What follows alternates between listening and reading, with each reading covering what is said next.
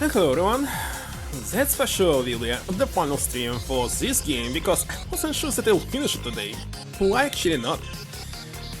Alright. So there's a little bit noise outside, it's my water softener that's working. I should stop by now. Well, I think it's not a problem. Actually I can hear it, but maybe you can hear it. Alright, let me check the sound. So, test.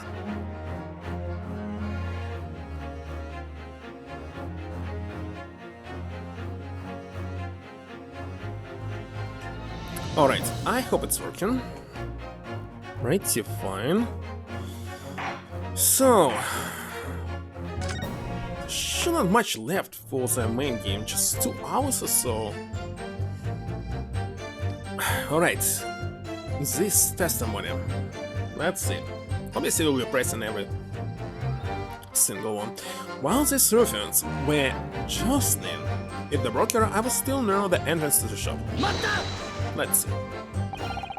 Mr. William Bank emerged from the storeroom, I believe. Rinka and Nash were schooling at the counter when his son appeared and flew at them. He already had the revolver in his hands. Fortunately, I wasn't too close. Never been so scared in all my life. Yeah, we're just regular mannered burglars. That's all. We don't like violence. By the way, what was this word that summoned to the court? Subpoena. Oh yeah, subpoena. Saying the bearer who carried gun. What do you mean when you say you were near the entrance? to the shop. I was in the doorway, running my eyes over the shelves of forfeited items. Looking for the music box, of course. Rocker went for... Oh yeah, pearl in Japanese is nashi. Nashi. So, his name is Nashi. For Nashi in the first place. Then Ringo joined in, making it 2 against 1, so I assumed they could handle the situation. But I was wrong. I was trying to help my little brother when the old geezer chucked me over the blooming counter. So I pulled my gun on the old fella and said to make him scupper. The pair of you sitting up the door. The fellas found Rocker together? Shame on you. Sorry, girl. When Minibox threw Nashi over the counter, I felt a sharp pain in my arm. You mean that the moment you were shot?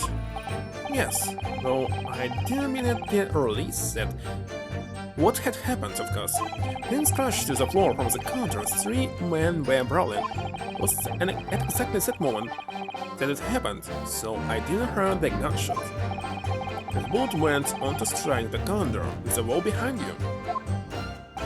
So it would appear. When I looked at my arm, I saw it was bleeding badly, so I wrapped my handkerchief around it. Seeing as I couldn't explain what had happened to a doctor, I had no choice but to wait for it to heal. Didn't mention it would still be bleeding 2 days later. Did Mr. Rubank intend to shoot you on this thing? Well, no, I don't imagine he even noticed I was there, to be honest. Perhaps the gun went off accidentally. Anyway, it didn't quite strike home. When I pulled my gun on him, he tried to show me all the way. And then he struck through the door out back. At each point, what did he do? I pursued the man, but he shot himself in the storeroom. I could see him through the peephole in the door, so... You mean, he chased after him? I don't recall the reason why, but I ran after him to the back of the shop. What about this peephole in the door you mentioned? Well, surprisingly, the storeroom doors a solid job made it stout wood. It's super huge actually, peephole. There's a small opening in it above head, and why it's opening this side, not inside. And it's about head height that lets you see what's what in there from the outside. I should know that, shouldn't I? I looked through it myself at night.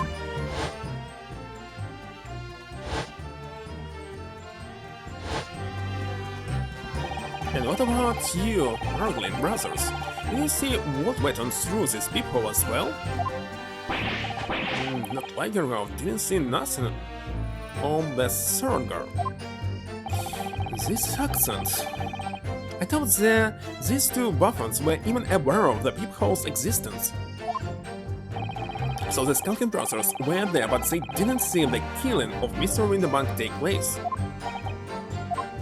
Inside the storeroom, I could see the broker and that young girl standing here. Did I find them? Yes, so neither of them noticed that I was looking.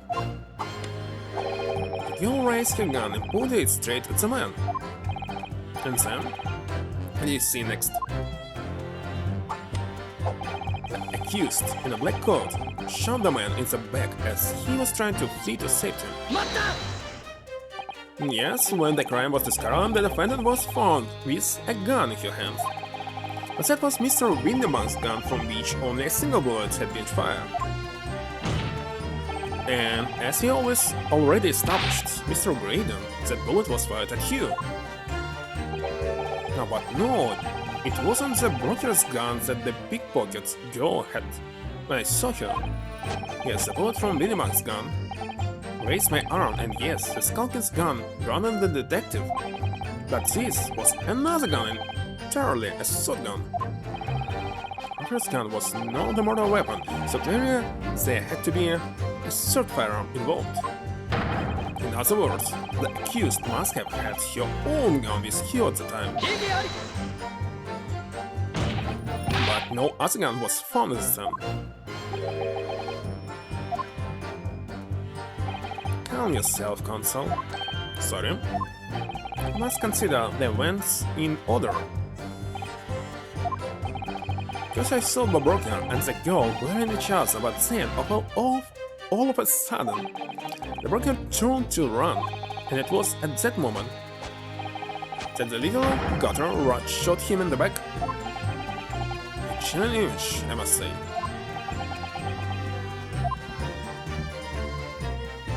I saw the blood spattered all over that wretched girl.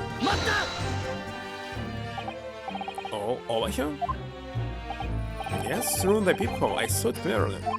Of course, as stains are invisible now, what with the coat being such a dark color.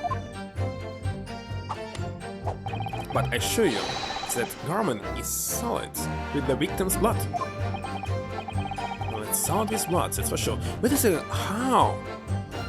Does he know that the coat was in blood? What if it's actually he who killed his own father? Not McGilded. But it's not Mr. Winterbank's blood, is it? No, that's right. It's Mr. Mason Milverton's blood from when McGilded stabbed him 2 months ago. So no way, you said only accept homeschool chemical analysis, we could prove that. They won't, so unfortunately we can't use it as evidence to support our case. Brother. Then she tossed the gun out of the peephole, so I picked it up and made my escape. Just... What? Did I hear you correctly? She threw the gun out of the room? That's right, after the broker fell to the floor, she started walking over. Over where exactly? In the direction of the storeroom door to where I was watching. Of course, I quickly retreated and then go dropped the gun through the peephole onto the floor on my side of the door. But why on earth would she do such a thing? I couldn't tell you, perhaps she was hoping to distance herself from the murder weapon. Without thinking, I went and picked it up. I suppose I was worried about just leaving it there, in case any more tragedies took place. So it was you, in fact, who took the shotgun from the stand of the crime. Yes, it was yours truly. I left the clear up to my lackeys and left. Clear up. Made a bit of a mess around the counter, so Mr. Whistle and Flutehead told us to tidy up. Since he's our blooming mom sometimes. Well, I was playing you enough, by God. Tell me, Mr. Graydon, when you left the pawnbroker's at night, was it by any chance with the second disc in your jacket pocket? Like a ball at the gate, aren't you? What are they doing here?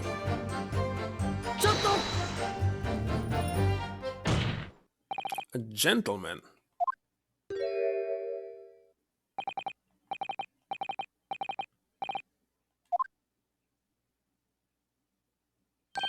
Something wrong, sunshine? That should be my line. You, do you realize you were just violently shaking Mr. Skulkin? Maybe this is a bit of an hooligan, aren't he? What was going on just now? I saw him when he grabbed me whistle. Why in the blazes, he said, didn't you mention the shotgun when we got here down the station? Why didn't you?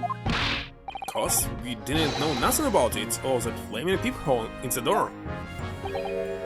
Sorry about that. Can be prone to losing my rag sometimes. Not hard, are you? Oh, let me see the ways he's looking at me. I'm telling you, yeah, this thing gives me the willies. That was strange. The inspector doesn't normally get quite as worked up as that. He wouldn't normally grab someone. No, that wasn't like Grexy at all. He's normally all sweetness and light, no matter what I say to him. Yes, well, I think you might be special cases. Well, anyway, that was definitely out of character.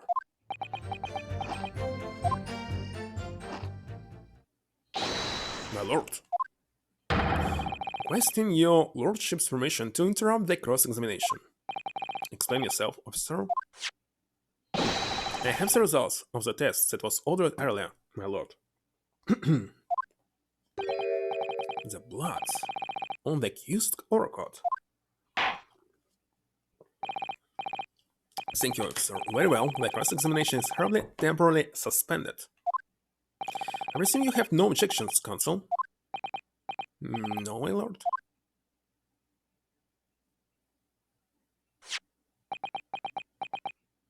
Well, there you have it.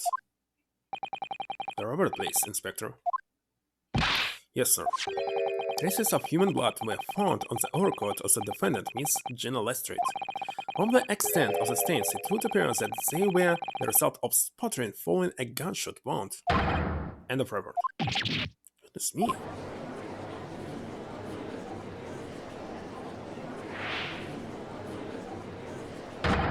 See? What did I tell you? No, the blood on that coat is not Mr. Windebank's. What on earth makes you say that, Consul? Coat originally belonged to Magnus McGilded. Just before his coat was deposited, Windebanks McGilded had fatally stabbed Mr. Mason Milverton. So the blood on the overcoat is the blood of the brickmaker from the omnibus case. Well, the dead cannot speak. Isn't that right, my Nipponese friend? Sorry. 2 months ago, in this very courtroom, did you not argue, apparently, for McGilded's innocence? And yet, now that the man is dead, you brand him as a murderer? Your conduct shattered any shred of respect you may have earned for yourself in this country. What are you talking about? Defendant must defend the client, and prosecutor should do the opposite. That's their job. It's judge who decided who is guilty and not guilty. Not me. I mean, Naruhodo. But that was... The appalling disgrace, treachery, that's what it is. How to determine whether the blood on the coat is 2 months old or not? Even a stereoscope couldn't help the answer to that problem pop out. It can't be done. But you use Mr. Holmes' special formula. Mr. Holmes is a detective, not a chemist. Do you put such faith in a chemical formula devised by me, for example, when I'm a convocation officer? Doesn't matter who will create it, it's working, so it's working. Held out Piroshki, the starring boy, and he ran away crying. Piroshki. So, piroshki, pirozhne, pirog, they have the common root, but means totally 3 different types of desserts. So this one is actually can contain meat inside of it, not just ham. Sherlock Holmes is barely more than a figment of the public's imagination.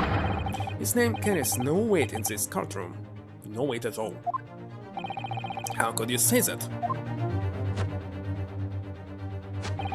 Victory is sweet in it. This proves that my testimony is the whole truth from start to finish. How do you arrive at such a conclusion, sir?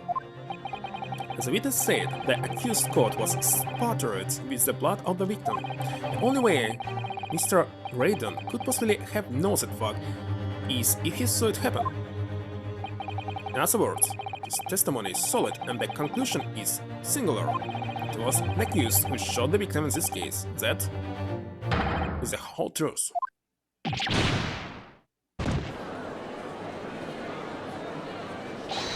My lord, been a long battle this one, but this old warhorse has something to say now, if you please. Mr. Foreman? As of this moment, sir, the squadron has reached its final decision. Ready, man? All for one now. 有罪 Again! 有罪 It's so time already. 有罪 Someone say that we will be You only guys. once. 有罪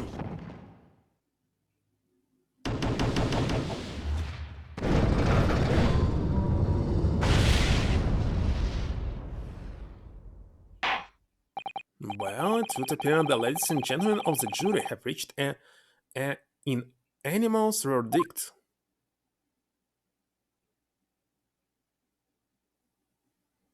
The defense has consistently failed to unpick this witness's testimony. Head to any attempt you may make at unpicking that juror's decision being equally successful. Don't believe it. After I've come so far, how's it all unraveling on me so fast?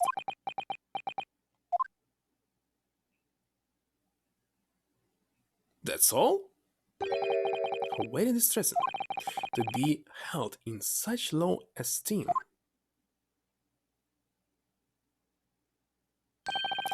Wouldn't you agree, Mr. Naruhodo? Officer? If the lyrics rabbit now, that will be all, thank you. It occurs to me with some regularity, Mr. Naruhodo. This one is bailiff? First time I see him? That scientific truths are determined not by science, but by one other than the human mind. I know that voice. Am I going mad?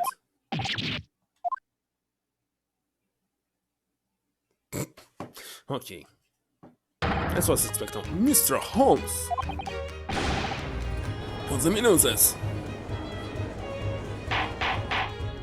Order! What business do you have here, detective? The last I heard, you were recuperating in hospital. As hell I would be. Had I not been set up on an errand? What, errand? How's going? It's really you, you're awake at last. Yes, good day it is. I appear to be rather late to rise, my apologies. Now, my lords, if you will humor me. What manner, sir? I have something of great importance I wish to give to the young lawyer over there. I need no more than 5 minutes. Would you be so kind as to spare us the time? What say you to this, Lord 16? This trial has taken many hours of the court time. Haven't spent so long already. Exactly, haven't spent so long already. We don't want to go wasting any more precious time. As I was saying, haven't spent so long already, it would seem churlish to deny the defense a mere 5 minutes. Very well then. Counsel, you have 5 minutes.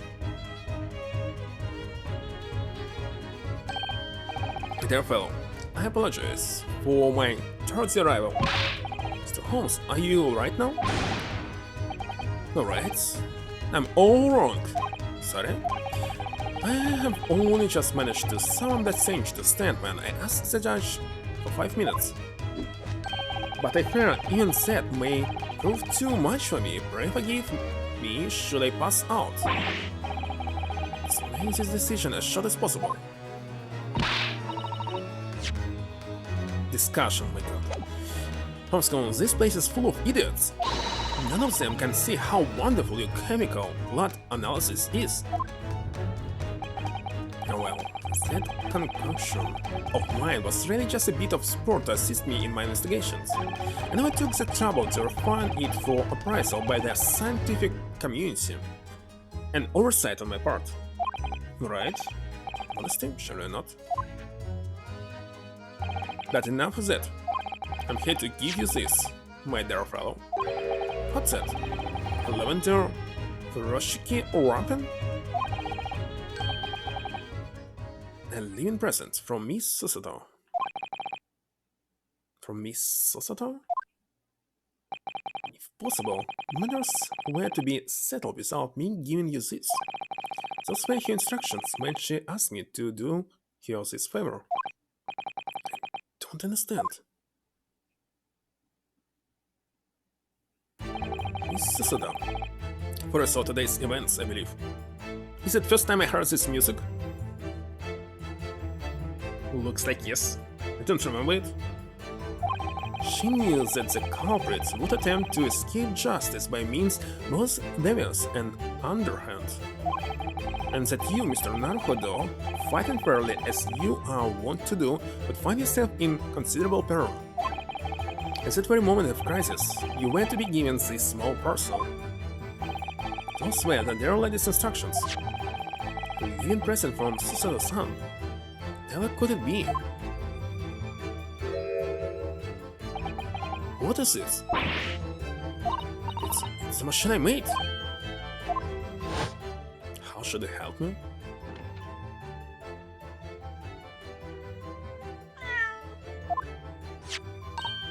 Okay, use this. It's my latest invention. What is that? I call it the cat's flopomat. Can make a cat flop for a little fur friends like walking in seconds. What's Susie up to? Miss Susada muttered the following words before she left. I'm a failure. I don't deserve to be a judicial assistant. What? She say something like that? You really are the best judicial assistants in the world. Well, that's extremely flattering. But I'm sorry to say that I've been a complete failure. Whatever did she mean by that, Mr. Holmes?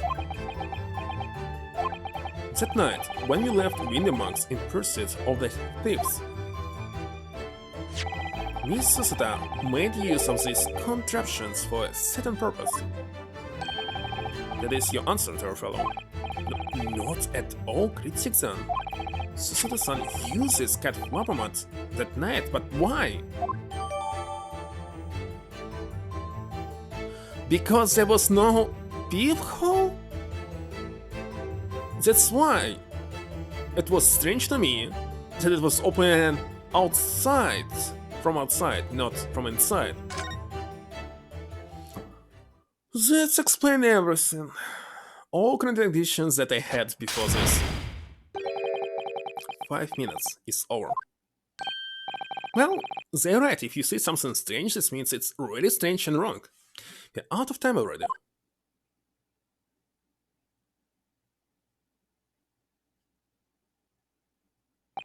I am grateful to you for affording us a brief access, Mr. Ripper.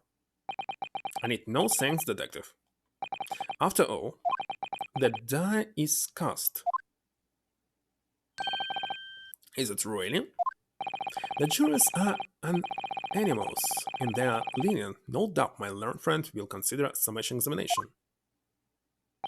But any attempt to alter the verdict now would be utterly futile.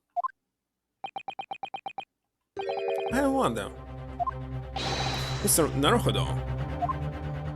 Yes? The rest is down to you, dear fellow. What is your plan? The rest is down to me? I need to be careful here. If I make a wrong move, the trial will end badly. I shouldn't use the summation examination. Because there was contradiction in cross-examination. Fast cross-examination. Fast cross-examination. The jury have spoken. Protocol dictates that you may not cross-examine a new witness now. Not a new one, the same. The defense is not asking for the cross-examination of a new witness, rather to continue with one of an existing witness. What? It would appear that a rather important detail has escaped your attention, Mr. Ripper. Lord, requesting your lordship permission to interrupt the cross-examination. Thank you, officer. Very well, the cross-examination is hereby temporarily suspended. I presume you have no objections, counsel. No, my lord.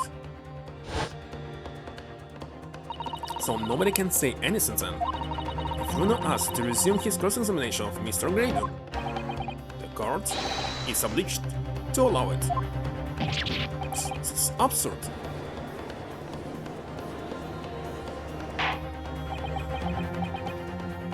I would remind those present that this is my courtroom. I confirm that the defense is entirely within its rights to request the continuation of the cross-examination. However, I will not permit an unlimited protection of these proceedings.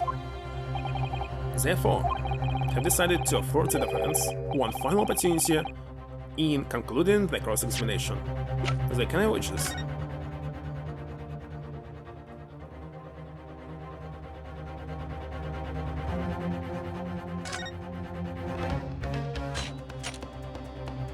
Yo, so vicious teeth look like they could rip through almost anything. They're good, aren't they?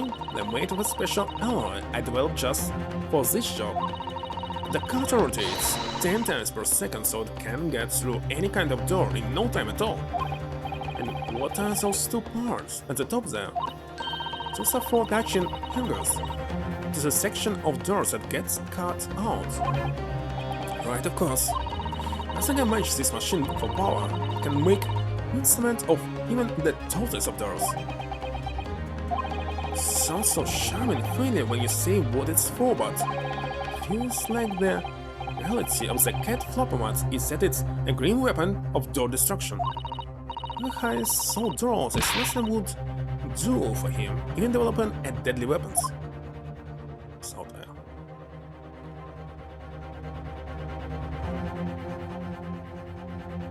Why do you need this here? Ah, I got it. It's leveling. To make it exactly horizontally.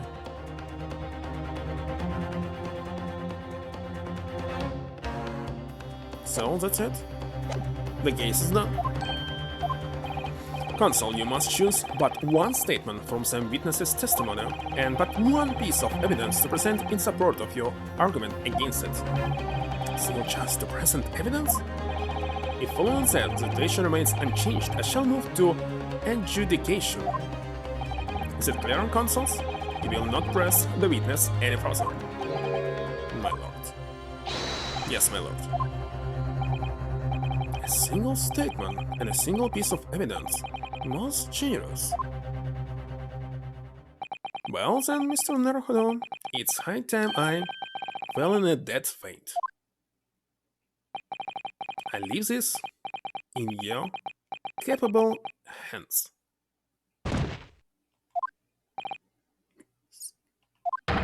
Mr. Holmes!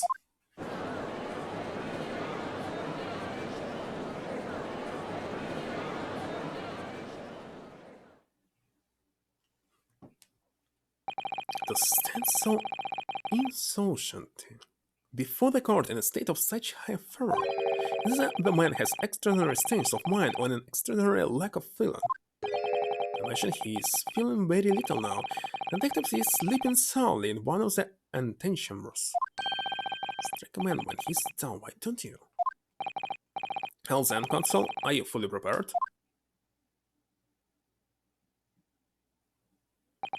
Yes. One statement, one piece of evidence. Don't let Mr. Holmes down, or Iris. Won't waste this final chance that Susato-san has given me. He's going to decide the entire outcome of the trial. Very well then, as I said, terms. I have it now, you may resume the cross-examination.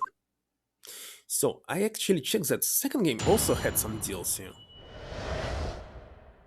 It had, but I didn't see them here, or maybe they're here just in the second game, of course, not the first. The moments of the shooting again. All these ruffians. Shocking. It's another new music. What's still music? That's okay. Sharply. I could see him through the peephole in the door, though. So, we are going to present this. What on earth is that eccentric contraption, Council? It's my cat floppomat, my lords. It makes a way for cats to get in and out of a room. It can cut through any door, you can sink off and make a new little door in the middle of it. That's right, my lord. It's a device for creating so-called cat flops. Small doors or cats to come and go as they please without their owners having... Why did you interrupt it? Hand over the main door. I'm sure we can all work that out for ourselves.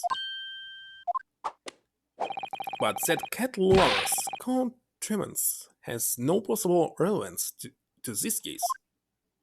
Oh, really? Of course it doesn't. To start with, there was no cat flop in the pawnbroker's door. Not being a keeper of cats myself, I failed to see what this has to do with the matter at hand. Perhaps it would help if I described its function another way then.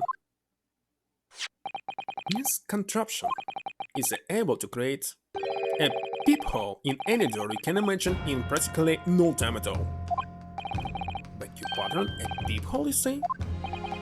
2 nights ago, we arrived at the scene only minutes after the murder of Mr. Winterbaum had taken place.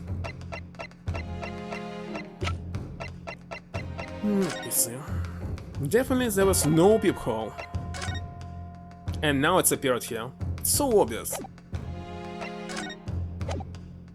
And we can use stereoscope for this, isn't it? Well, nothing was moved, but anyway. That's right, according to the paperwork at the yard, it was you, your Japanese assistant, and Holmes. Yes, the 3 of us were together. It's recently come to my attention that my assistant made use of this device at the time. Assistant did what? There was a peephole in the storeroom door. I can attest to that. Because I looked through the peephole myself in order to see inside the locked storeroom. This is ludicrous. What are you trying to say? Because there was a peephole in the door. Said as much in my testimony. How else could I have witnessed the crime, for pity's sake?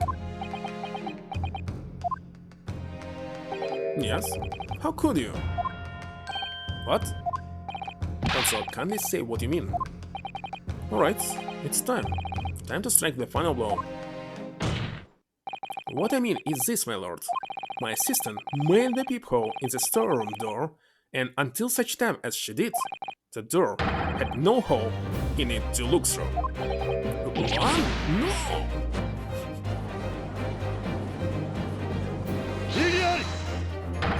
So first, really suggestions that the peephole in the door was... Yes, it was created only after the incident had taken place by my medical assistant using this device. Your system tampered with the crime scene, whilst being fully aware of the gravity of your actions? That is most serious of vandalism. Crime scene. Nobody knew there was a crime in the first place. Which I humbly apologize, my lord. Just Sherlock was struck with the bullet. So what? It was in the few minutes that I left the scene in order to pursue the skulking brothers and all the berries. Nevertheless, in the light of this new information, it becomes apparent that Mr. Graydon's testimony is riddled with holes. It will be explain yourself, Consul.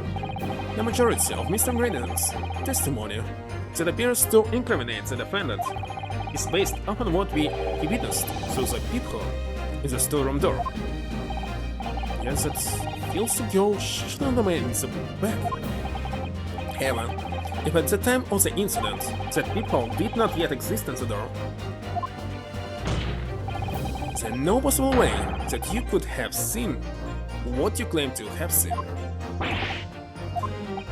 In short, your entire testimony is a pack of lies.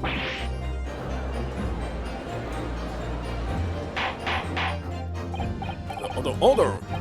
Is there any credence in this revelation?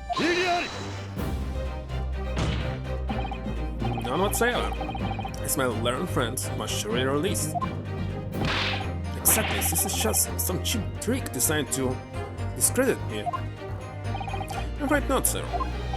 So it is, do you seriously expect people to believe that placing can cut through a solid wooden door? Oh yes, I decided to be very powerful, can cut through even the tallest of doors. That's absurd, don't believe it for a second. had a feeling you'd say that. What? Okay, quiet. Time for dinner.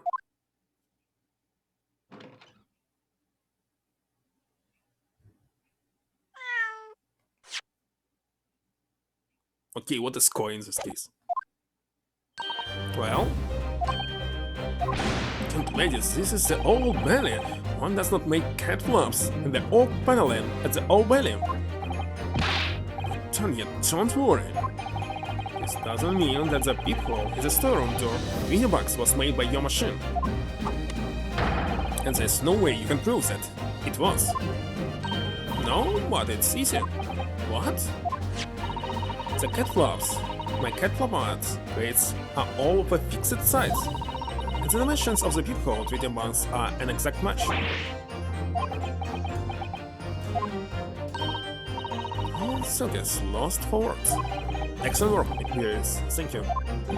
And now it's my learned student friend's turn to be lost for words, I feel. I believe your judicial assistant has already left the country for your Eastern Island home. Well, yes, that's true. Then you may have some difficulty in establishing all the facts. For the sake of argument, let us assume the peephole has dimensions, a perfect fit for this contraption. In that case, when was the peephole cut? Prosecution demands proof of your answer. What is the purpose of your line of inquiry, Lord 1's? It's very simple, my lord. The defense argues that the peephole was created after the incident using this device. But now that the perpetrator has returned to her native land, she cannot testify to this fact. There's no proof. And for as long as the defense remains unable to prove when the peephole was made, then friend's claim amounts to nothing more than a baseless accusation. Wait a second, she testified to detective. And what is this? You will say the detective will lie? In this case, she can also lie. What? Indeed, that is so, Lord 1's. Well, Consul? Don't give up now, Rona. This is the time to create your own opening and force your way through. Oh, if I can use this, but I do know one thing. The son is the greatest judicial assistant in the world. Very well, the counsel for the defense will present evidence to support the claim made. Oh, but the peephole in the door of Winterburg's storeroom was created after the event and not before. Well, kinda obvious. What are you? A print from the detective's infernal cameras again? My judicial assistant, Miss Susana Mikatova, is an extremely intelligent and capable woman, which is why I never had any cause to doubt that she would have considered this scenario and made sure I had the necessary proof. And the necessary proof is this photographic print, Consul. This print shows the scene of the crime moments after the defendant entered the premises. Agreed. And it also shows the accused mercilessly wielded a gun in the direction of the defenseless broker. But more to the point. It pictures the storeroom door in the background. You see that print again? Don't believe it. This really is quite remarkable. The door to the storeroom is completely devoid of a peephole of any description. Mr. Graydon, you couldn't possibly have witnessed the crime as you claim to have done, because at the time it happened, there was no peephole in the door. In other words, your testimony is a catalogue of lies.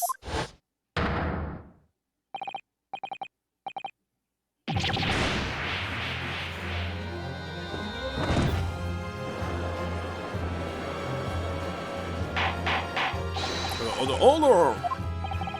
I'm satisfied that defense has substantiated its claim beyond all reasonable doubt. This witness testimony was entirely fallacious.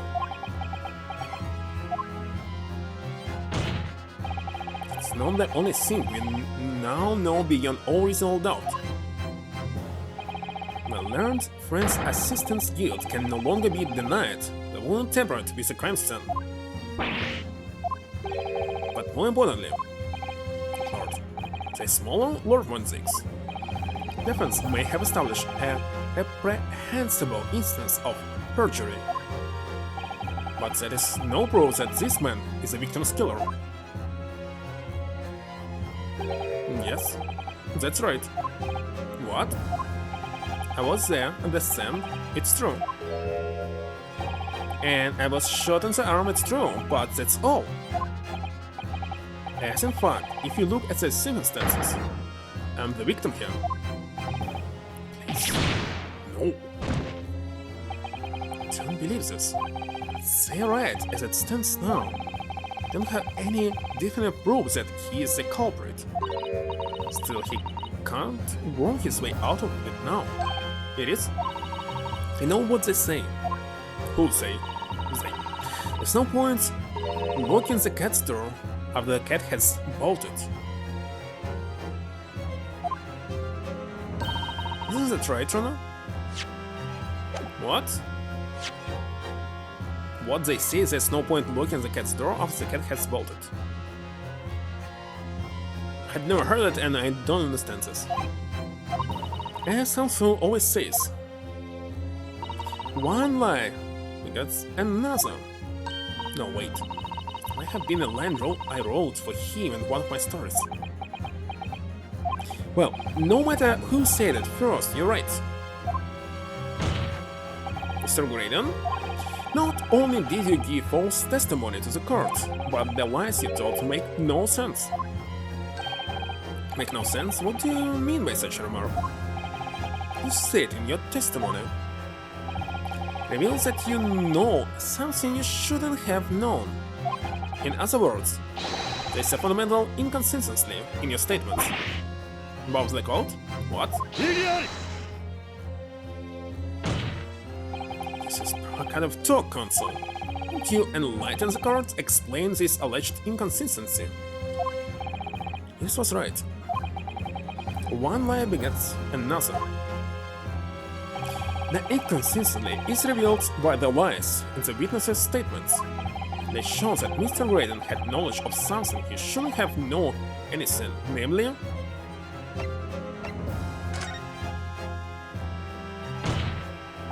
the bloodstains that were present on Miss Lestrade's coat. That's right, the victim's blood spurted all over her when she shot him. But how could you possibly have known that? Obviously because I saw her do it through the peephole in the...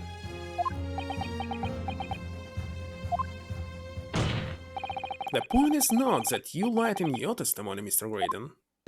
It's the nature of the lie you concoct that is so revealing. Concocted? What is this word? You're not making any sense. And let me ask you a simple question. How is it, Mr. Graydon, that you knew of the existence of the peephole in the storeroom door? What? Well, obviously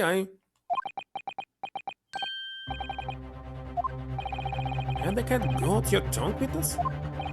Peephole in the door was made after the incident occurred, and once I returned to the shop having failed to catch the two burglars, Scotland Yard's investigators arrived immediately.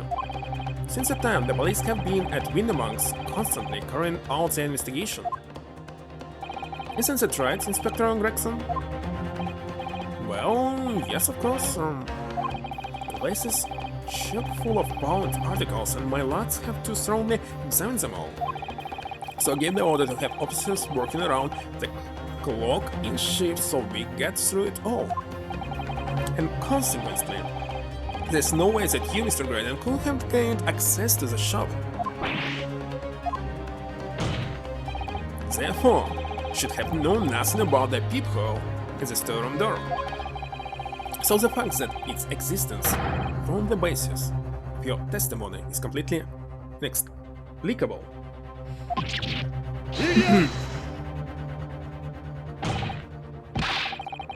And yet, the fact remains that Mr. Graydon did one thing, that he witnessed the crime take place through the peephole in the door.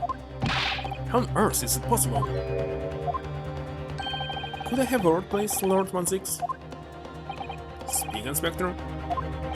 It's just that I really ought to be getting back to the station now to put in my reports. There's really nothing more I can add to this testimony, so if it's all the same to you... Permission denied. It's not all the same to me, Inspector, not at all. You remain exactly where you are until this trial concludes. Of course, sir. Mr. Graydon? You should have known about the existence of that peephole. Which can only mean that you must have been informed about it by somebody else.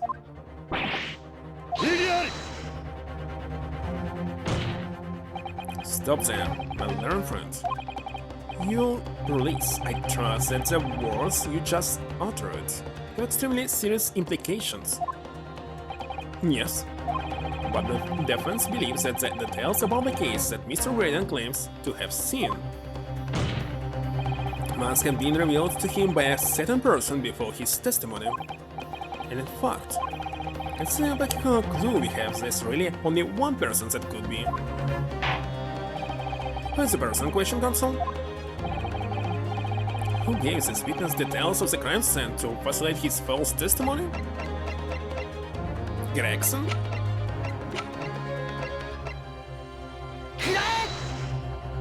The truth is, it can only have been you, Inspector Gregson. Me?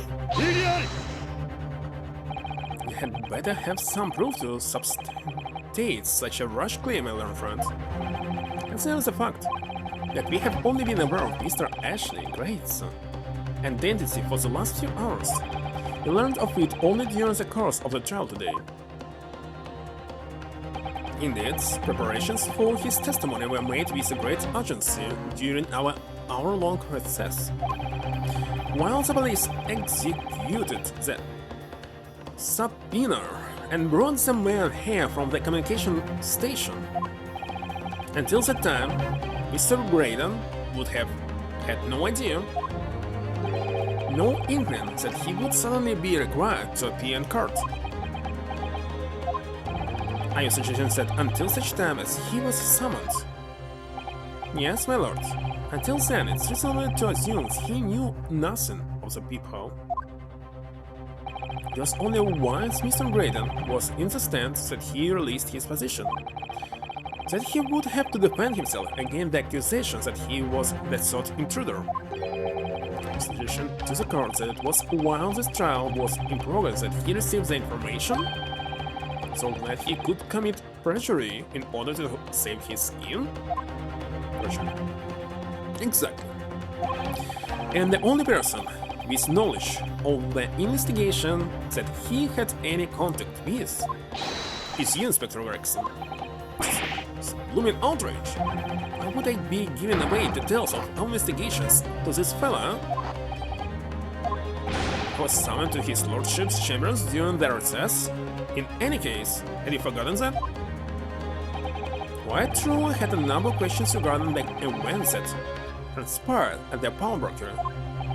Which means, first time these two laid eyes on one another was after proceedings resumed following the recess. Since then, they've been in full view at the stand where such illicit discussion could possibly have occurred, but we saw it. I just remembered something, Rona. That's it, Harris. There was one time before, wasn't there? I think it was when Ginny was testifying. Oh yes, now you mention it. When the bailiff was dispatched to retrieve the McGilda's music box from the scene of the crime. That's it. It was during that testimony. No final stage at the time. Mr. Graydon and the inspector seem to be having some kind of secret discussion. It would have been possible for you to give Mr. Gaydon the information he needed then. Turok, you're making all this up. I'm a respectable Scotland inspector for crying out loud. Why would I do something like that? Would I be giving away confidential details to the likes of this bloke? Admittedly, he wouldn't have had any reason to do something like that for no gain, but perhaps it was part of a deal of some kind that it starts to make more sense. What deal, Consul? I wonder if perhaps in exchange for details about the peephole at the crime scene, Mr. Gray then agreed to give a certain something to the inspector. I'm sure I need not remind the inspectors that, if found to be true, striking a deal of any kind with a witness would be considered a gross case of malfeasance. I don't know how to pronounce this. Well, it's becoming clear that jumping on these accusations is this Nepalese student's specialty. Don't do that. But with the stakes so high, the prosecution is not prepared to listen to baseless charges. It's incumbent on the defense now to present evidence in support of this diabolical claim. Evidence? Yes, what are you proposing? The inspector demanded of the witness in return. The court must see proof of this alleged deal. The second disc. Inspector Gregson really did strike a deal with Mr. Graydon. Then logically there's only one thing he couldn't have asked for. That must be it. Well, do you think it could be? Yes. It's a missing link that would join all the dots together in this puzzle. Let's press you for an answer now, Consul. What evidence explains the nature of the alleged deal that Inspector Gregson made with the witness? But I don't have the second disc. Can I press the first one, or what else can it be?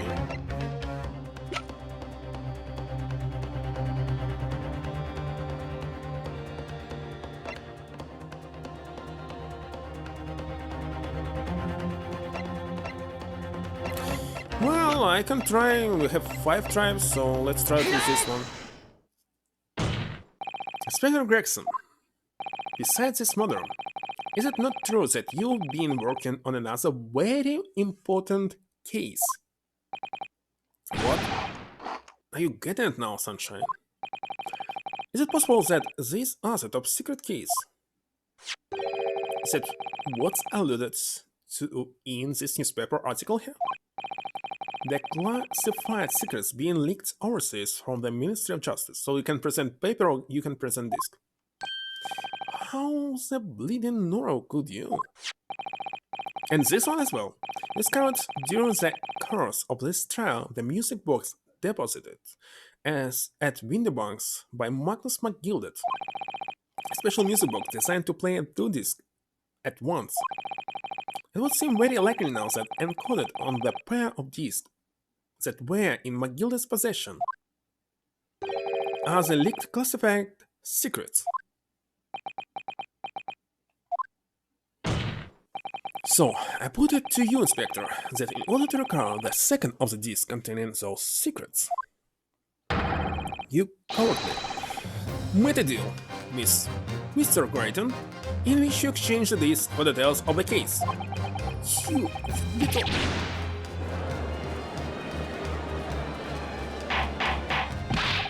Order! On the day of the incident, when we met you at Windybanks, you said this. I'll be taking that whatever it is of McGilded down to the yard, thank you very much. So hand it over. Don't give it to him. It's mine, that is mine. I'm sorry, miss, but anything belonging to McGilded has to be taken in as evidence now.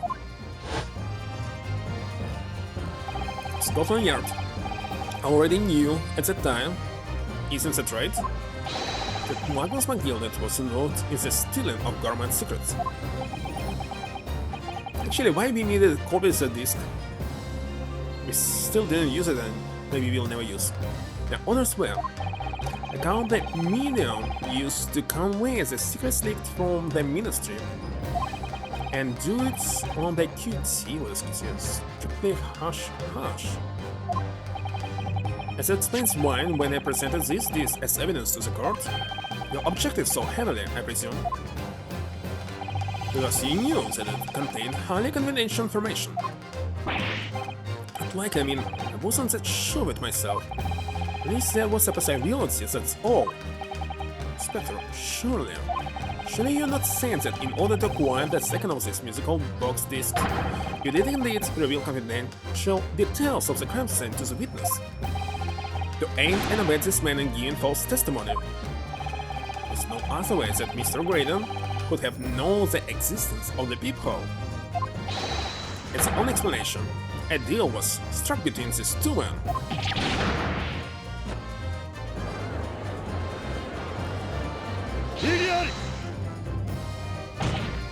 And I stress, if this sovereign assertion turns out to be founded in truth, it would mean that the second disc is, as we speak, here in this very courtroom. And what? In this room? How could you possibly make a claim like that? Because Inspector Gregson is a Scotland Yard detective. What? What's it supposed to mean, huh? As a seasoned policeman, the inspector will have approached this alleged deal with caution. Certainly, he would not have accepted a gentleman's agreement in this matter. No, he would have insisted on having the article agreed upon in the palm of his hand. Good gracious, and you mean to say? Inspector Gregson already has the item in question in his possessions. Is the second disc actually on his person? The defense demands that the inspector is searched at once. Definitely. They could only have struck a deal with each other when Ginny was testifying before, and Gregson hasn't moved from the witness stand since. Lord, please order an examination of his personal effects immediately. Well, Inspector.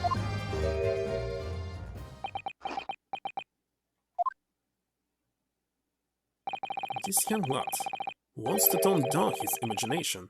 He's insulted me and my professional quite enough. However, if it's put this matter to bed and dispel any doubts about my involvement, then I happily submit to a body search. What? Don't you agree to it? So you're aware of the precipice on which you now teeter, my learned student friend? My most serious allegation against Scotland Yard. If, following the search of the inspector's personal effects, no disc is found, he will be deemed unfit for court service. This trial will end. My whole country's government will formally demand of yours that you are thoroughly reprimanded. Sounds serious. Indeed, to have a visiting student make such defamatory remarks about our country's most senior police force.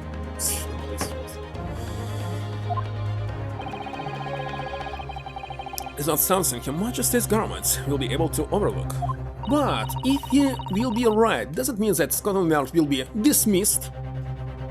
It should be have the same effect. Not? Don't try, just reading Runa because you're scared. The accusation is beyond serious. You must be prepared for grave consequences. It's true. I can't imagine Gregson would have accepted a gentleman's agreement for something so critical. It must have physically changed hands, which means the inspector should have it. But somehow, something doesn't feel quite right here. Very well, Consul, you know the implications, so let me ask you one final time. Yes, my lord? You still persist in formally requesting a search of the inspector's personal effects? Search someone else. Yes, the defense formally demands that search be conducted. Well, let's say you weren't warned. But your typical Nipponese stubbornness may well land you in hot water this time. Perhaps the lesson will do you some good. Fair enough. I've got nothing to hide. Very well, then. Believe, and I can search of the inspector's personal effects. The defense demands a search, but not of Inspector Gregson. What? Now, what's all this?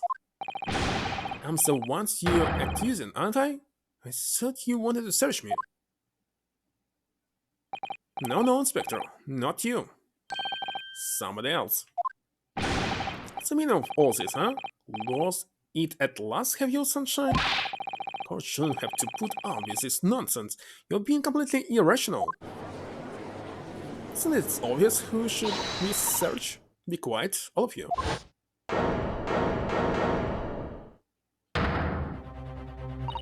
Ron's doing what you all taught him to do, and having the courage of his convictions. So you should respect that and listen to what he has to say in good faith. Because that's a British way.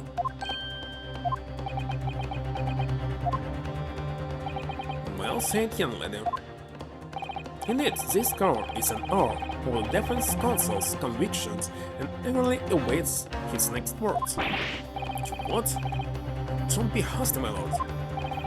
I'm not mistaken about the things I've seen in court today. I'm fairly sure that I know who has the disc. At the moment, there's only one person can be. So, of whom do you request the search now?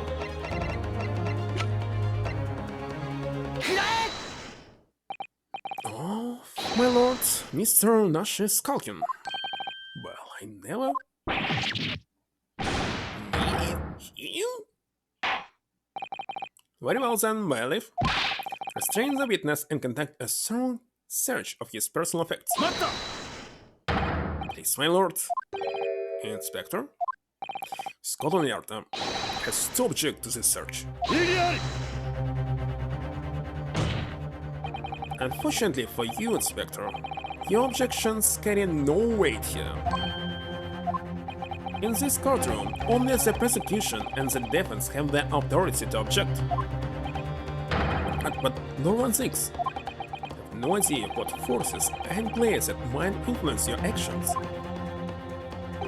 But personally, I have no intention of obstructing the course of this trial. Well, carry out the search. Hold on a minute, I don't know nothing. Yes, about no disc. Cut it out. Here, my lord. In the witness's pocket. I found this. Good lord, that's another music box disc. I don't know nothing about it, nothing.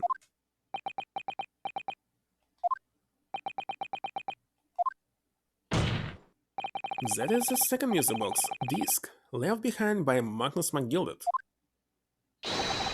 Is it not, Inspector Gregson?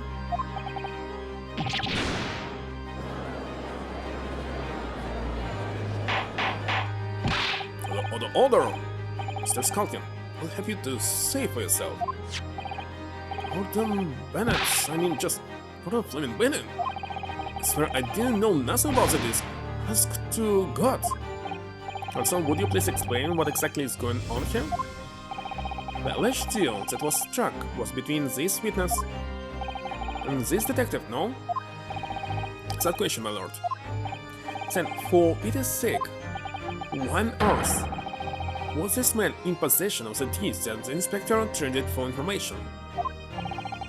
Inspector Gregson is a shrewd, calculating man who rarely loses his composure. But at one particular point in this trial, he exhibited some unusual behavior for a brief moment. I don't recall what unusual behavior. It was, yes, during my cross-examination of Mr. Graydon. Tell me, Mr. Graydon, when you left the pawnbroker's at night, was it by any chance with the second disc in your jacket pocket? I made to nothing of the sort. While Mr. Graydon answered my questions, the inspector appeared to have grabbed Nash's skulking by his collar and was shaking him violently. Yeah, he did. And oh, so he nothing was gonna fall clean off, I did. I was wishing I'd been burned. Alright, some execution. As me, brother, I was. And what exactly happened to make the detective attack you like that? I didn't got a clue, he just suddenly turned and grabbed me, so like that, and started shaking me. Why the blazes didn't you mention the sword gun when we got you down the station? That's what he said. He handled it right down my air hole, he did. He had still trouble now, mine. The way the detective behaved then was extremely out of character. But looking back now, it must have been then that he did it. It was the opportunity Inspector Gregson created for himself in order to hide the disc. Oh, bless my wig, he did it? Phew.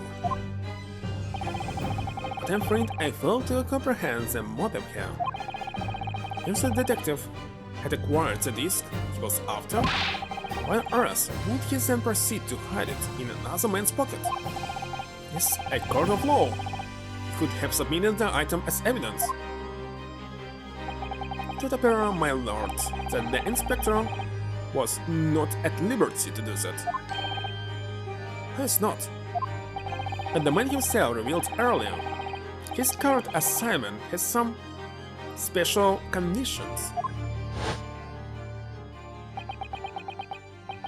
My orders were: recall the medium used to come when the secrets leaked from the ministry, and do it on the QC, strictly hush hush. Hush hush? A top secret assignment, is it? As far as we are aware, the information stolen comes from confidential government communications. It seems that if that information were to be revealed in court as evidence, it would be problematic. Does it sum up the situation, Inspector? And operating under direct orders from the ministry, I'm afraid I'm not at liberty to answer the question. So, listen, there was a chance that you may be searched here in court. You took steps to hide the disc you had acquired from the witness. Does this mean only pretend to attack Mr. Scaldi in order to get close enough to him, to slip the second disc into his pocket? So it was all a pretense?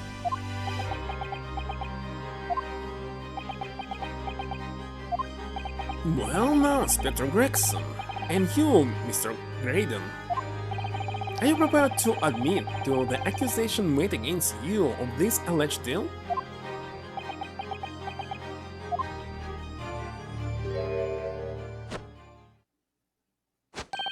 Admit to it? Australia, please. Mr. Graydon, clearly our Eastern visitor has an uncommonly active imagination. However, there's no proof that I passed this to the inspector. But then, how do you explain the reason why you knew about the peephole? I'm under no obligation to explain. What? Yes, I lied in my testimony that I admit, so sentence me accordingly. But that is all I admit. Murder? Leaking government secrets? Striking a deal with the detective? Or what is this young Eastern man's fancy? I have no idea what any of that is about. Here, what? This will never end, isn't it? Well, what about you then, Inspector Gregson? Do you admit to making a deal with Mr. Graydon in order to acquire the disc? Ladies and gents of the jury, as a Scotland Yard inspector, I will declare this and nothing more. I am acting in the best interest of the country. Whatever I have done, it's been in the name of justice. So, as members of the public of this fine country, I'd like to think that justice will be your guiding light when you're making your decisions.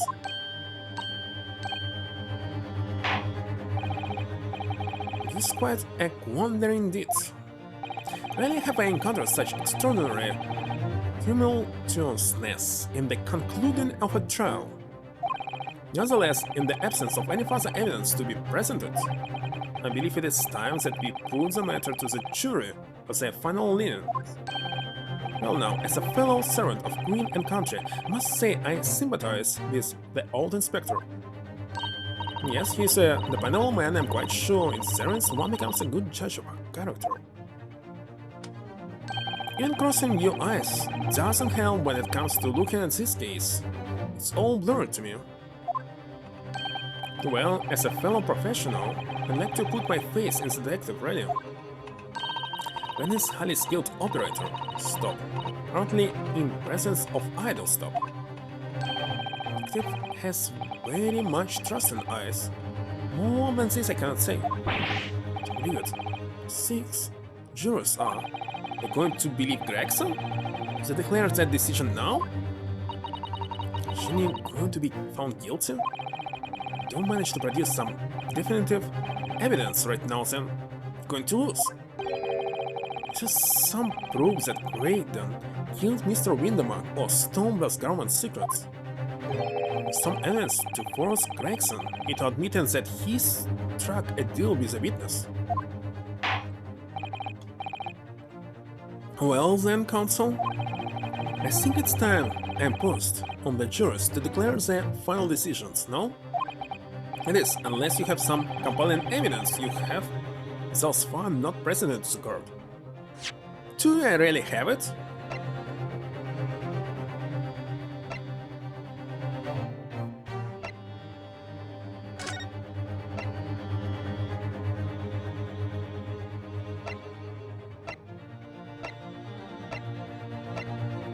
I don't know.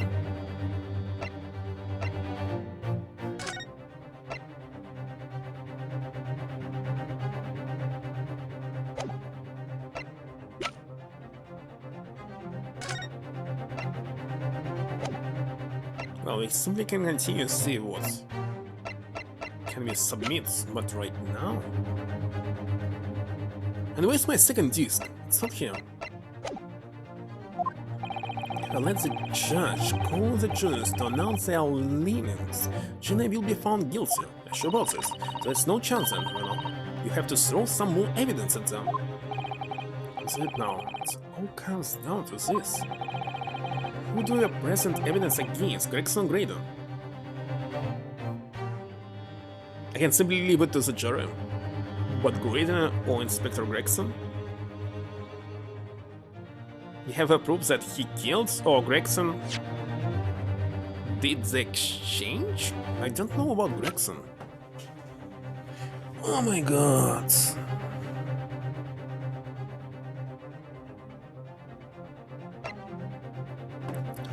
What I didn't present to them.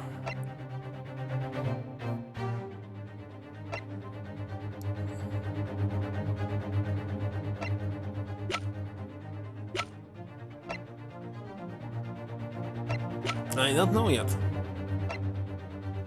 I have no idea. Let's see.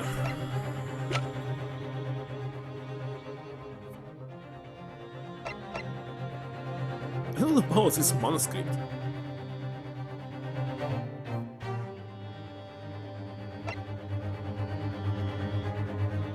Seriously, why do you have this manuscript here?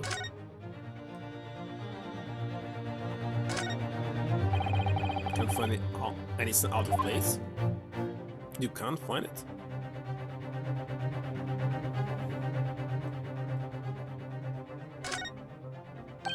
How do the basketballs? So I use latest notes to write it. I think it's a great story. I don't know why Armscon forbidden me to publish it. Not strange, isn't it? Perhaps it's a problem with the title? As Mr. Holmes is a family friend of someone who has that name or something? Well, it doesn't have quite the same ring to it, but I could change it to The Hound of the North Who Does. It shows that Mr. Holmes is a friend of someone who has that name too. And how will it help me?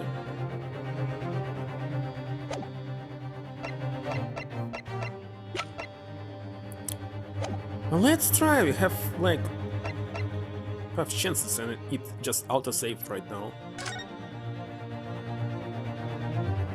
Mr. Graydon, there's one final piece of evidence I would like you to see. You misguided fool. Tell you intend to show me now, you'll be wasting your time. I have nothing left to lose. Assure you, I will admit to nothing. It's my last chance. It looks like I'm going to have to force his hand here. And final piece of evidence to get him to admit to the deal he clearly struck on the stand. To admit to the deal?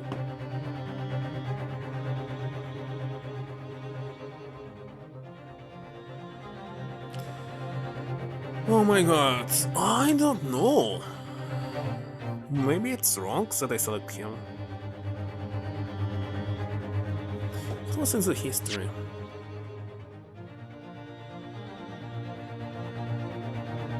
Similar to it, but I could change.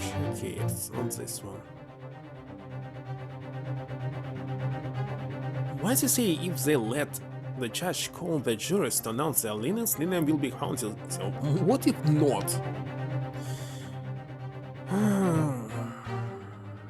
So throw some evidence in them.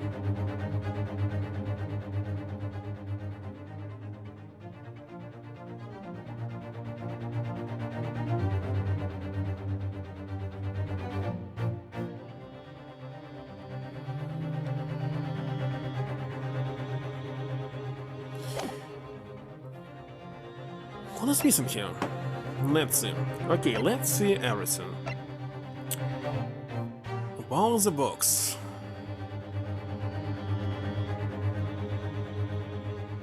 So what?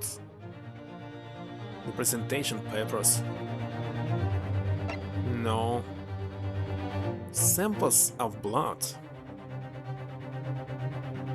So what? They don't use this as a proof at all, so all of this will be useless.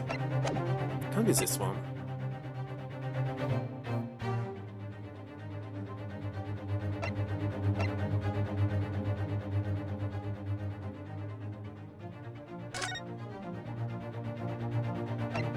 It's not this one. There's something wrong here.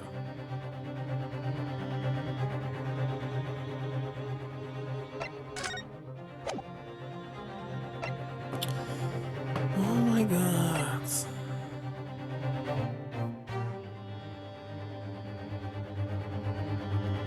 Well, it's kind of obvious that they say that Minden Bank discharged a gun. She simply was not able to throw it away because there was no peephole, and so what? For some reason nobody cares about this.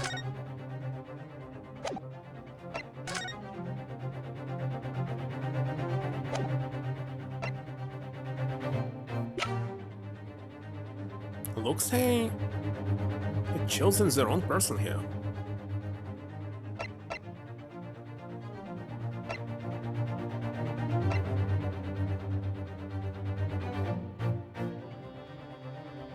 Can I simply listen to the discs?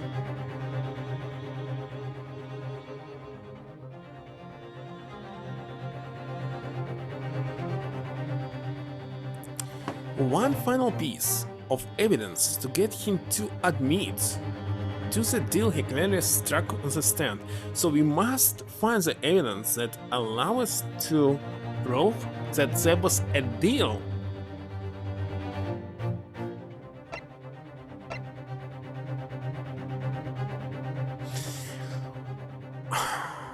It must... no.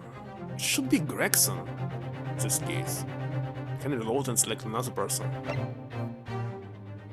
Isn't it? Oh, let's see what will happen if we select jury. No, it must be Gregson. So if I load right now, maybe I'm doing something wrong.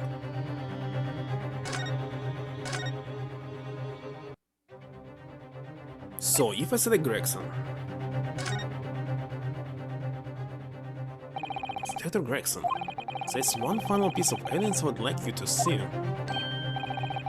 What's it then? If you refuse to acknowledge that you did in fact strike a deal with the witness here today, then you leave us no choice but to examine this piece of evidence thoroughly. Well, go on.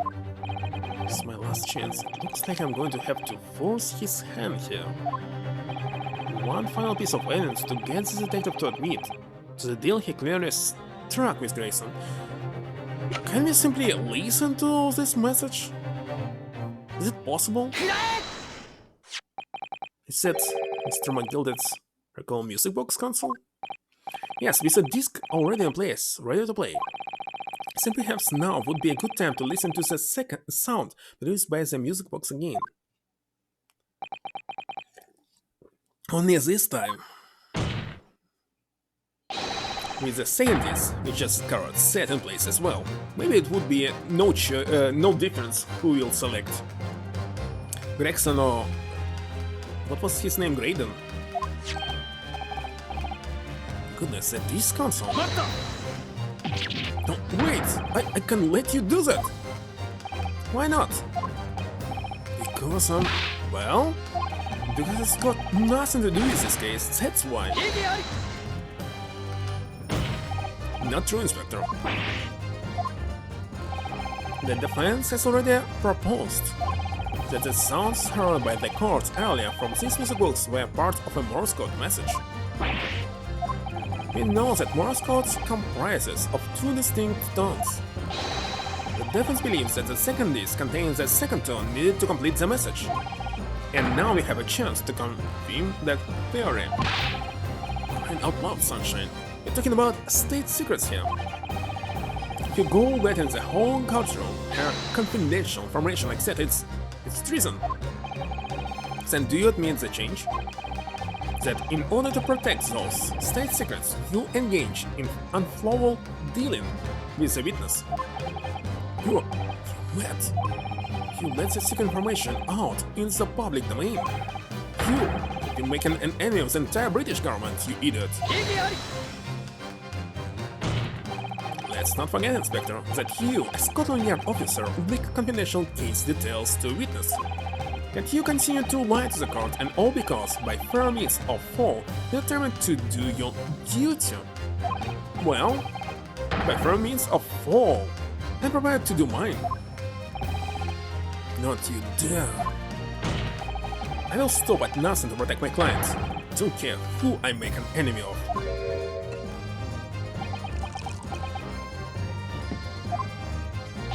My lords, if you please, the court must hear the sounds made by that music box. 1-6. For Pete's sake, stop him.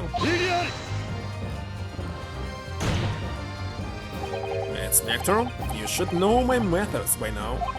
I'm a prosecutor. I am no Scotland Yard puppet. In this courtroom, my duty is to the law, so let me propose a toast to uncover the truth by fair means or foul. No. Very well. The defense stands here, and that of the prosecution has been made very clear, I feel. Therefore, in accordance with the defense request, the court will now listen as this music box is set in operation once more. This time, with the second disc in place. Oh, that's how it should stand. And both discs playing simultaneously. They will let us do this? Can we decipher it?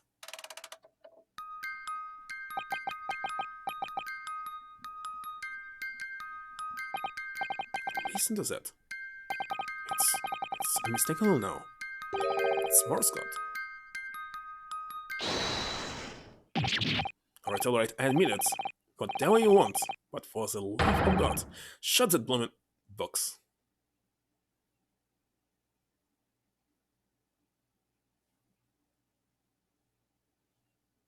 Wonderful. Let me ask you again then, Inspector Gregson. Up. Shut box up. Did you or did you not strike a deal with the witness next to you in the stand, Mr. Ashley Graydon? Specifically, did you furnish the witness with confidential case details in exchange with his music box disc? Did you reveal the existence of the peephole in the pawnbroker storeroom door, Inspector? I did. What are you doing, man? It's all exactly like the young Eastern lawyer said. When the trial resumed under the recess, and we were stood here in the stand together, as when he approached me with the deal. Shut up, you imbecile! Shut up! So you're there. You're the detective who turned up at the pawnbroker the other day, aren't you? Hello, Emeiraba. We have something you're looking for, Inspector. With me at this very moment. So how about a trade? I suggest you accept or information that may make certain individuals uncomfortable will soon become very public indeed. I couldn't let that information become public knowledge, not under any circumstances. So I accepted the man's proposal and told him details about the case that should have put him in the clear. The peephole in the storeroom and the bloodstains on the overcoat. By giving false testimony, this witness intended to have the defendant wrongly accused of murder. Inspector, you knew that. Yet you still reveal those details to facilitate the witness's perjury. I did. But then it turned out the peephole had only been made that night after the incident took place. Scotland Yard wasn't aware of that, if I'm perfectly honest. It's kinda strange because it was visible on photo. They compared all the photos, no? Said yes. Well, Mr. Raiden, what do you have to say for yourself? There's nothing and no one left for you to hide behind. You struck a deal with the inspector in order to escape convictions of a very serious crime. Namely this.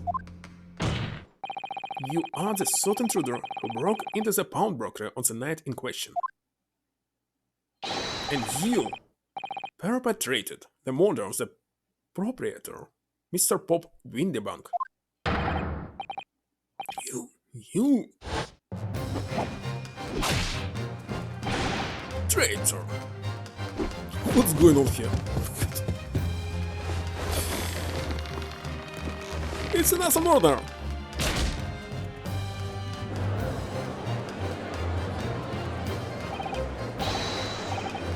Well, if restrain that man! At once!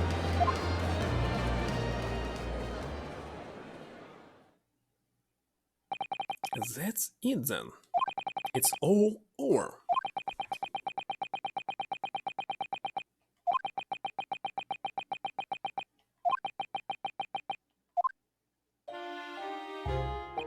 I despise my life growing up. Those slums are wild places. Cursed from birth, born into poverty, the son of a penniless artisan. My parents did nothing but quarrel all day long. What little money they had was never spent on me. It's kinda strange. Why? It's constantly poor people who have children, usually.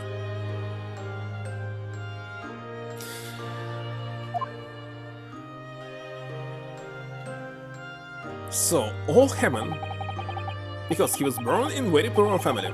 That's why. So, I set about studying to better myself to one day escape from that hellhole.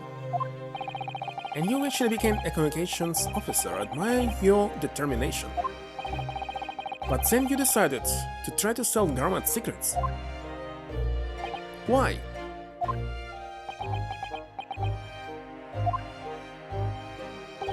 Isn't it obvious? Because I wanted money.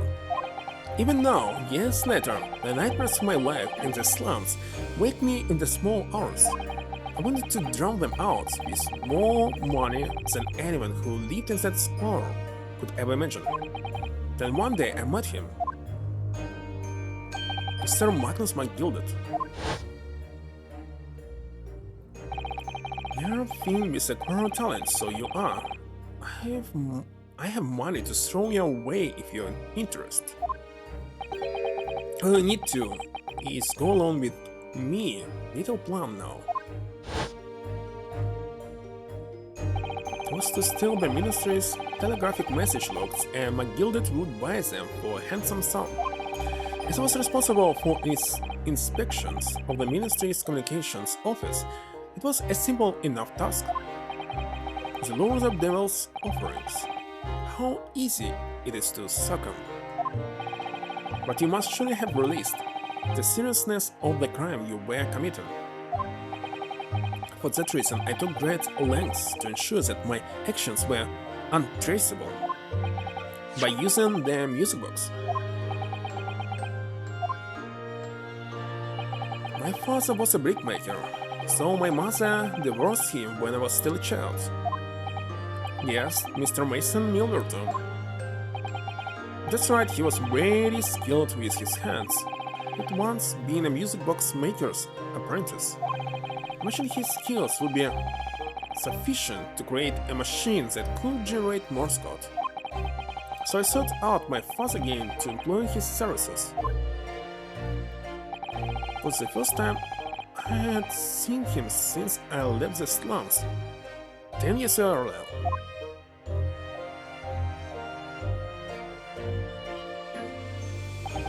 Look at you, Ashley.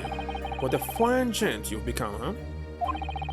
It was a different man to the one in my memory, a thin, frail old man. But poverty had never broken him, never corrupted him like it had me. I was sure that he wouldn't help me if I told him the real reason. So I made up a story. Got some work for you, father. I need some music box discs made. Music box disc, huh? A musician friend of mine was writing some music he wants to sell to the public. I brought the score with me. There are two actually. I'd be delighted, son. It's been 20 years since I did any work like this, though. Fetch my toes, would you? They're in the loft. That's how I had him make the two discs. Thereby splitting the information in two. We were taking considerable precautions indeed. I don't know, creating disc is a very super simple task. Music box is different, of course. Just to protect myself as much as anything. It meant that I could deal with McGilded in two separate transactions. First of all, the first of the two discs and the music box for playing them. I exchanged them with McGilded for 10 years. Then, on receipt of the second disc, he would pay 1,000 years. So, what happened on the omnibus 2 months ago? Was the second part of the deal? The exchange of the second disc? Yes. That solved the information that way a number of times already.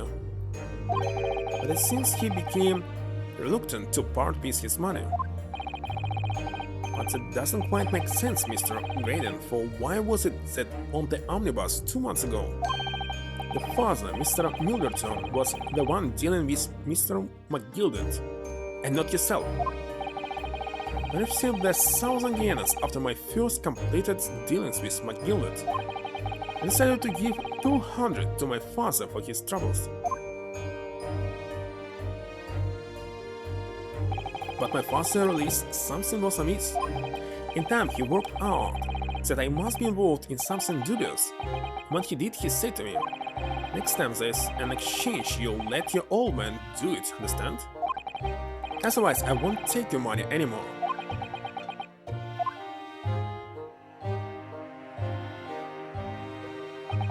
That was my father's way of dealing with it, I suppose. Climb into the omnibus, hand over the second disc, and take the money from my gilded, that's it. I had no idea what was actually on the disc. I'd asked him to make. He never knew. Just like I'll never know why everything went so horribly wrong that night. All I know is that the disc was taken from him, and he never returned home.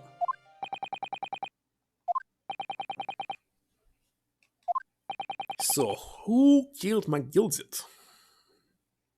Him? It was only then that I found out what sort of monster McGilded really was. So after 10 years of not once uttering it, I swore on my father's name.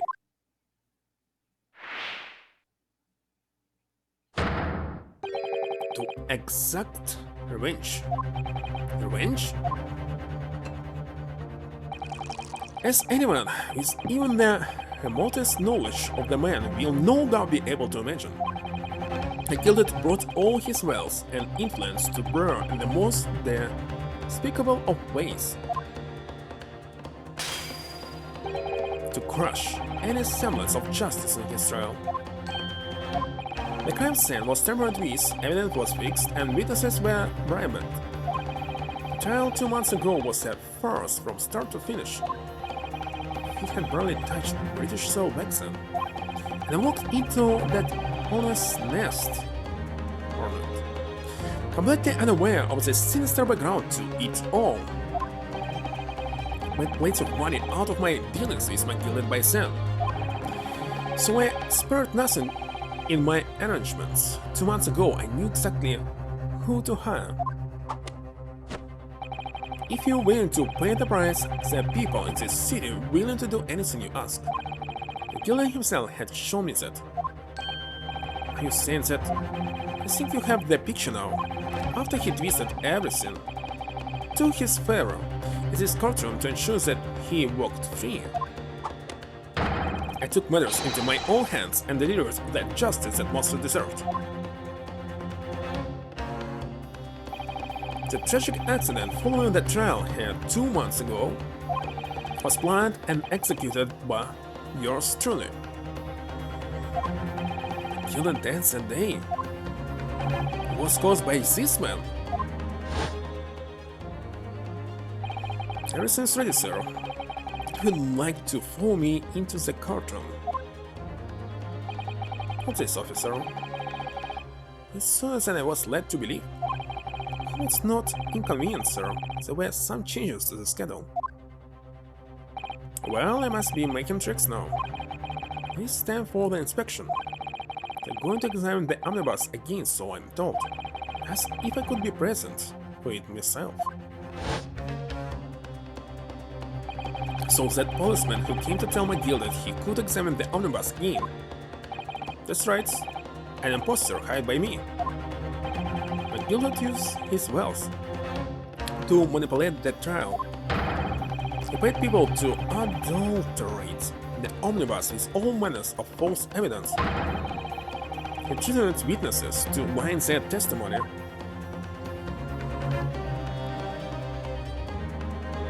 So I gave the man a taste of his own medicine. Once the omnibus was doused in paraffin, that my sham policeman ushered McGilded inside and sent him on a one-way journey to hell.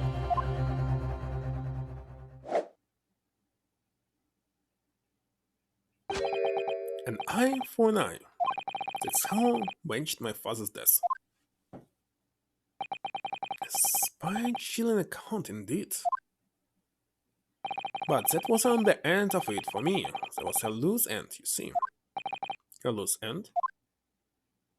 Yes, I should think it's obvious. The second disc, which my father had taken to exchange with McGilded. Oh yes. There was indeed no mention of it in the man's trial 2 months ago, only because it had been removed from the scene of the crime. When at least it was missing, I remembered something. Something from the first time I had dealt with McGilded.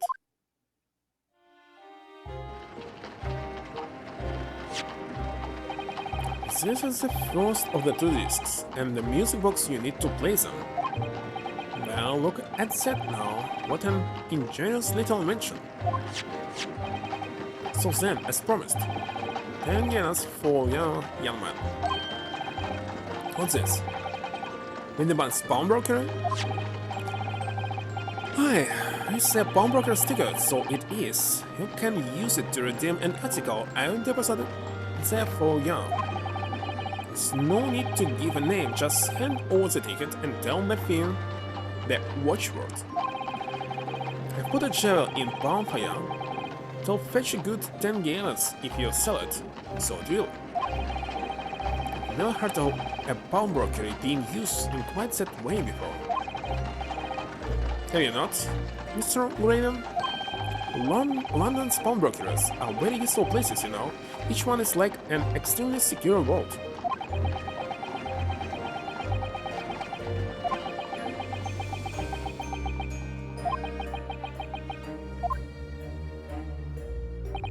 So I knew that if he'd taken steps to hide the disc, I don't know.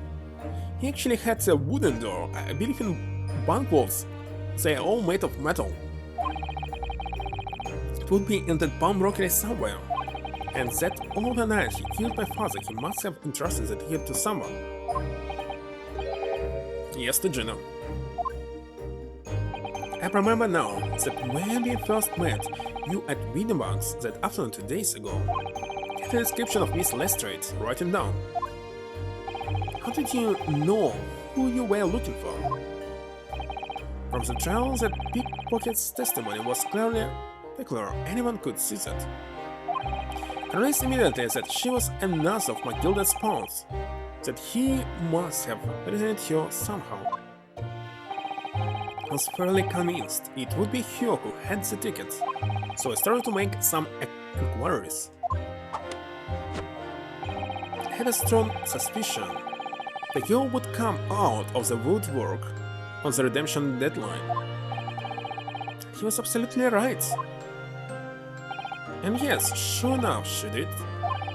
I needed to do was to wait until the girls went to Windyban's to redeem the articles. Unfortunately, she redeemed only McGilded's overcoat and the one disc that was in its pocket. The all-important music box was the second disc inside was missing, because it had already been forfeited 2 days earlier. But I was unaware of that fact. Had I not been, I could have avoided my nighttime excursion. Meanwhile, as our investigation into the stolen garment secrets was progressing, we picked up on the fact that McGilded was involved. Inspector, you recovered fast. My orders were to recover the stolen information as quickly as possible. So we started gathering the fellow's possessions and examining whatever we could lay our hands on. We had a full-scale investigation going on at the yard, but we had to keep it as quiet as we could.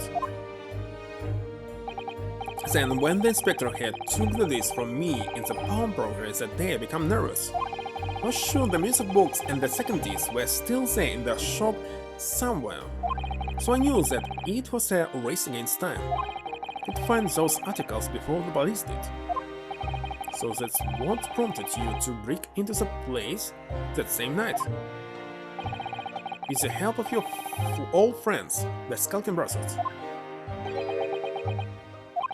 What happened that night in the pawnbroker can only escape as a nightmare.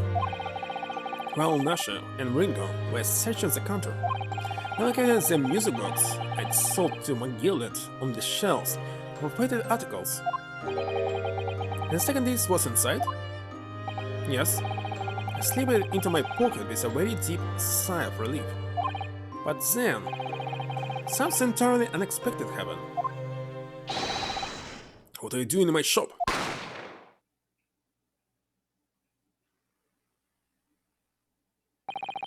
Gunshot went out in the shop and I felt a sharp pain in my left arm. Walker fired his gun and the bullet pierced your limb. Yes, exactly. But unfortunately, I decided to bring my own gun with me that night, just in case.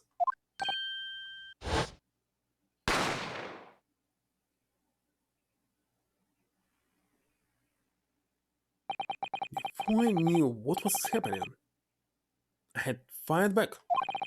The man had already turned to flee. I hadn't intended to fire in his direction, much less kill him. But unfortunately for both of us, the bullet hit home. I struck him in the middle of his back as he fled through the storeroom door for refuge. Sorry tale. All took place in the blink of an eye. I don't imagine Nashi, Ringo, even Release what had happened at first. I was terrified, so I fled. And that's the whole story. That's everything that happened at Windybunk's on that wretched night.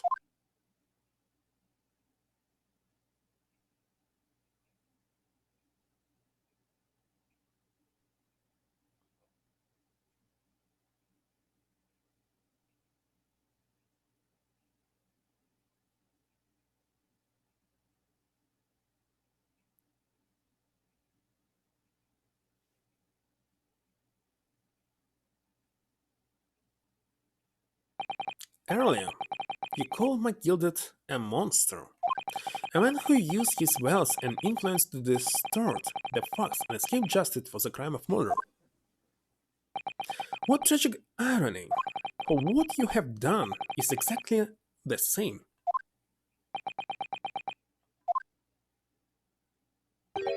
You become the very monster you saw and despised so deeply in McGilded. Who tried to kill the judge? Who tried to kill him?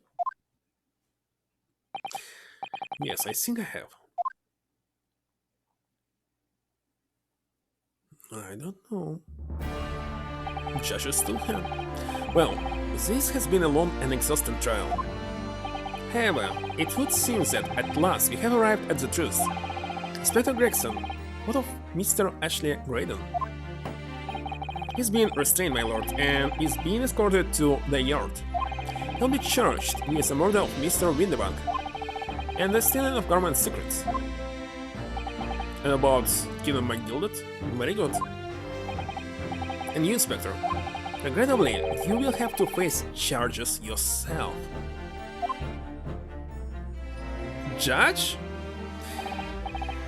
Judge was nearby, watching the scene.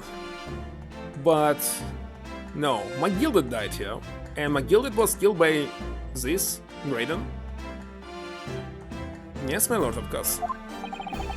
Transpires that you were complicit in helping criminals escape justice.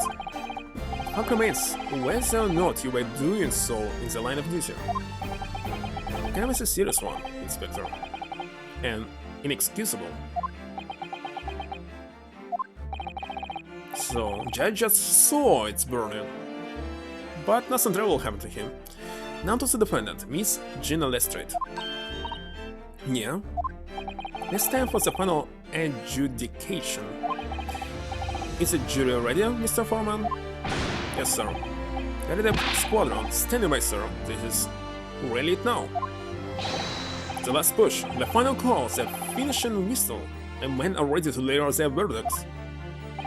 Thank you, Mr. Foreman. Very well, ladies and gentlemen of the jury. You now declare your final decisions to the court. 無罪無罪無罪無罪無罪無罪 So, doctor actually doing it with his head, I just noticed. Didn't pay attention before, now finally I saw it. Said this stuff. I'm off the hook. Finally, Rona, you finally mentioned to do it. Finally is the word. I really wasn't sure if it'd come out on top of for a while now. Susie was right. You're the best lawyer in the world. Miss Lestrade, I am not finished with you yet. What are you looking at me like that for? Before you start enjoying your freedom, there are 7 other crimes to consider, huh? 2 months ago, in my courtroom, no less, you gave false testimony, did you not? And in relation to the trial today, not only did you unlawfully enter Windebank's pawnbroker, also attempted to abscond with Mr. McGilda's property, it seems. Never done nothing of the sort. Of course not, it's not like you were carefully wearing my gilded coat and you sell yesterday anything. And just when I was getting excited about throwing a party for Ginny this evening, and turning our attention to the defense, telling us that when played together, the music box disc contained a message in Morse code was, well, it was certainly a most unexpected revelation, Counsel. Quite so, my lord. The prosecution was caught entirely off guard. In fact, I think we should applaud my learned friend's courage here today. I propose a toast to demanding that government secrets be disseminated before the entire courtroom. Very sorry about that. It was the only way that I could get Inspector Gregson to admit to what he'd done, so... If I may say something at that point, isn't that? It's about the sounds produced by the music box before. I do wonder if that was really Morse code at all. What? What are you saying, madam? Oh well, it's just that I'm really rather fanatical when it comes to Morse code, you see. So much so that the whole world seems to be covered in dots and dashes to me, in fact. Yes, madam. A healthy level of obsession one feels. But I must say that in my opinion the sounds produced by those two discs were not Morse. But nothing more than that. A meaningless series of 2 different tones. Yeah, did you notice that it was dashes? What? Can that really be? It wasn't Morse code after all? Lord, Evans would like to listen to the music box again. You're not? How many times do I have to tell you those discs contain ministerial secrets, Sunshine? This courtroom is not an appropriate forum to discuss the nature of the government communications. We know McGilded conspired to trade national secrets with our enemies, secrets acquired from Mr. Graydon. Now that the man has admitted to his crimes, I have no need to pursue the matter further. But it's really going to bother me.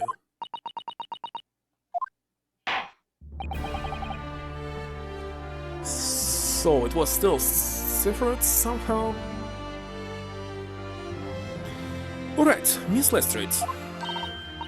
Yeah, my lord. Maybe we will learn it in the future, in the next game. That which you have seen today here in this courtroom has been extremely disturbing. Falsified evidence, intimidation, perjury, a grim catalogue of depravity. An appalling experience that befall any child. Come on, it's not nothing. Don't see much days in the back slums. Beg your pardon? If you're rich, you pay for it. That's just how life goes. You know. But look, I reckon I have worked something out today. The word unfair, but if you want it to change, you've got to start at home. You've got to change how you are yourself. Well, that's a very laudable lesson, I would say. I'm gonna look forward to the burn again, Miss Lestrade, now gracing my courtroom with your presence again. Now, with regard to the murder of Mr. Pope Windebank, proprietor of pawnbrokery business on Baker Street, I hereby declare the defendant, Miss Gina Lestrade, not guilty.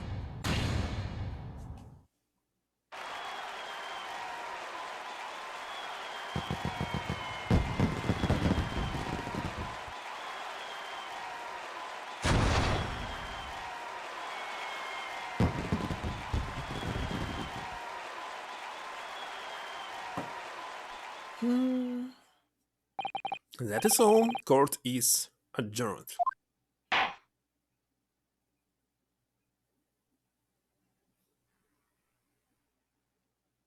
Why are you two still here?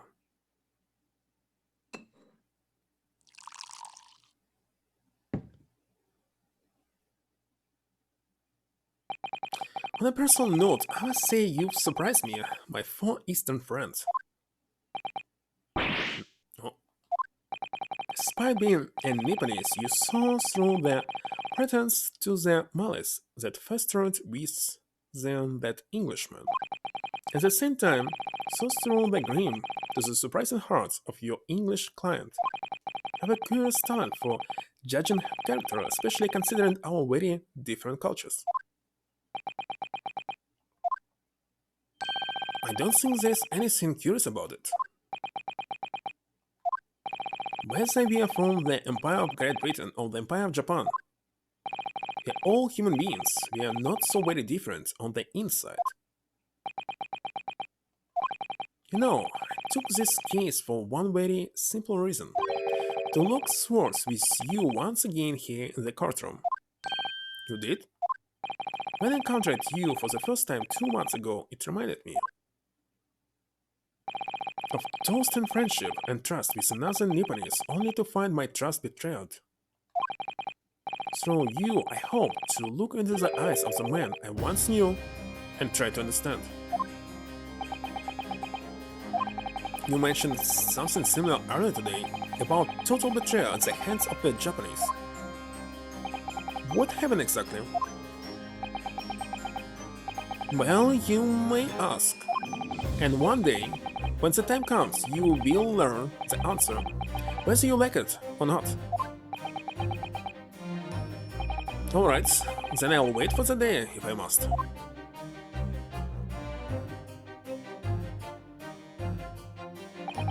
Coming to be known as the Reaper of the Balium and my retirement from service 5 years ago gives me cause to wonder if our meeting has some deeper purpose. So, farewell, my learned Nipponese fellow. Until we meet again.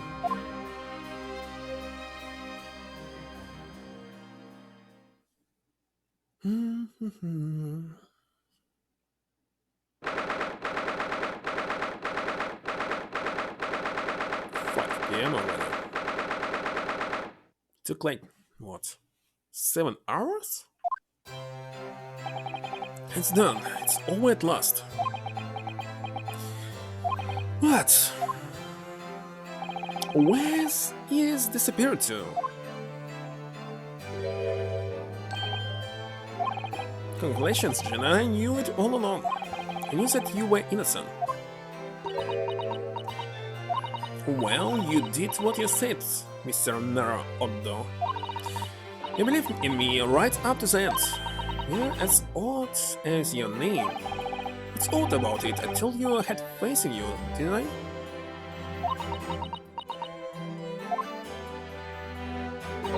No one ever has before, see? Kept a promise, I mean, properly. That's awful. I figured something out today. All my life, growing up in the slums, I've never trusted no one. But that's just cause I've been scared of being stabbed in the back. I mean, the more you trust someone, the more it hurts when they let you down. Yes, I think I can understand that. After all, I had a taste of it in that trial 2 months ago. I chose to trust someone and paid for it. That betrayal left a big scar. You know though, Gina, I worked something out quite recently too. Trusting in someone else is really an exercise in learning to trust yourself.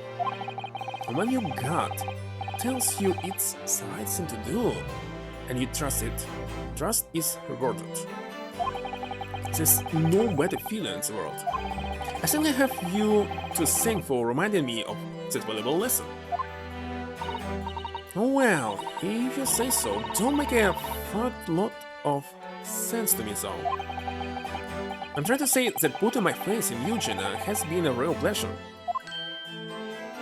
I know, not back it in. But I suppose sort of feel the same way. I mean, sometimes trusting someone else is, you know, alright. Thanks. This is the way I see it, Shrinsky. A defense lawyer is only as good as his faith in his client. And that comes down to how much faith he has in himself. After this experience, I'm starting to feel like I understand what you mean, Kazuma. Am I living up to your expectations? Am I turning out to be the lawyer you believed I could be? Pardon the interruption. But what the use does a man have to do to be noticed around here, my dear fellow? Oh, that voice. It's too late for that voice now, Mr. Naruhodo. I've been standing here patiently in the corner of the room for an eternity. Yes, it was me all along, I would have said when finally noticed me.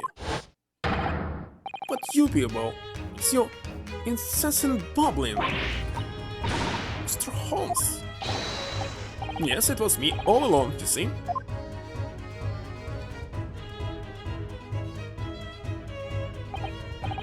I assume you'd been taken back to the hospital, to be honest. Indeed I was, but I managed to escape again.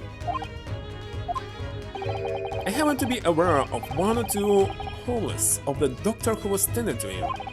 When I made my knowledge of them known to the man, he happily issued me with a leave of absence. Already above board. But enough of my adventures. It was a fine victory, Mr. Naruhodo. Your tireless efforts justly rewarded, I feel. Congratulations are in order. As a close friend, I tip my hat at you. Thank you? Some great detective you are. Great at being cold as ice, maybe. Have I irked you in some way, Miss Lestrade? While you've been having a snooze in your night so bad, some of us have been fighting for our lives. Oh well, that bullet did cause me to lose a substantial amount of blood, it's true. So I had indeed been feeling somewhat cold. Well, perhaps it's cold as ice, but, well, have a feel. Can you take your hands off my neck, please, Mr. Holmes? And, in some way, I suppose congratulations are in order for you too, Miss Lestrade. What's it supposed to mean? Why so half-hearted? Well, naturally, it isn't my intention to alarm you, but... an equation in a trial with the political prosecutor is perhaps a little precarious. Hold down, Mr. Holmes, not alarming in the slightest. Of the Reaper, I mean. Because anyone who is found not guilty in a trial he was working on wins up dead anyway? Is it? It's the very point I was trying to make. As exemplified by the fate of Mr. McGildy, in fact. Oh, but of course, I pay no attention to such irritational driving myself. Yeah, well, it don't bother me. Oh, really? Of course not. The way I see it, the Reapers are a bit like I'm upstairs. Him upstairs? You mean like God? Yeah. Stairs knows what's what, right? He knows what people are like on the inside. He won't have got the wrong ends of the stick. There's some cows that like that bog trotter. What are right into the core. At the end of the day, upstairs makes sure they get what they deserve. I suppose that's one way of looking at it. Doing justice is one thing, though the Reaper taking matters into his own hands and claiming lives is another. Well, I am like the McGildens of this world, so I am scared. I got principles, see?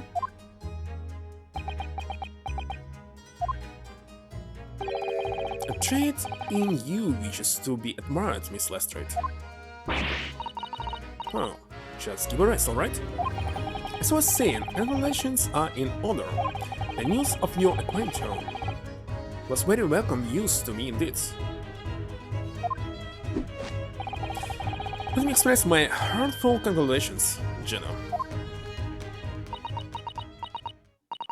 Well, there you are, Hurley. How long have you been here? Honestly, I went to the main entrance especially to meet you there. Wait, my dear, I do apologize. But wait until I tell you what happened. These pair are made utter fools of themselves. What happened? As you know, I have a penchant for disguise. Was hiding in this room dressed as a bailiff. But so, these dolls didn't notice my presence at all. They had no idea. Can you imagine this, Iris? Would you credit it? I'm not sure, really. I beg your pardon? I'm sorry, Homeschool, but you just don't have the weighty presence you seem to think you have. In fact, you really ought to be careful about that. It's going to land you in trouble one day. Oh, be careful. Anyway, it's such a shame. I was so hoping to throw a party for Ginny tonight. But you won't be able to come, will you? Don't look like I'm gonna be going nowhere for a while. Heard that Judge Potter, I got stuff to make amends for apparently all them offenses. What was it again? Breaking and entering, taking the bog-trotter stuff, what was in luck, blah blah blah. Yes, I think you find that basically being a pickpocket is the main offense. But timing on an offense is a job, isn't it? Don't say so. Still, it has got me singing all this. Maybe I should start looking for another line of work. I mean, you didn't start off as a lawyer, did you? Oh no? Well, no, but I was never a pickpocket. Well, anyway, I reckon I could make a change. I'm gonna do something for all of them not like me from the slums. Something that makes a difference for them. It's a wonderful idea, Jenny, and I'm sure you can do it.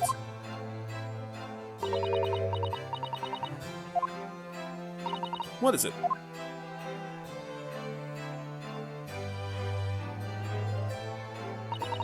Nothing. It's Jenny Lestrade. Prison courage has arrived, madam. Come with me to the rail gate at once. Right. Well, looks like I'm off then. Yes, goodbye, Jenna. And good luck.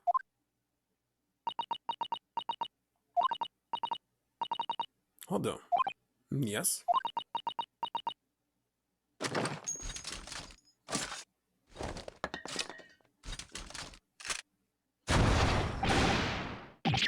Wait, what was that for? I don't know, I mean, I don't know what to say, so... Oh, indeed. Perhaps situation calls for a phrase that are missing from your vocabulary, Miss Lestrade. Occasions such as this, I would recommend a simple thank you. Oh yes, it's good advice, Jenny. Right, I see. Well...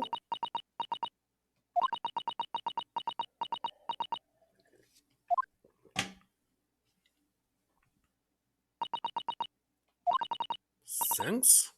Hold on.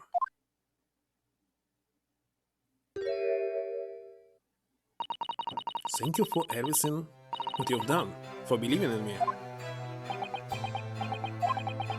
Not at all, in fact, that should be my line. Thank you, Jenna.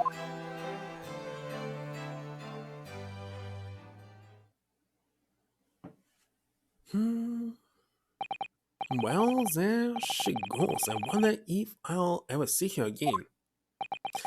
Well, quite the indomitable pig purse. Oh, I nearly forgot, I bought a paper outside. It's a special edition and this style is all over the front page. Pickpockets in no sense of proven. Isn't wonderful? Should have shown it to Generis. She would have been thrilled. I know, how silly of me. Anyway, would you like the good news or the bad news?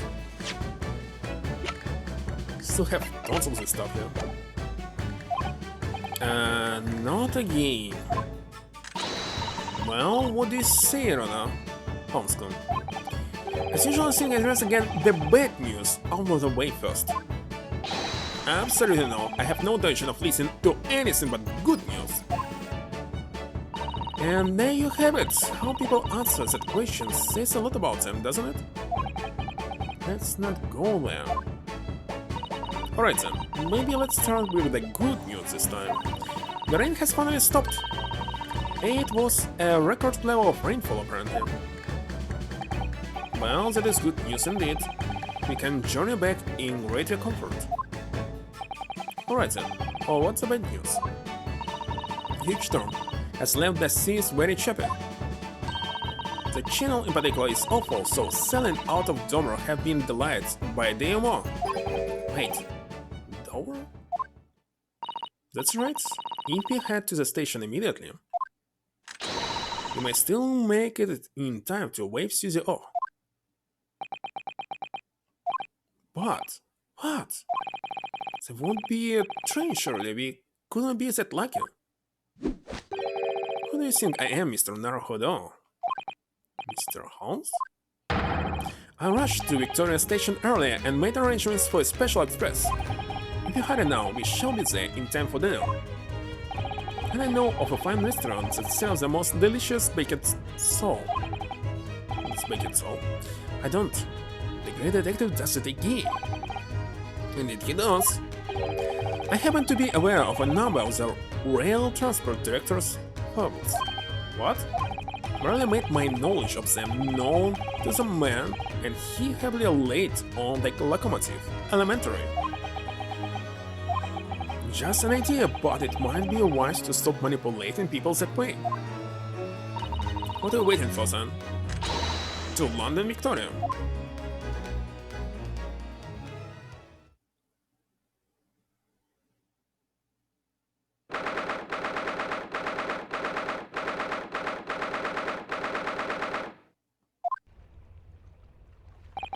That took somewhat longer than I had anticipated. Susie's boat must be about to leave now. Is this at all? Where are you? Who's that? Look! Looks like she is reading something.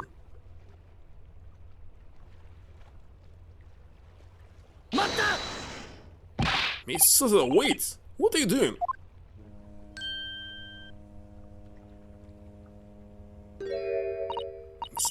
Mr. Naruhodo? What are you doing here?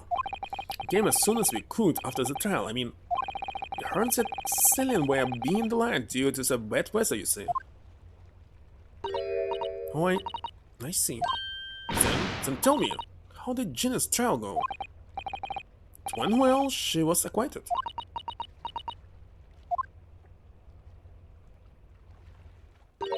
That's wonderful. Really wonderful news.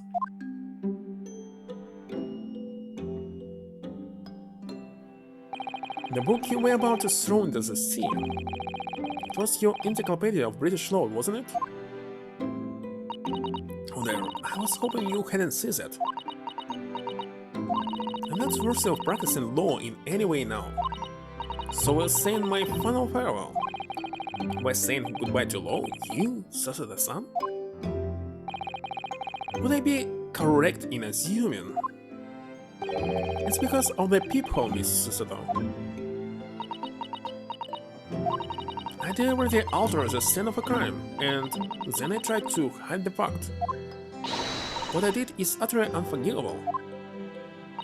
It reminds me. How did you even come to have this, Susan?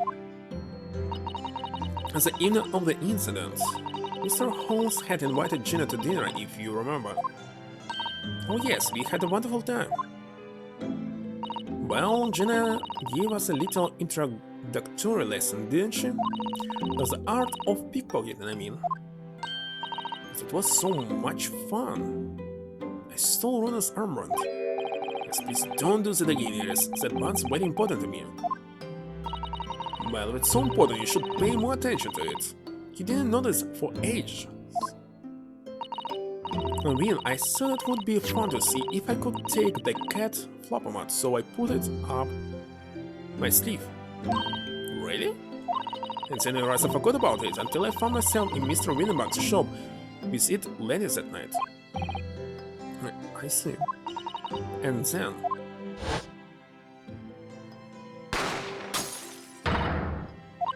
Mr. Holmes! Mr. Holmes! You, Mr. Narhodo. Right. After Mr. Naruhodo had left the shop, I started to think. The door started to play in my mind. The storeroom door, you mean? Yes, if Gina was anywhere in the shop, or at least it could only be behind the door. At that moment, the little device that I had up my sleeve sprang to mind. I was so worried about Gina, I simply had to know. So you use the cat flopper to make the peephole in the door. It's captured in a photographic print of the shop by one of old-school red-handed decoders.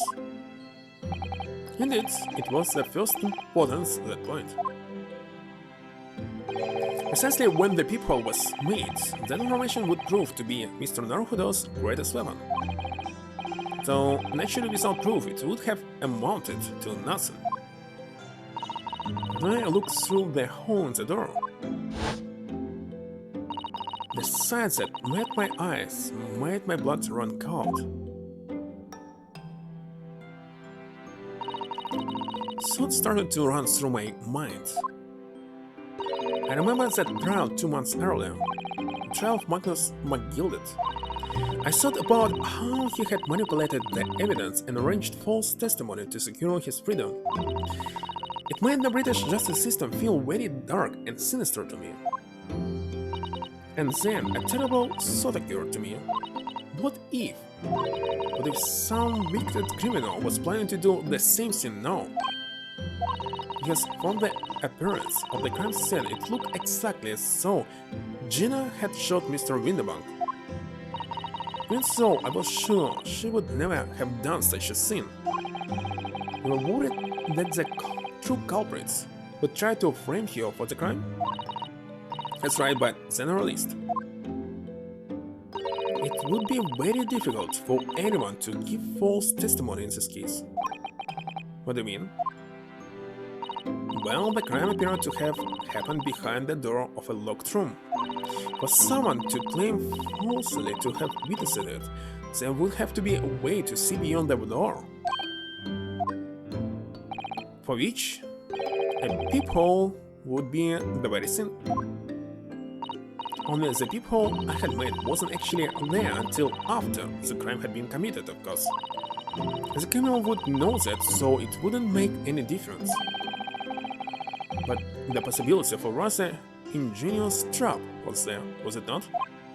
A trap? Is that why she did it? So, is that why you kept it a secret? No mention that you made the peephole to anyone, not even to the police. I know, and I knew at the time what I was doing was wrong. A criminal offense, even. So I decided to confide in Mr. Holmes. If Mr. Naruhodo was completely baked into a corner with no other possible means of escape, the truth about the people could save him. That was my plan. She really does think of everything. But then? Why didn't you just tell me everything before the trial began? My dear fellow, you're not thinking it straight. If she had done that, it would have rendered you complicit in the whole escapade. You would have been disbarred if you had been seen to have no genuinely tempered with the crime scene. So Miss Susudo decided to shoulder the burden of responsibility alone. For your sake and Miss Lestrade's. Miss Susudo. The truth is, when it happened, I did it because I'd lost a little of my faith in the law. I was worried that the right person wouldn't be convicted of the crime. But the moment I allowed myself to think that, in the moment I lost my right to call myself a judicial assistant. What you did isn't comparable to what he did. Even the one who lied in the witness stand using that peephole as a way to implicate Gina. And besides, if the peephole inconsistently hadn't existed, I'm not at all sure that she would have been acquainted in the end. Miss Susuda, what you did saved Gina's life. Well, with your kind words, Mr. Naruhodo, you've saved me too from my regrets.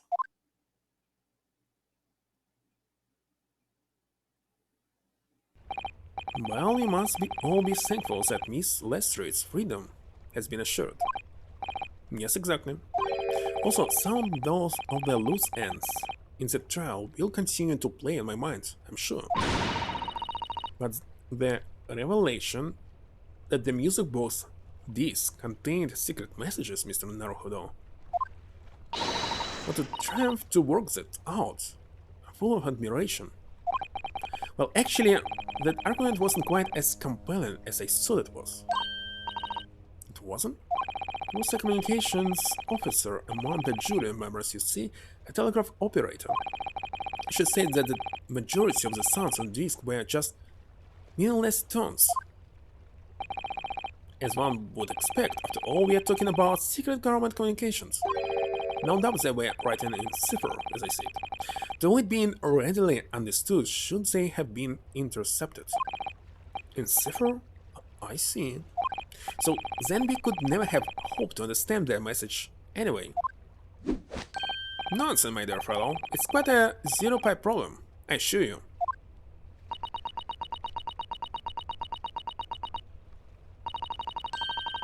And? So? She? Asagi? What? Well, that can't be a real word, can it? How funny. Wait! Yes. What did you just say? You just said Asagi? Does that word mean something to you? Mean something? Asagi, what's the name of my best friend? What? To be continued. But how? How do you know what name it is? I wrote it down during the trial before, when the message was played on the music box. Transcribed it on the fly? She really is a genius. I saw the message probably wouldn't be written out in plain Morse code, so I tried various ways to interpret it. Well, it's good that it's not Enigma machine, because you cannot decipher Enigma. You really need the machine to decipher it. Without it, it's simply impossible, no matter how hard you will try. I know for sure. But whatever I tried, the words just didn't seem to make any sense. That is, in English at least.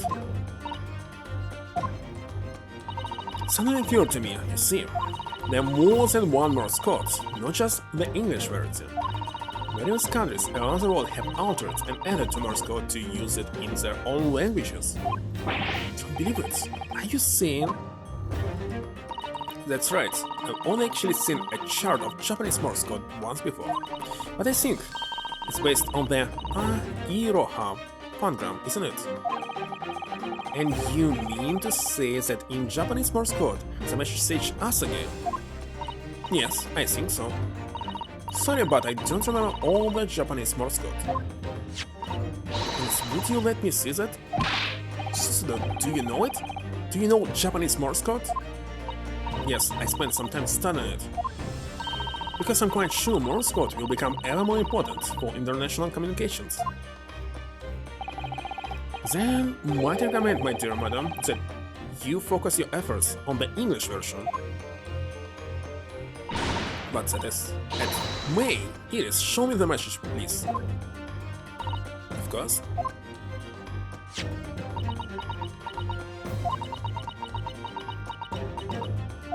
But what can this possibly mean? By the way, for Japanese, you can describe the message with less symbols, isn't it? Because usually it combines... Like, let's see... There will be more code, but still less symbols. Indeed. So it's better suited for the Morse code. But I don't know how to translate Chinese to the Morse code. Because they're using some kind of kanji. It says billion of them. Whatever is in that long sequence of supposedly meaningless dots and dashes. It's made the color drain from Susan-san's face. There's no doubt that this message is written in Japanese Morse code. So the British Empire has been using Japanese for its secret communications? To understand the reason why, but... The message appears to be a list of 4 people's names. 4 names? The first is Kei Asugi. Kazuma Asugi, why? What's his name on the list? Actually, it cannot be Kei, it will be Ka Asugi. Second is... Shin. Shin? Don't recognize that name. Gina. The third is Guri Gusson. Gus. What? Gurigo Gregson? So it was Gina and Gregson? Gina is Gina.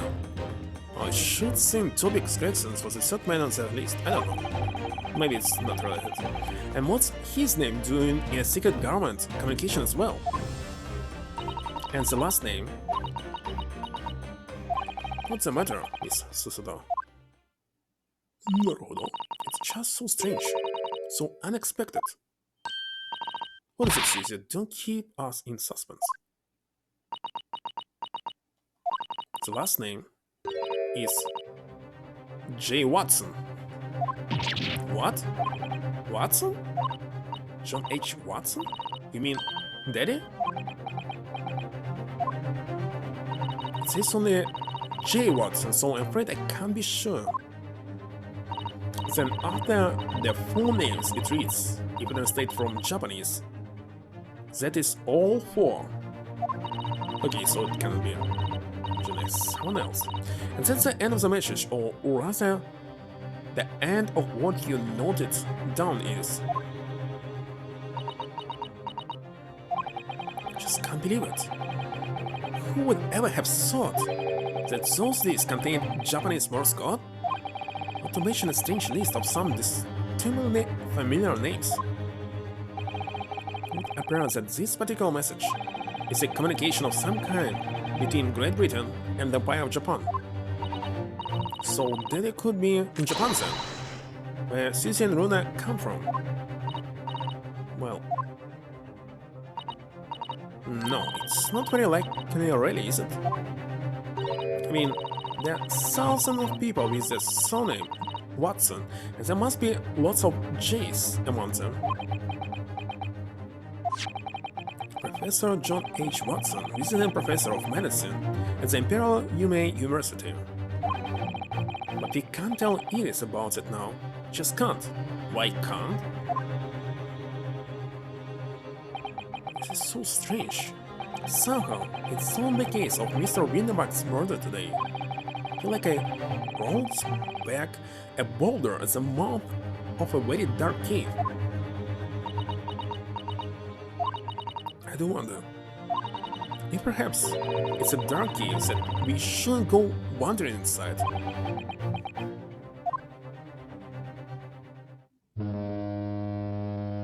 Honk? Oh there, the ship is going to set sail soon. Yes, it seems so. I'll send that steamship first to the port of Dunkirk in France. I'll change into a larger passenger vessel bound for Japan, larger than this. Really coincidence, Susie. And actually, why through France? Why not exactly to Japan? Oh yeah, it's America first. My bad. Wish you a safe passage, Miss Susato. Thank you so much. I wish all of you the very best.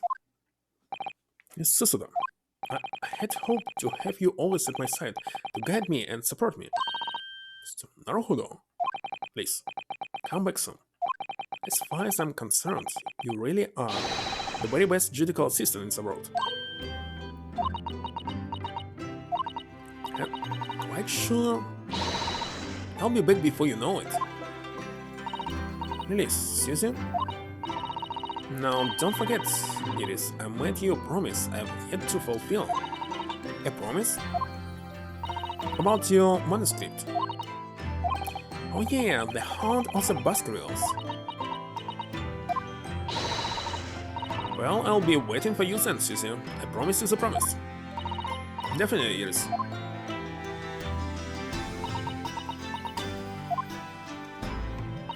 Mr. Naruhodo? Yes. Do you remember the first time we met? Yes, of course. It was the SS Burial when I was dragged out from that wardrobe, still half asleep.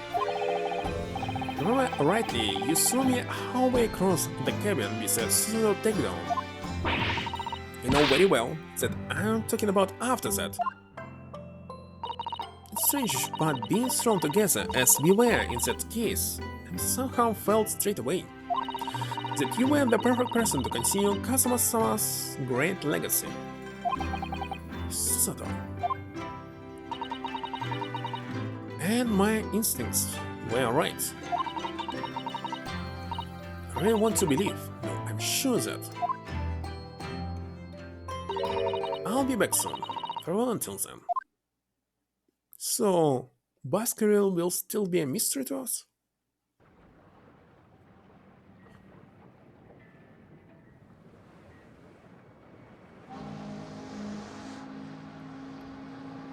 これでなるほど龍之介最初の冒険の物語はおしまいだ Yes, it hurts. They different don't pronounce. 不思議な運命に導かれてここまで来たような気がする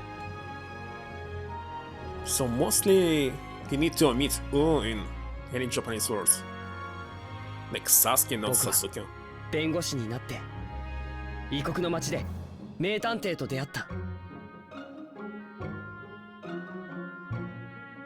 これからもきっとさまざまな困難が僕を待ち受けているのだろう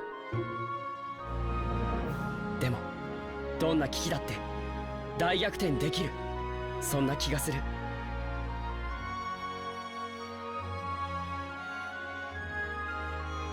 だって僕には世界最高の仲間がいるのだから No, Japanese is not my native language, but I think it's the best language that I know so far. And the easiest one. But I don't want to live in Japan. Oh yes, Mr. Naruhodo. Yes, Mr. Holmes? I have some rather awkward news. The railway company has decided to sue all the special express train, apparently. Well, if there will be any possibility to go to Japan and live it the same way like I'm living in Texas, maybe. But it's simply impossible. Condition cannot be the same. Caused such a commotion in the land, all the other trains had to wait at stations. But really, we would never have made it to Dover in time otherwise. Anyway, I explained everything and how it was all your fault. Huh? I believe everyone complaints should be delivered to your office tomorrow. But not to worry, my dear fellow, according to Miss Susato. love defending yourself in court. Huh? Huh? It's alright, I'm perfectly happy to testify. You really didn't look like the sort of man who'd do something so outrageous, see? Mr. Holmes.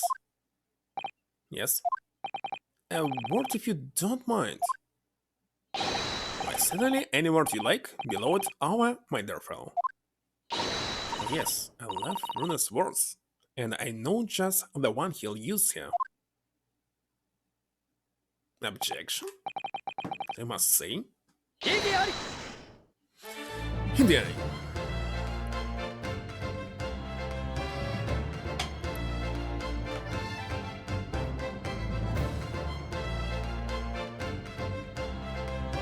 A commission? That was a game, and obviously it's time for DLC. Just 9:35 right now. The following weeks, hundreds of music boxes arrived at Baker Street from all over Europe. Thompson was a fool, so it transpired had ordered what? So advertised them to sell bits used by Mr. Holmes to solve an important case. With the money I've earned, consulting detective work pays a pittance by comparison. It's so fast I cannot read it. Super long. Well, not as long as King's Bounty, of course. King's Bounty was the longest game we played so far. We played it offline, to speed up.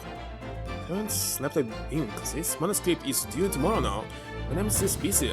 Homeschool usually cooks me breakfast. Well, cooks is an overstatement. Some dried toast and some coffee. I do miss Susie and her lovely Japanese breakfast.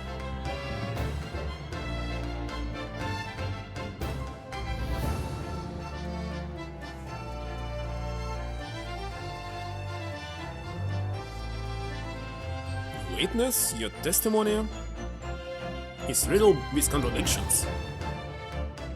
Exactly, rare do rare common coins hide under rare sticks themselves. Well, I do not knows his father is an innocent man. Are you calling my son a liar? Peter says, my courtroom is no place for your petty arguments.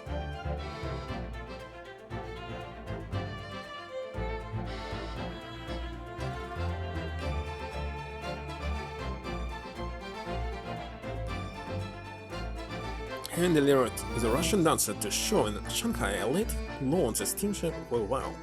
But last night I apprehended an extremely suspicious Japanese national on board. I've done nothing wrong! All I did was give Wagahai's offspring refuge in my pocket. When brings some kitten on board and suddenly he's a hardened criminal, it's not fair! So that's why he has no kitten. No, it's Sherlock's.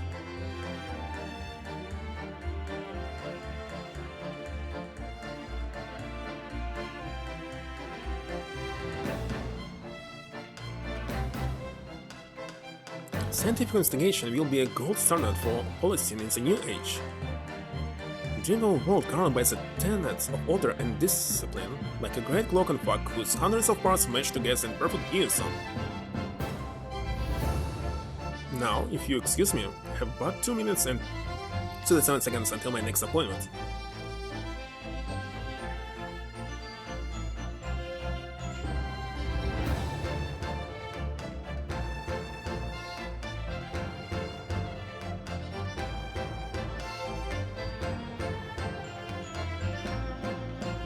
The latest Ransom magazine is out and I'm in it again. Now I say that one line she wrote now, I get a standing ovation. Wanna hear it? Not bad I suppose, for an amateur.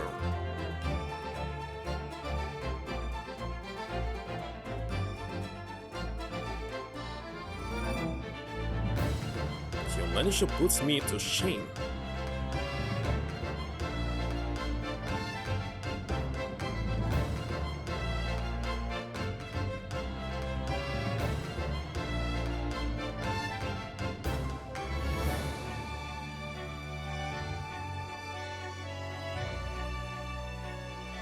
New visitors all go on daily basis, of course, joining my old jailbird. Say, battling with those belly stairs every day has done wonders, said Dickieback. Religion rather deal with the housework too, with its main business. Hope the gossiping neighbors don't release a man of the house, his own maid. I don't know, you should be proud that you can survive without any maid. So pathetic having servants.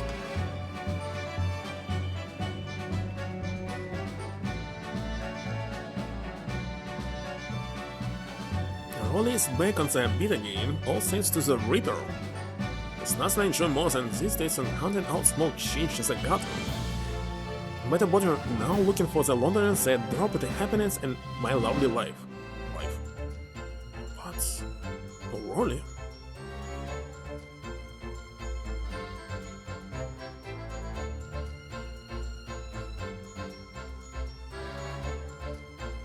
It's William Robbins.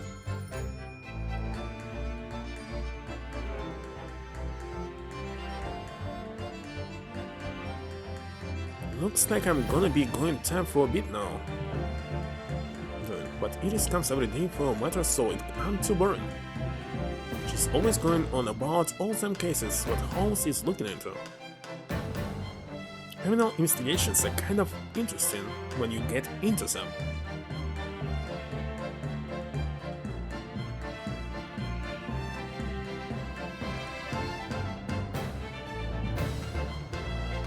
So we're just 6 developers for this game.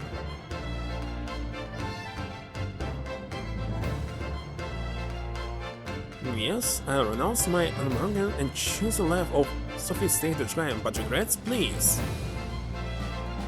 If overall that I'm the Ash we used to know. God tell her plans to come back of natural sucking milk crop. 3 Muskia Watsons. Welcome the neighborhood for all its worth. Yeah, just 6 developers. That's what you need actually.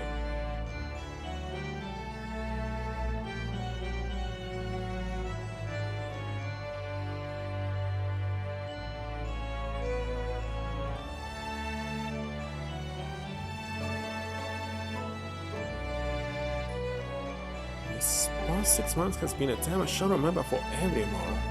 Painful goodbyes and wonderful encounters. Encounter leaves that's what life is all about. Naruhodo-san, I promise. Your assistant will return to you one day, but for now, I leave you with many memories and a heartful wish that life will treat you well.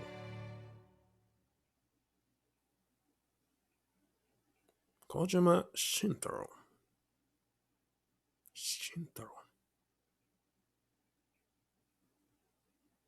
And what about Second Eye of this drama?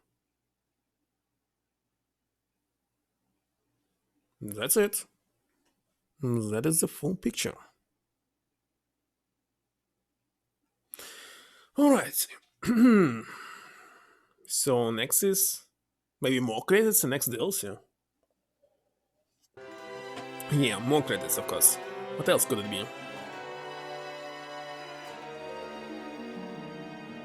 There will be song? What? No, looks like not. Voice actors.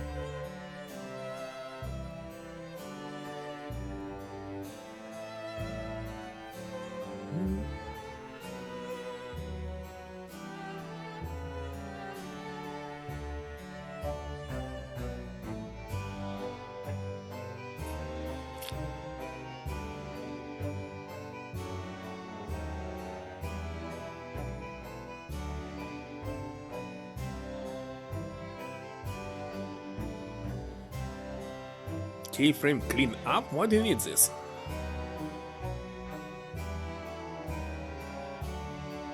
Who's keyframe? I don't know.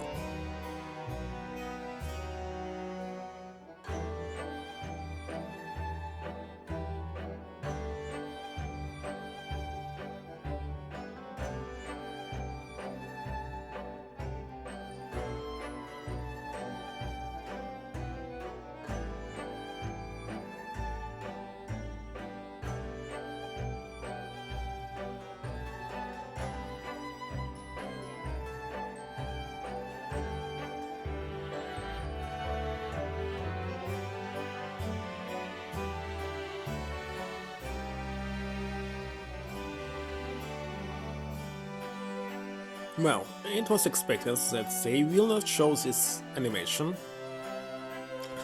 That's why it was off screen.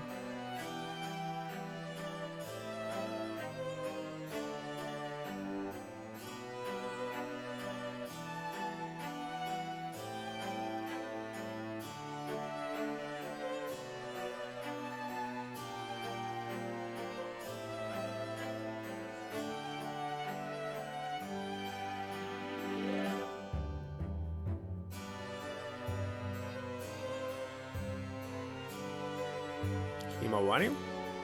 Sunflower? And look at this. There were Russians as well. Well, kinda obvious.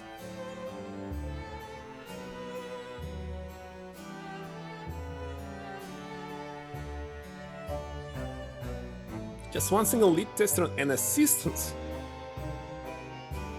Yeah, there's tons of testers here.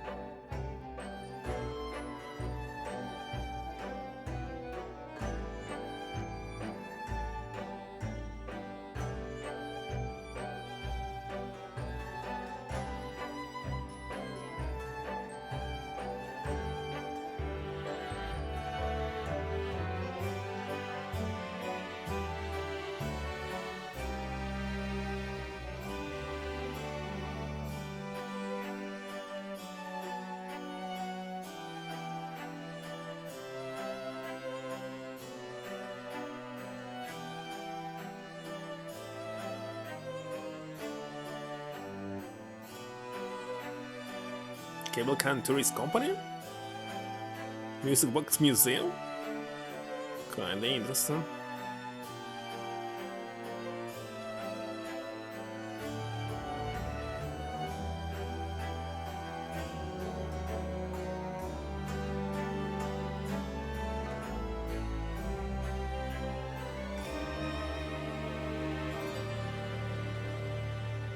Well, I'm glad that Capcom's still doing other games except Resident Evil only.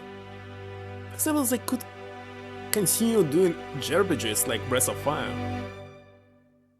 Because what they did with the 6th game, it's hideous. Very terrible. So they must revive them. They must. Create the true 6th game.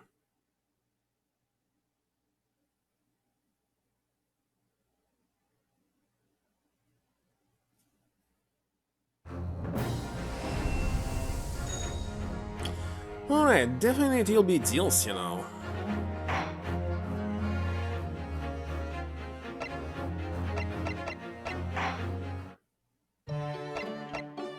I mean, this 8 episodes.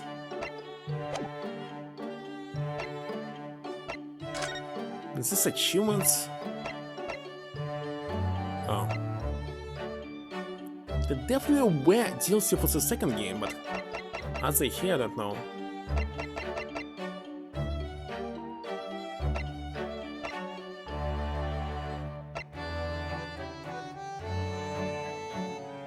Show us and spiders for having knocked around to find every argument.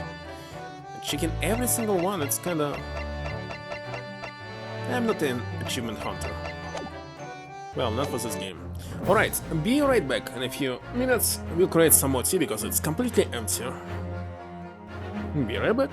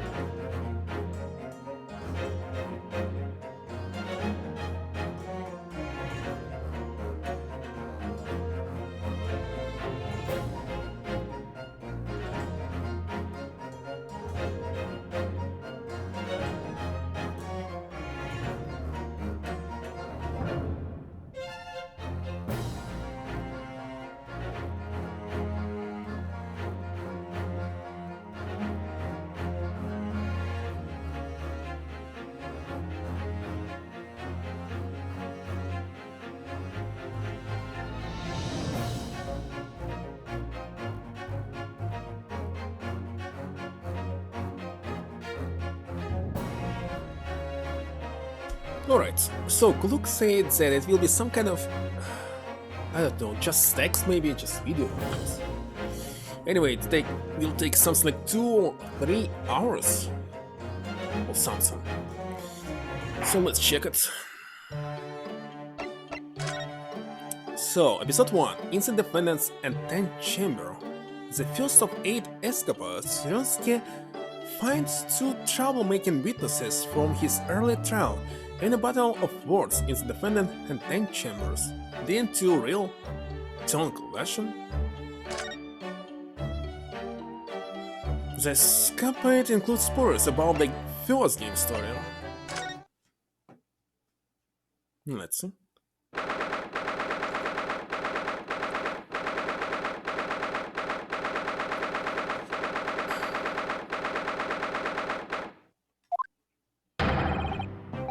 Just look at my priceless treasure now. Myself, I have scrubbits and scrubbits.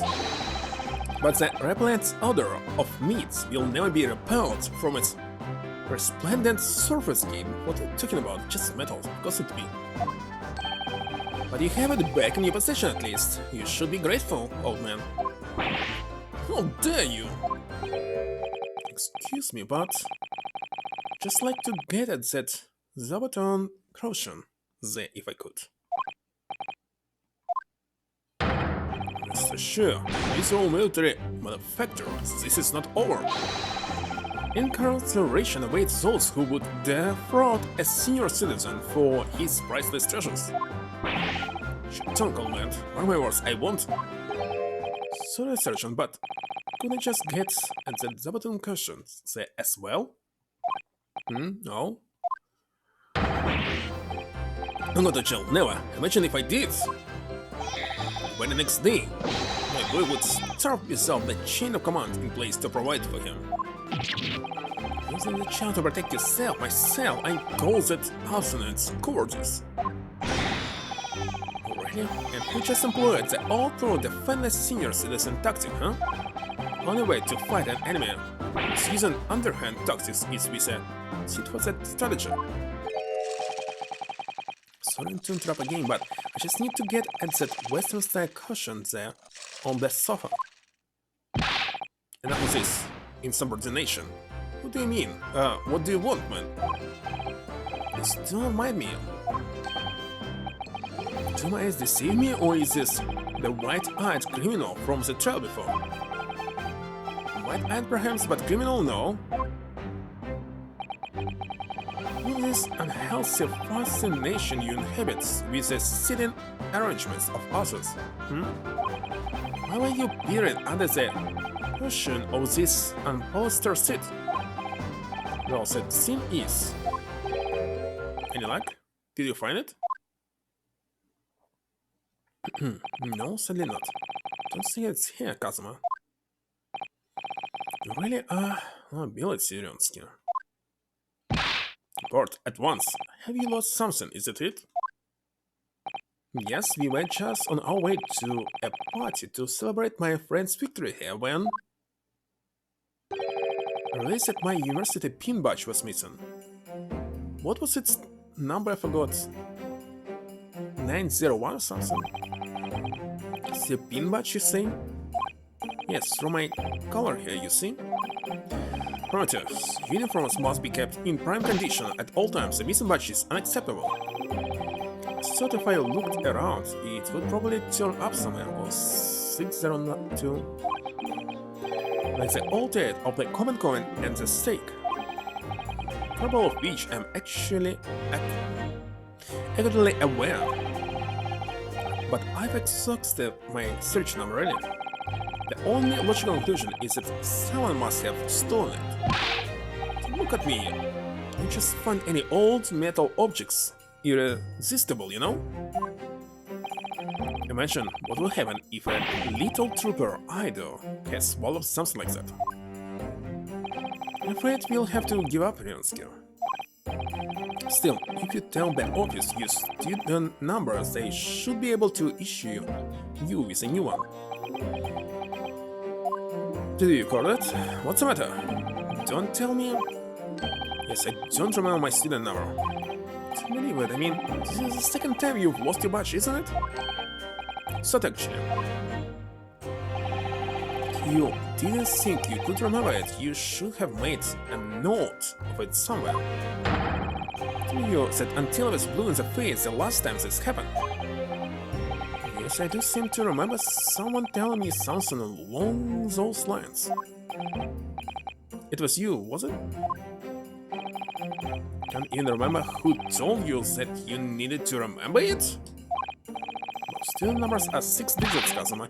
Who could remember 6 whole digits? I don't know, phone numbers are much longer. I mean, it's an exactly long-established university, you know? All of our numbers are still rather low. In fact, they only use the last 3 digits. Well, that might help, I suppose. It might help? Ryonsky. It's only 3 digits you needed to remember, just 3. So remembering is such a disappointment. Yes, well, anyway, young man, myself, I was greatly impressed with you in the courtroom today. You mean me? A lawyer already before you even graduated, and such a loyal friend to this one. This one, what's it supposed to mean?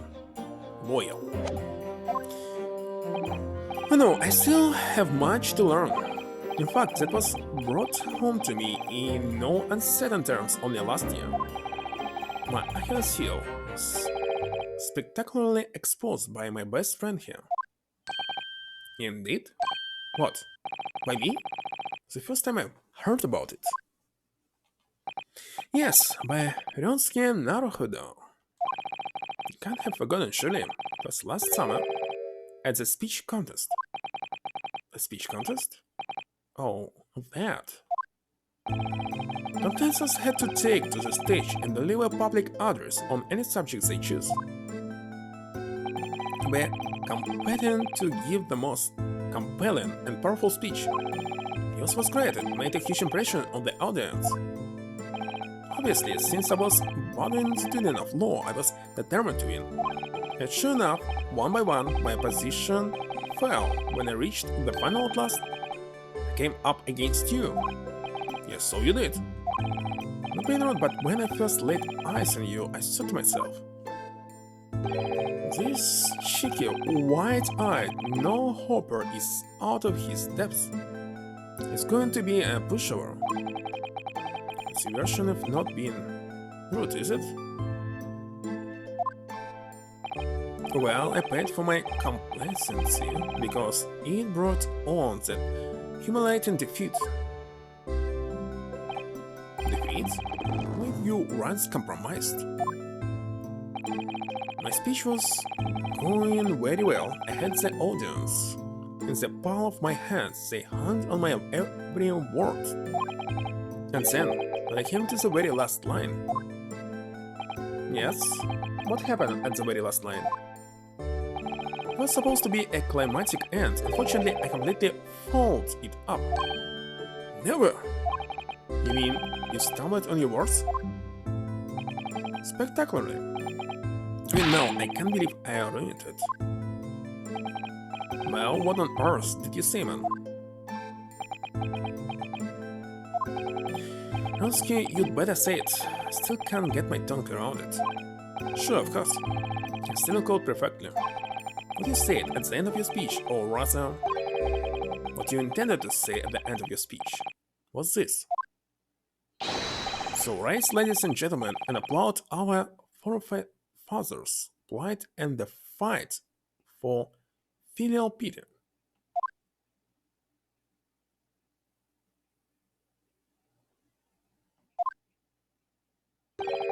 And what went wrong? What in it? Myself, I see no problem with the pronunciation of these paltry words. In that case, old man, I want you to say it yourself. Very well then, I shall. So, arise, ladies and gentlemen, and applaud our forefathers' plight and the flight. The fight for filial... It's impossible! Arise, ladies and gentlemen, part I delivered perfectly. But the next part had me floundering for a whole 5 minutes. So end of it, I was on my knees in front of the podium, a blubbering mess. That's when the audience started to heckle you. It's arise, they were shouting. How on earth? But then, of course, this man went and delivered his more perfect speech. It's a perfect ending. How did it go again? Let me see. So my dear fellow, the message is simple. Treat your father and mother with respect, something like that. And talk about stating the obvious. But the fact is, I lost to the speech. Tongue-tied is the only way to describe it. But it's quite tricky to say, I agree. That final fight for filial piety, especially. And ever since that day, I have had this question rolling around in my head. Why did our forefather choose such an awkward phrase? Was it to mock the children? I mean, it should never have been called filial piety in the first place. At least you're going to Great Britain soon. It might not come up much, sir.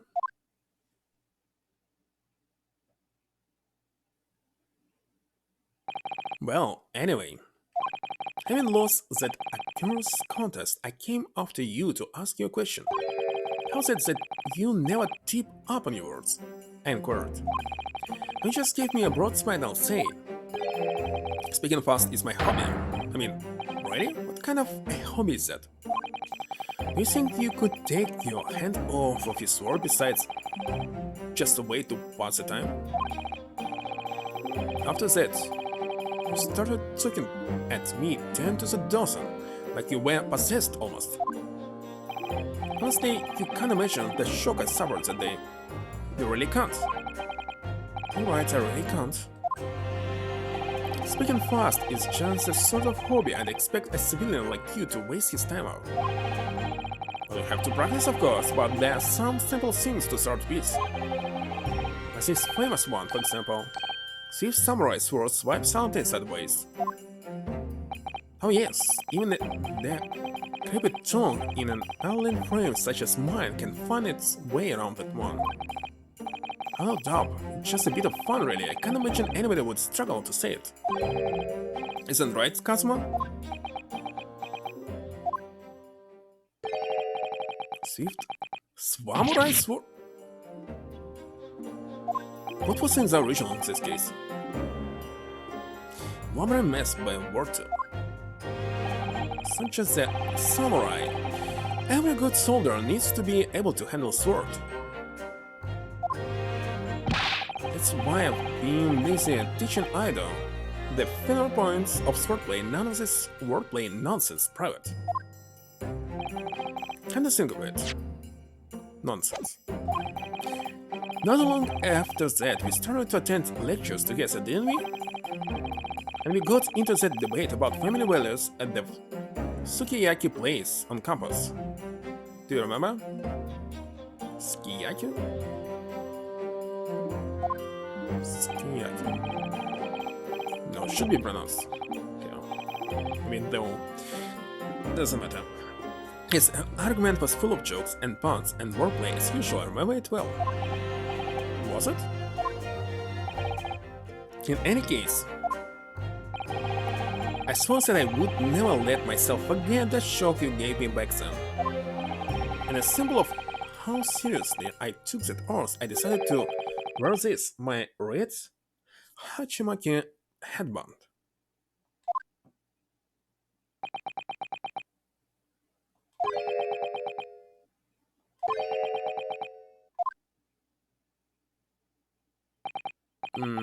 Sorry, Kazuma. Yes?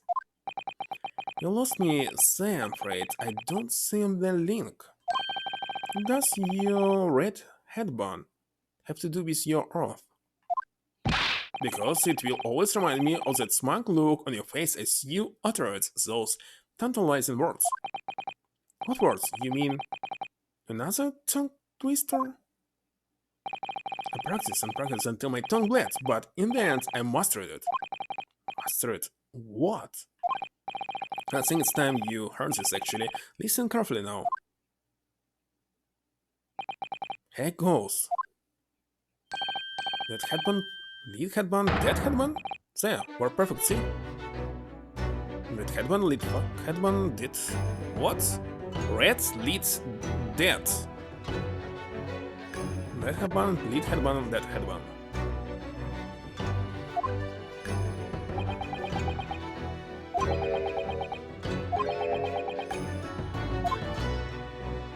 What is that headband? I've actually been meaning to ask you about that. About the story behind your headband, I mean. Well, now you know, so I'll never forget the shock and humiliation of that day. That's why I wear this red headband every single day without fail. Well, I don't know exactly how much of a shock you said you had back then, but it can't be more than the shock you just gave me now. What do you mean? Well, I'm sorry to have to tell you, but the tongue twister I said didn't go the way you seem to have remembered it. Huh? Just as famous as Swift Samurai Sword, so I can't believe you don't know it exactly. Because Red's bread pun, lead bread pun, dead bread pun. Oh, wait, some bread man? Dead bread pun, lead bread pun, dead bread man. Wait, what? Bad red... Something knocks some wind out of that headband of yours. It's not too late, Private. You could always start wearing a red bread pun on your head instead. Your useful winter is manifest, young man. Your cheeks are glowing redder than your hachimaki. Why do so many words have to be so similar? So looking forward to Great Britain then. You have to deliver speeches in court in English. So this actually means that who created the phrase at the first place? I mean the first place where he failed were not very good writers, because you should avoid such sentence. I suppose I can always shall see... What? Shall... see... cells? What is sea cells? Never heard about this. On the seashore. What is sea cells?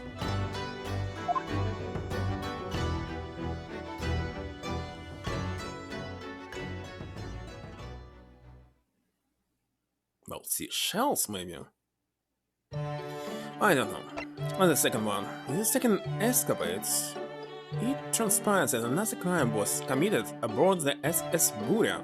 Stakes are high as Holmes and Stroganoff pursue the culprit, but there's more to the crime that meets the eye.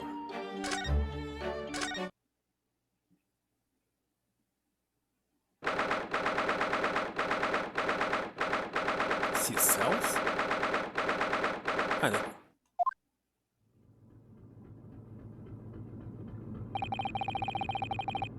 Really, it's convenient to read the book on the floor like this?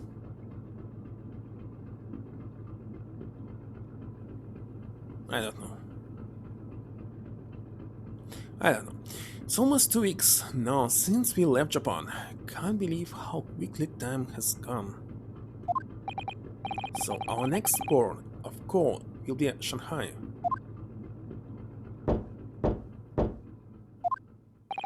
Who's there? Who could it be at this hour? A detective. A detective who? A great detective. Yeah, that's... what's a great detective? He would just be so kind as to open the door. Oh yes, sorry, of course.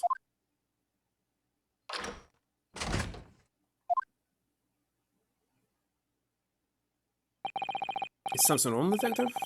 Are you investigating a case? Every great detective goes, great cases occur. Indeed, I am the root of all evil. Sorry, then I don't think I want you in my cabin. Under our very noses, on the steamship, a terrible theft has just occurred. What? You notice, I presume, the brief power failure a short while ago. Yes, the power couldn't have been out for more than 10 minutes though. Indeed, yes, that was ample time for the wicked crime to be perpetrated. Let's see, well, clearly it's a case that needs investigating. Precisely. The culprit ran away in this direction down the first-class cabin passageway here. Really? The thief came this way? Quite sure of it. It may have escaped the attention of the dim-witted crew, but not of the great detective. To the end, I would be obliged if you would allow me to investigate here in this cabin. Well... How curious, is there some reason why it would inconvenience you to have your cabin searched? Inconvenience me? Well, I'd be lying if I said no. After all, there's stowaway in that wardrobe right over there. Just me in here, you see, no one else. Well, he has his oculars, so... Yeah, indeed, oculars. So he must see Naruto, not? So you might perhaps want to focus your attention on one of the other first-class cabins. As it happens, you are the only first-class passenger present. The other cabins are vacant.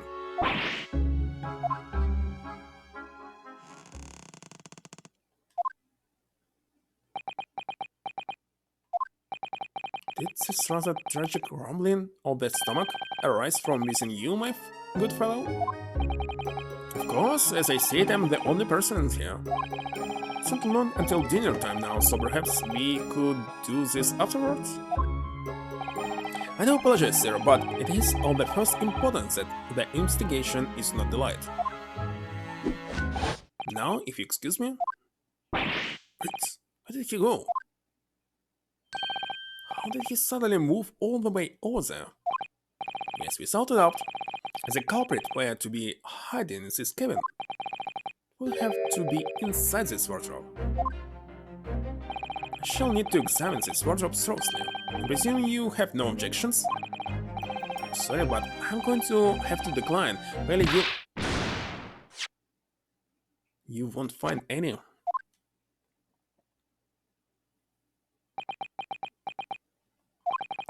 Did those two rather tragic sneezes arise from your good self? Of course they did. As I said, I'm the only person here. I have a curious knack of talking while sneezing then, twice no less. It's going to be a tough one to argue. I was watching you quite intently, sir, and I assure you I saw no signs of a sneeze. Couldn't Belsky have held his nose? As I was saying, I shall need to examine this wardrobe. Read it now then, the game's up.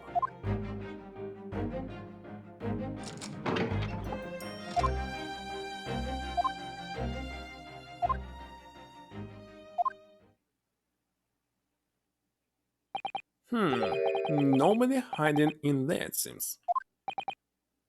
What? You seem surprised?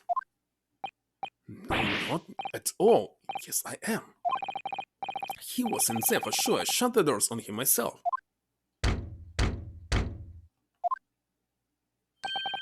More visitors? Who is this now?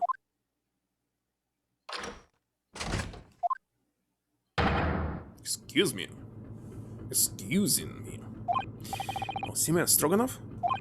Sorry for disturbing, but crime has been committed on board ship. Yes, I heard a terrible theft, apparently. How do you know this? Well, the detective here just informed me, you see? Detective? Yes, I assumed you must have asked him to investigate, detective, could you?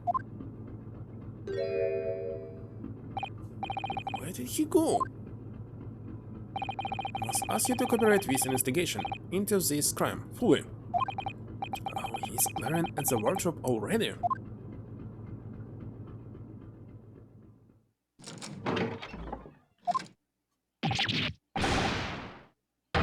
Well done, you found me. What are you doing hiding in my wardrobe?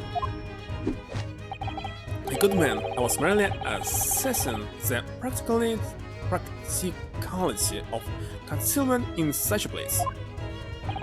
And I would say that, at a push, human could survive for up to 5 minutes in that cramped space. Has he been in there for a fortnight? Is he not human? Who are you? This is the moment of trust.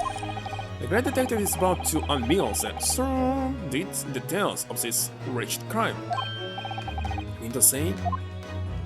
Yes, there can be no doubt that the culprit of this terrible theft did indeed conceal himself within this wardrobe.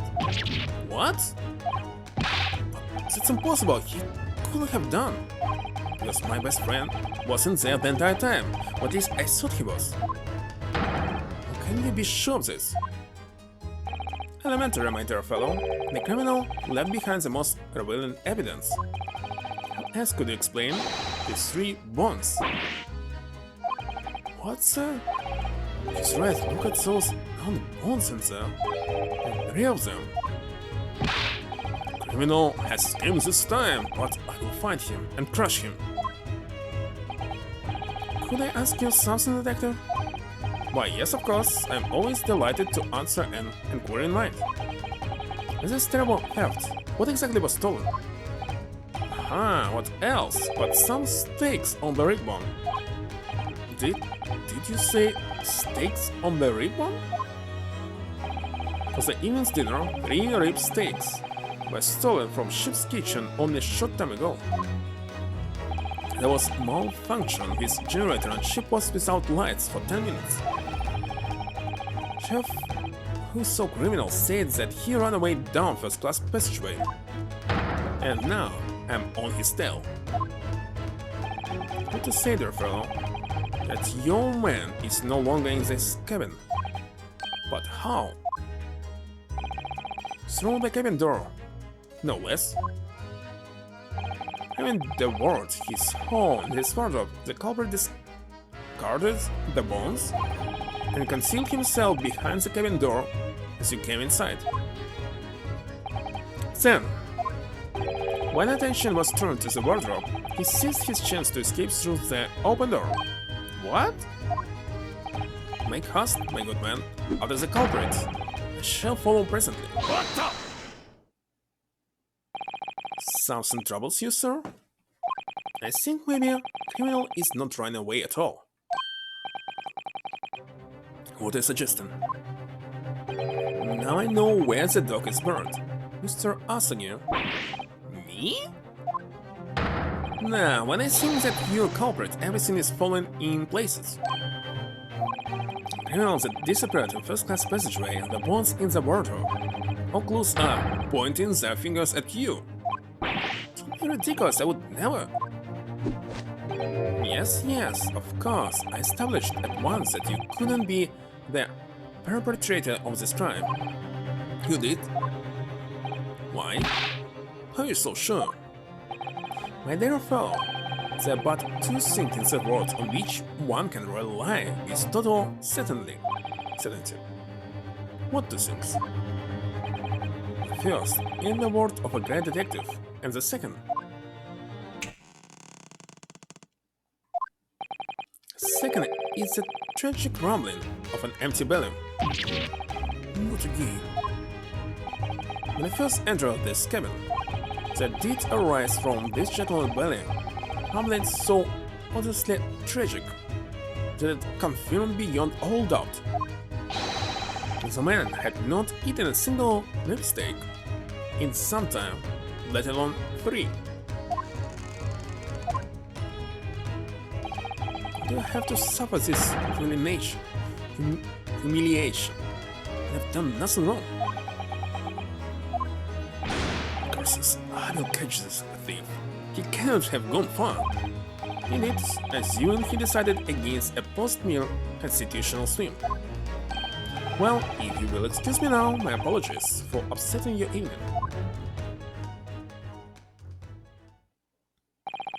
Detective, oh, one moment, please. Yes? That was a most remarkable deduction. Perhaps you'll be kind enough to tell me your name? Oh, it's quite slipped my mind.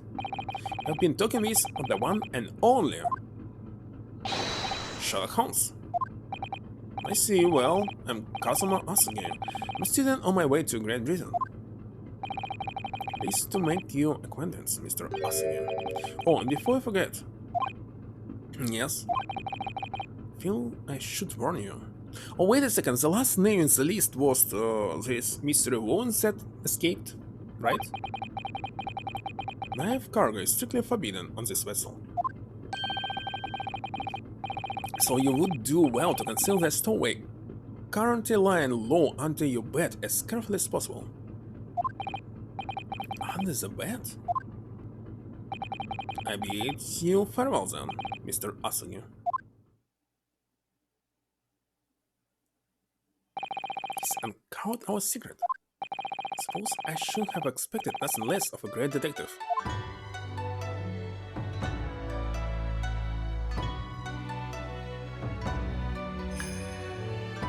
Now then... When did you move in under the bed? Thought we all had it when he opened the wardrobe door. Oh, well, it was thanks to that split-second chance you engineered. That I what? You distracted him for a moment, remember? When you suggest that he investigated the other cabins instead. Oh yes, you turned to look towards the corridor, didn't you? Well, I couldn't see what he was doing, of course, but I thought to myself, it's now or never, and the next thing I knew, I was under the bed. You know how to give me a scare, don't you? Anyway, what's all this about the rib steaks, huh? Sorry about that. I've just been so hungry. Ever since we left Japan, stuck in that tiny wardrobe. Well, you should know I've been splitting all your meals with me. You must be starving too, surely? Right on cue. And there was the power cut before, wasn't there? For about 10 minutes. So it was then. I caught the whiff of the most delicious smell. And I thought to myself, it's now or never. The next thing I knew, I had the steak in my hands. Suppose this man just can't help getting himself into trouble. Well, alright, you were hungry, but 3 steaks? Since to you, 3 crewmen are going to go without tonight, I imagine. No, it was just the one. What? Only took 1 rib steak from the kitchen, that's all. I don't understand. I'm not that selfish. If I'd stolen 3 steaks, I'd at least have tossed 1 your way. Not your pet dog. Well, in that case, who stole the other dog? Do you think... could there be a ghost on board? A meat-loving ghost? Can only have been a single one in the wardrobe when Ryusuke moved to hide under the bed. So the detective ate the other two, which means that the other 2 bones can only have been put there by 1 very flesh and blood person.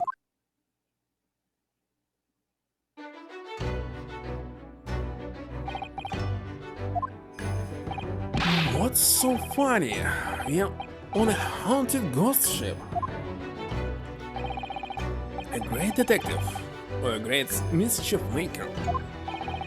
Either way, I think I'd like to spend a little more time getting to know them. The great Herlock Holmes.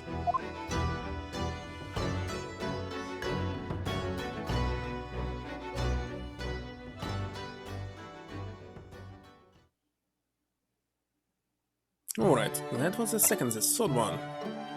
This combat takes place as Ryusuke and Susadao visit Lord Stronghold to report on the outcome of Mr. Natsume's trial, find a flustered Inspector Gregson attempting to solve a very taxing problem before his time runs out.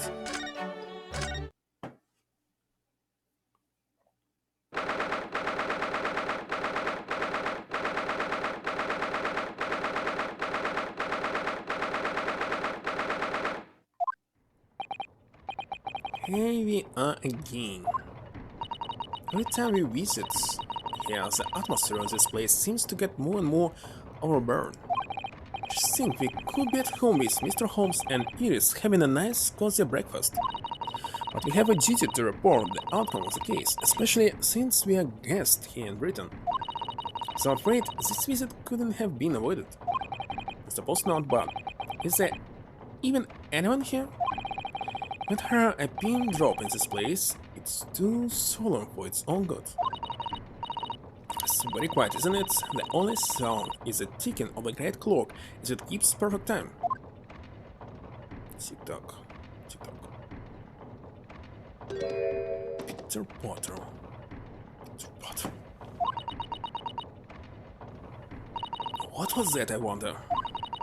The usual comforting sound of the clock seems to have been joined by a less comforting shuffling sound today.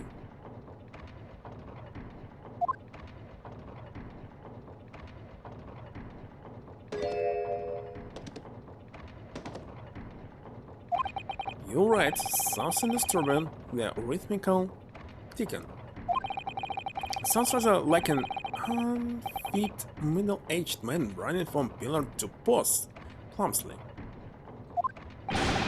Who you calling unfit? Oh, Inspector Gregson, what are you doing here? What am I?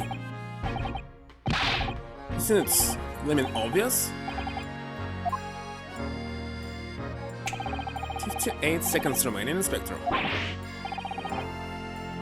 To talk later, sunshine.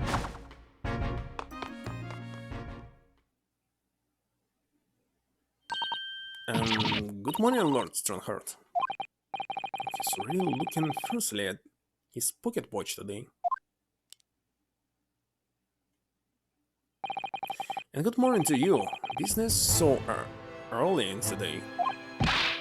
Yes, well, I mean, it's about the other day. We are too near our report long, Strongheart, as our dealings with Mr. Natsume are now over. Oh yes, the little Japanese man, I already cast my eyes on 1-6 report.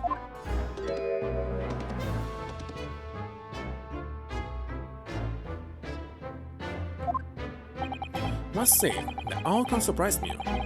Thank you for a job well done. You're too kind, my lord. See, it's not there, and it's not over there either. I hope you don't mind me asking, but what exactly is the inspector doing? He's been hanging around between the bookshelves, looking beside himself with worry. He's looking for particular work. The Lion's Pride. Also an all too familiar title. I heard it was a popular tale, so obtained a copy from the rental library.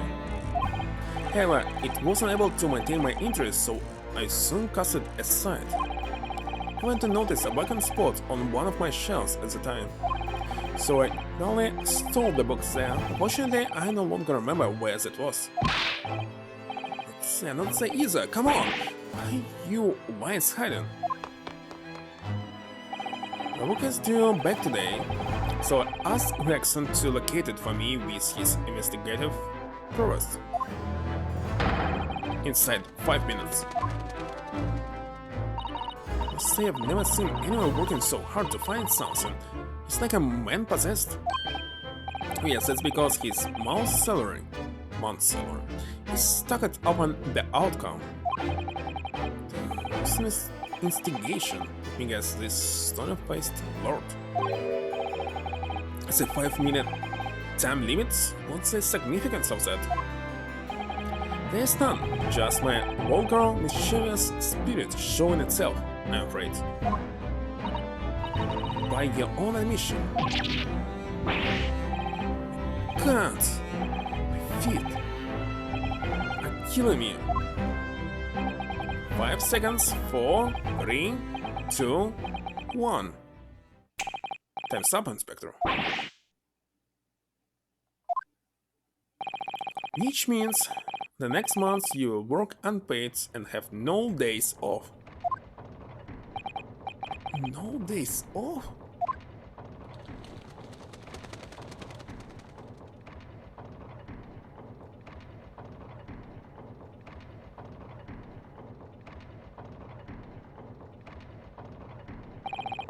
Really, just so many books here. It's overwhelming.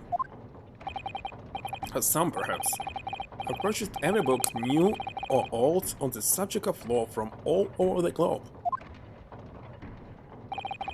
Would I have believed it a few short decades ago a place like this couldn't have existed? What do you mean, Inspector? When I was a lad, no one ever dreamed of buying books. I see, Western books are such luxury items, I suppose, with their leather covers and fancy bindings. No, that's not it. There was a tax on paper, see? On paper? Yeah, I mean, it was abolished about 30 years back now, but it used to be the case. It was tax levied on any kind of paper. Or leafed? Who knows? So obviously that meant most folk couldn't afford to buy any books at all. Oh, so is that why places like the rental library you mentioned before came into existence, Lord Strongheart? Indeed, vestige of the paper tax system, you could say. The general public consider books as items for hire. London is home for a vast linear library of some 3.5 million books. You couldn't hope to read all of that even if you were reincarnated 10,000 times. And I would choose to rent a book rather than purchase it, if I knew I would read it infrequently. The subject of tax has actually surprised us already in the last 2 days, came up in Mr. Natsume's trial. But if you rent it and read it like infrequently, you will must read it at least once before return. When you buy a book, you are not obliged to read it, isn't it? It's like an investment? Something. Anyway, for library just wasting money on nothing if you don't read it. Since at the window, this room was filled in due to some kind of window tax. Well, be true, fortunately the window tax was abolished here some 40 years ago. Sadly, in the East and in particular many windowless houses remain. Residents always had a bit of a thing for taxing stuff. Whatever they can tax, they tax sugar, salt, tea, coffee, you name it, candles, birds. Wait, sorry? What was that last one? Did you say birds? Yep, the bird tax. Never heard of it? Never. Should people have to pay money just because they let their facial hair grow? You may well ask, I suppose it's because it makes them look self-important. Nowadays, we'll have a strict family policy of no facial harassing.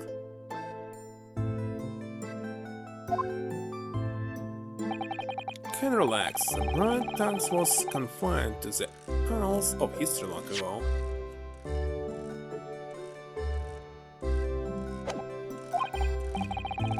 And so, it's clearly something the British really love. Paying taxes, I mean. Paying them? Call that back to front, sunshine. But you can't deny you had a lot of funny taxes over the years, you'd never find anything like that in Japan. What do you miss, Susato? In actual fact, I'm afraid to say that you would, Mr. Naruhodo. What? No, you don't mean? Surely there's never been a window tax in Japan. No, but there have been severely obscure taxes. For example, in the Edo period, there was a frontage tax.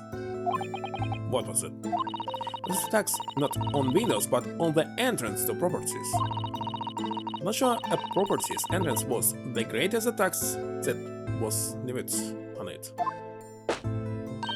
Even today, some mansions survive with extremely narrow entrances due to that old form of taxation.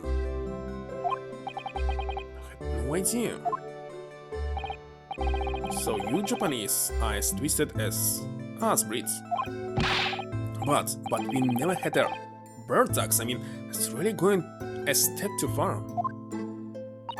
Well, no, that's true. I'm not aware of any taxes for birds, at least. What do you mean, at least? Well, rather than tax them, the shogunate did once prohibit them outright. Well, in Russia it was the same. The ruling class prohibited birds. It was called the Great Birds Prohibition. It was an Edo period edict. In Russia it was just to change the fashion, wasn't it? But why did the powers that be want to ban birds? Because it makes people look self-important? Just an idea. No, because it makes people look like homeless people, poor something. I remember that was the case. So Imperator, who was this? Imperator the first or something went into the Euro, checked how good-looking people are there, returned back and decided that it must be here as well, so forbid all the birds or something. Who knows? I don't know history, but it was something like this. It seems that rulers in the East and the West have had very similar deeds over the years. Yeah, government always trying to make fun with citizens. That should be prohibited. There have been other unusual taxes in our history, even in our current Meiji period. They have, for example, though it was before either of us were born, there was a rabbit tax. It was a tax on those adorable fluffy creatures, like the one who makes mochi sweets on the moon. Yes, and it was an extremely large tax too. The government demanded extraordinary sums of money. Just gets stranger and stranger. What was the reason for that bizarre tax then? Well, after Japan... one second. After Japan opened its doors to the world, there was an unprecedented rabbit boom in the Meiji capital. Boom? Yes, keeping rabbits became hugely popular and new species were traded at exorbitant prices. They were even swindled out of all their money for exotically colored rabbits. Colored chicks, I suppose. Not to mention though, rabbits are so timid and quiet, you would have thought one could bankrupt you. So, in response to this worrying social work, the government imposed a rabbit tax. As they couldn't just ignore the problem. First, because the rabbit boom came to an abrupt end 6 years later, the tax was abolished. Well, I hate to say it about my own country, but Japan is strange. But there's more. After the rabbit tax was abolished, then of course, society reacted by launching straight into a second rabbit boom. Oh dear, the government didn't think that one, so did they? New ideas about the world are very much altered by the position you hold in society. If you're responsible for the running of the country, you will feel the need to raise revenue keenly. Without a stable taxation system, the whole country would go down the drain. Well, yes, I suppose so, but come up these taxes. It's precisely why ministers of state use their mouths to invent new and novel ways of taxing the public. By taxing the public, I think that countries must gain money like a salary by providing something to other countries. I'm not saying about the goods, but something else. Always. Tell me, Mr. Naruhodo, if you were one of my country's statesmen, yeah, British statesman, because look, it's like a one big family. For example, you have family like 20 people.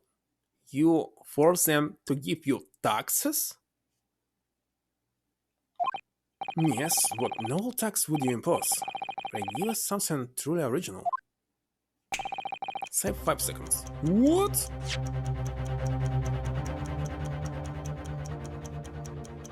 Country statement. So novel tax would you impose? Oh my god. What? Something that everyone uses, Mr. Nokodo. Really squeeze airplane out of the population. That's why the intense stir. I'm very glad Susan is in charge. Stereoscopes. Your time is up. So what's your answer? Well, air, maybe. Yes, how about air? It's very famous tax. An air tax, you think? Well done, Mr. Naruhodo, a true novel and fiendish idea. Now, everyone has two breaths, so while the population is in hell and air, the government is in hell and money. You're tyrants at heart, huh? Somewhat radical solution to country's revenue problems, but certainly not an original one. You mean to say? Surely not. You mean a tax on air has been imposed in the past? It was last century. The finance minister of our neighbor France proposed it. What? If I ever go for a visit, I'm holding my breath. And surprisingly, it was strongly opposed by the public and soon scrapped. The minister didn't last long either. Oh dear. Also, clearly that would have been an untenable situation. Public at large are a force to be reckoned with. Don't I know it? How about you, Inspector? What new tax would you impose? Let me see. My first thought is a tax on objections. Sorry? I've heard far too many of them recently in courts. There's a particular law I have in mind as it happens. So I think an objection tax could be very handy. To see you don't allow your personal thoughts to influence your work in public office. I reckon 5 pence for every objection raised would be about right. A most amusing proposal, Gregson. Most amusing proposal, my lord.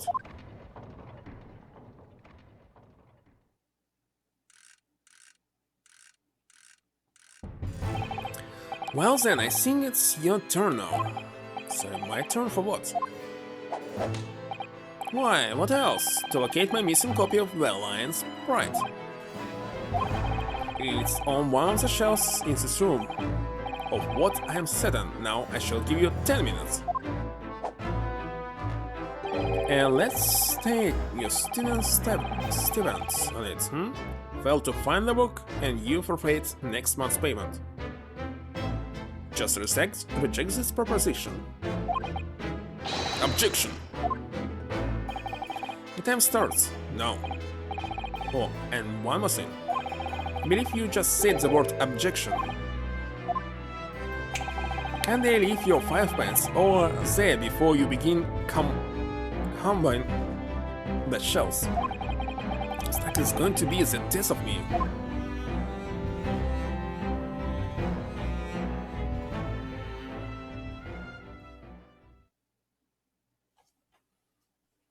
Alright.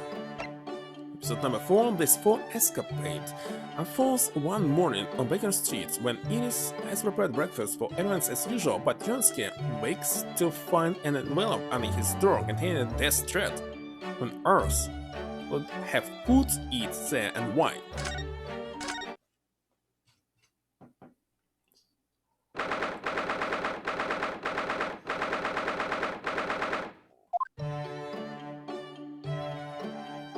Good morning, Iris. Good morning, Mr. Holmes. Morning, Susie. I'll get breakfast on the table for us all. Mr. Holmes. Morning. Come now. Why is the long face? Sorry, the thing is... She's had a rather stinking envelope posted under my door this morning. Some rather strange things inside. What strange things? Oh, what was it, Bruno? Do I catch the scent of mystery in the air? Nothing so exciting, I'm afraid, Iris. It's just 5 orange peeps. It's actually related to one of the stories. Can I imagine what it could possibly... What? Orange peeps, Mr. Naruhodo? And 5 of them? What's the matter with you? That's a bit of an overreaction, isn't it? An overreaction, Mr. Naruhodo? You don't understand.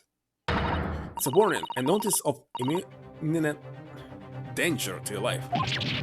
What? To my life? What's the meaning of all this, Mr. Holmes?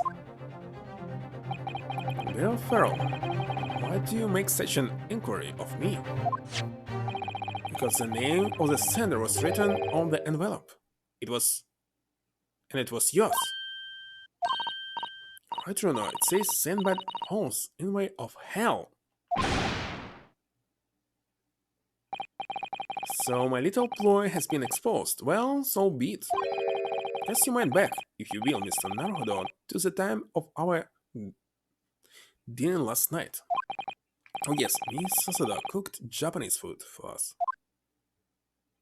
Indeed, in particular, you may recall the final narimaki sushi rolls that I was about to serve. That is, before you swooped in with your clacking chopsticks and filched it from under my nails. Oh, I assume because you'd left it, that you didn't want it. I left it, my dear fellow, because I had planned to enjoy it as my very last mouthful. Sure, you must have noted my intent by the subtle dilation of my right pupil. Perhaps a clearer sign would be helpful next time, just an idea. In summary, the post you received earlier is a notice of impending revenge. Should be baking in your boots. Really? Because I went straight out into the garden and planted them. Hopefully we may grow some exotic fruit. There's no point sending a notice of impending revenge if the person you send it to doesn't know what it is. Well, I knew, of course, because I read this book. The Adventures of Sherlock Holmes. On sale now in all major London bookshops and receiving great reviews. Oh yes, of course, it's finally been published, hasn't it? I heard it's selling very well. It is, well, so short stories in one volume. I've earned a lifetime spending money already. And it was further bolstered by my name. Back only the other day, a Bohemian king sought to engage my services. Really?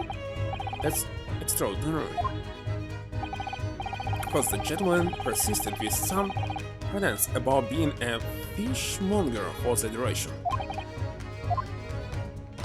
But only a fool would presume to be able to deceive my eyes with such a charade. So how did you know that he was a king then? Why, there's no mystery, my dear fellow, and distinct smell of fish accompanied the man's slowly apparel. And so he tried to hide it, the left side of his mustache wore it in a quite manifest manner. Mr. Holmes? Simply brilliant. To neatly resolve the case for the man, I was sent a quantity of fresh cod as a mark of his appreciation. So perhaps you shouldn't discount the possibility that he actually was a fishmonger.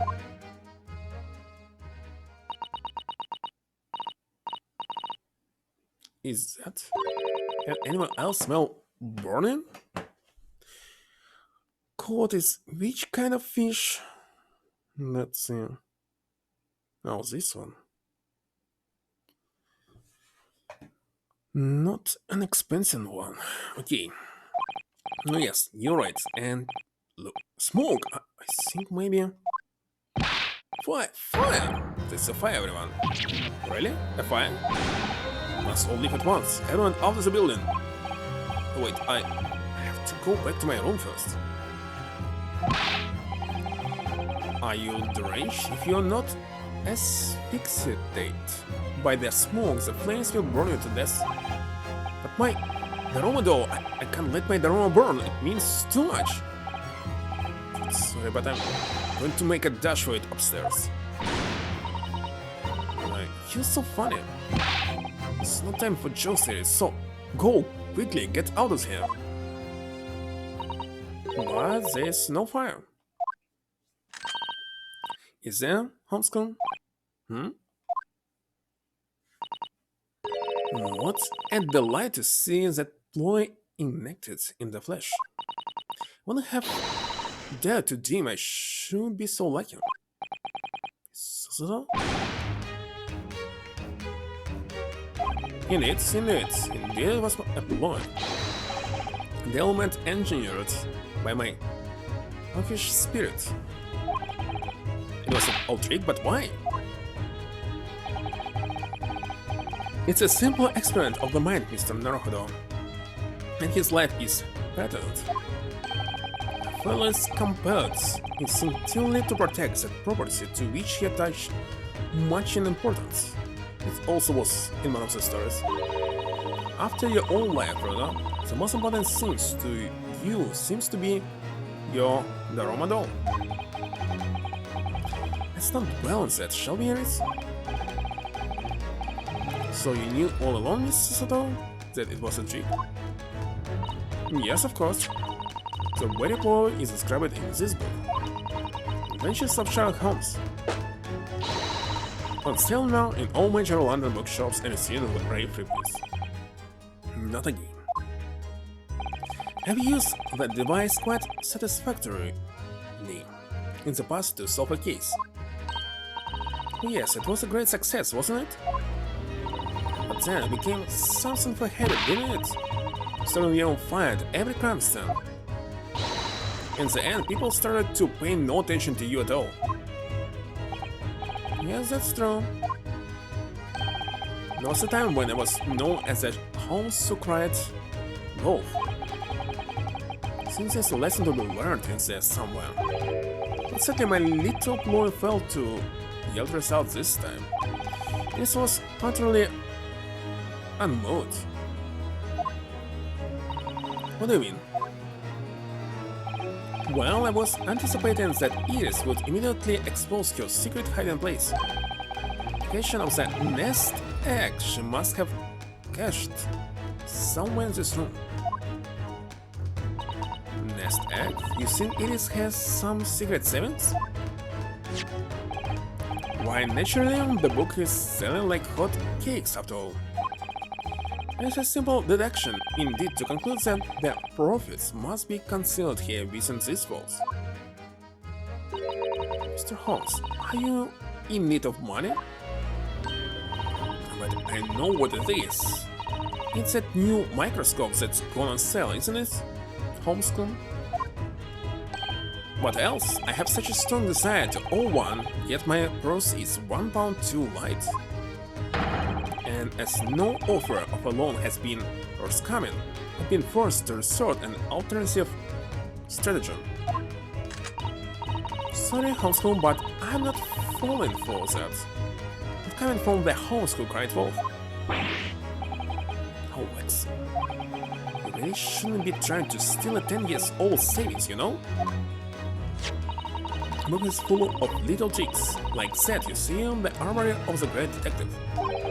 Except that in this case, both the orange whips and the fake fire fell a little flat, didn't they? I have plenty more tricks up my sleeves. Take for example the case of the Boscombe Wally mystery. I already feel it with dread just from the title. It's a tale of extraordinary skill on the part of the great detective, the skill of tracking. Tracking? When I arrived at the scene of the crime in the eponymous Wally, there were footprints everywhere. But my mind was immediately drawn to one set in particular. Mr. Holmes, your detective instincts are truly remarkable. As you know, my dear madam, no detail, no matter how small, escapes the scrutiny of these eyes.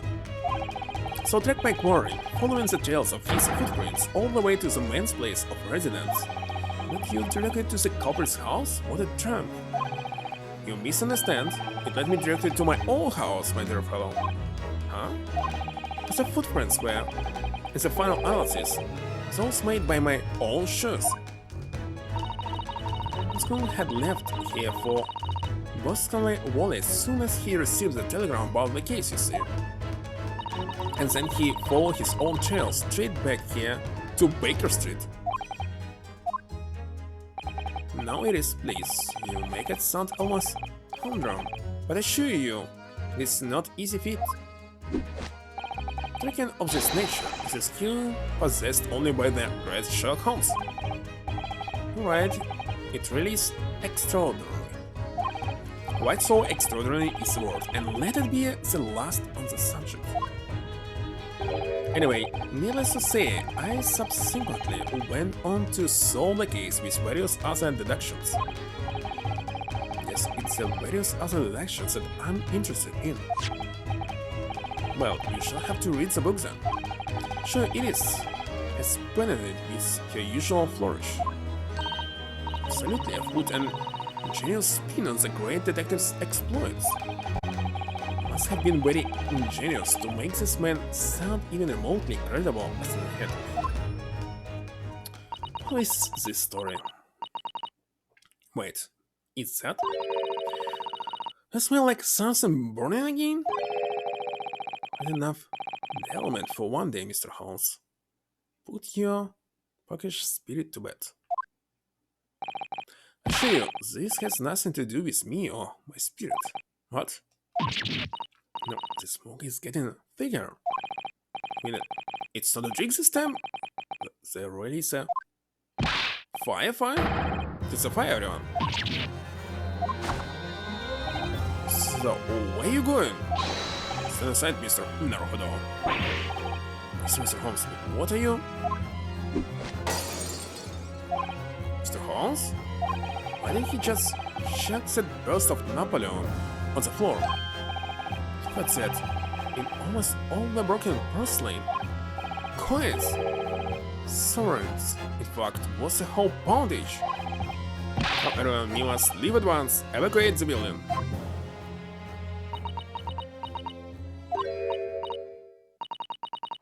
You fell for it, Holmes. Hook, line, and sinker. Wait, you mean it is? Suddenly wouldn't have guessed that's where you'd hidden it. Do you mean to say that this smoke was... My own puckish spirit needs to come out and play sometimes too, you know. What? Of course, I know what it is. It's that Inter-Herb Gardens set that went on sale last week, isn't it? That's what you're after. Not one so desperately, but I'm £4 short. And even so, you told me you didn't have any money to spare before. I knew you had a secret nest egg somewhere in this room. How treated me again?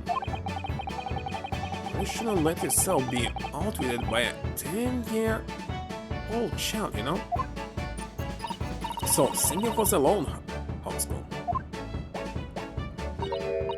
Oh, but wait. What's the matter? Where's Susie? She's disappeared. Oh, yes, that's right. She ran off up the stairs before, didn't she?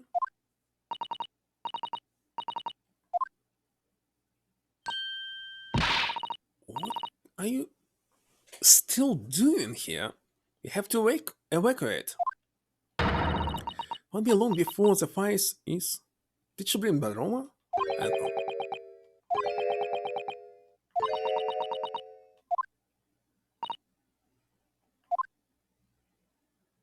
Sorry, Susie. She will get up to mischief once in a while, you know, but it's all perfectly harmless. Harmless maybe, but also devious.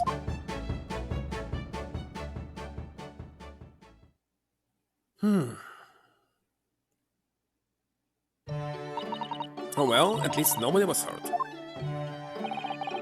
apart from Napoleon. The secret heart. Now, tell us, Miss Star, what is it that you went so fleetfootedly to fetch? Sorry? Nothing, this is just... no, it's nothing.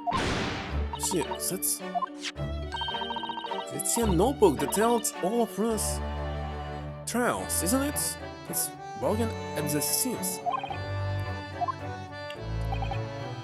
A testament to the various people you've helped over the past months. Susuda,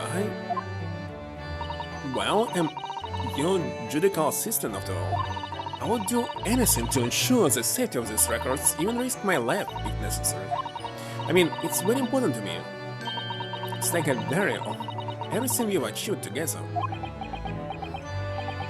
Getting all teary-eyed now. Yes, in stark contrast to a certain someone who would have fetched his dromedary, I must say.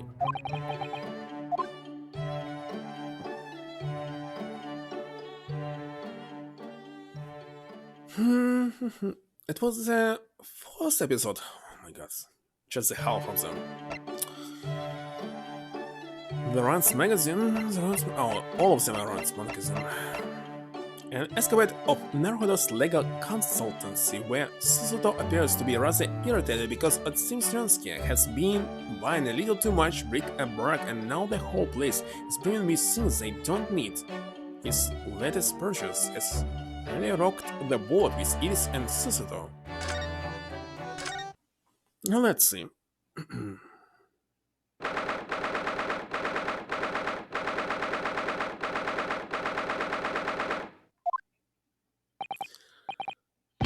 Hello, I'm back. No, hello, Mr. Naruhodo, did you have a good outing? I don't know,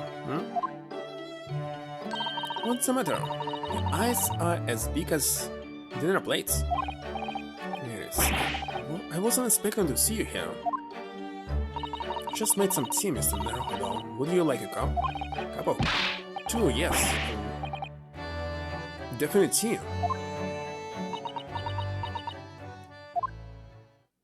Alright, Rana, what's going on? You're acting extremely strangely. Me? No, not at all. I'm as normal can be. Normally tea itself, see? Not again, Mr. Naruhodo. Sorry, not again. What again? What do you mean, Susie? Now he goes out with his own lately, he always seems to come back with a new purchase. Peculiar? What peculiar about the things I bought? Seem to think that anything British is a cure you simply must have. You buy items of bric-a-brac even though you don't know what they are. Well, there are rather a lot of bric-a-brac shops and powerbrokers and the like around here. And I've been to Lord Strongheart's to give my weekly rabbit. I'm always so nervous beforehand. So I hope I just find myself in those shops and yes, alright, I can't deny it, I bought something. You're right, you can't deny it because your eyes are wider than ever. You really ought to put up a warning sign about them. They're bigger than some potholes around here. Satori sees things in the bric-a-brac shop. It's also cheap. So Holmes has given me lots of useful advice about how to pick out the real bargains. Must remember, Rona, that Holmes-kun likes to have fun with you. Take his advice with a big pinch of salt. Well, that's true that things he told me was a pot stand wasn't a pot stand at all. But I'd never have guessed it was a club-stable top hat. No, I never have guessed that you could fill up this once empty room so quickly. Honestly, it's overflowing with things we don't need now. I mean, look at those scales. Not once have you weighed something on them. I know, but ever since I first stood at the defense bench in court, I don't know why, but I just really wanted my own little set of scales. Let's say then, Mr. Naruhodo, what have you come home with today? Well, it's one of these. What is it? It looks all dry and shriveled up in a bowl. Really, Mr. Naruhodo, what is it? It's a sea anemone. An anemone? I mean, I know it doesn't look like it at the moment. It's all shriveled up like you said. And sea anemones, living creatures, the ones that dance about on the seabed. What is this? Let me see.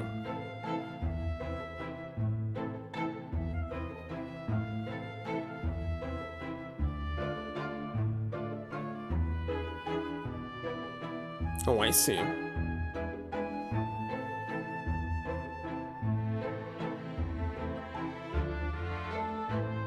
I see what this is.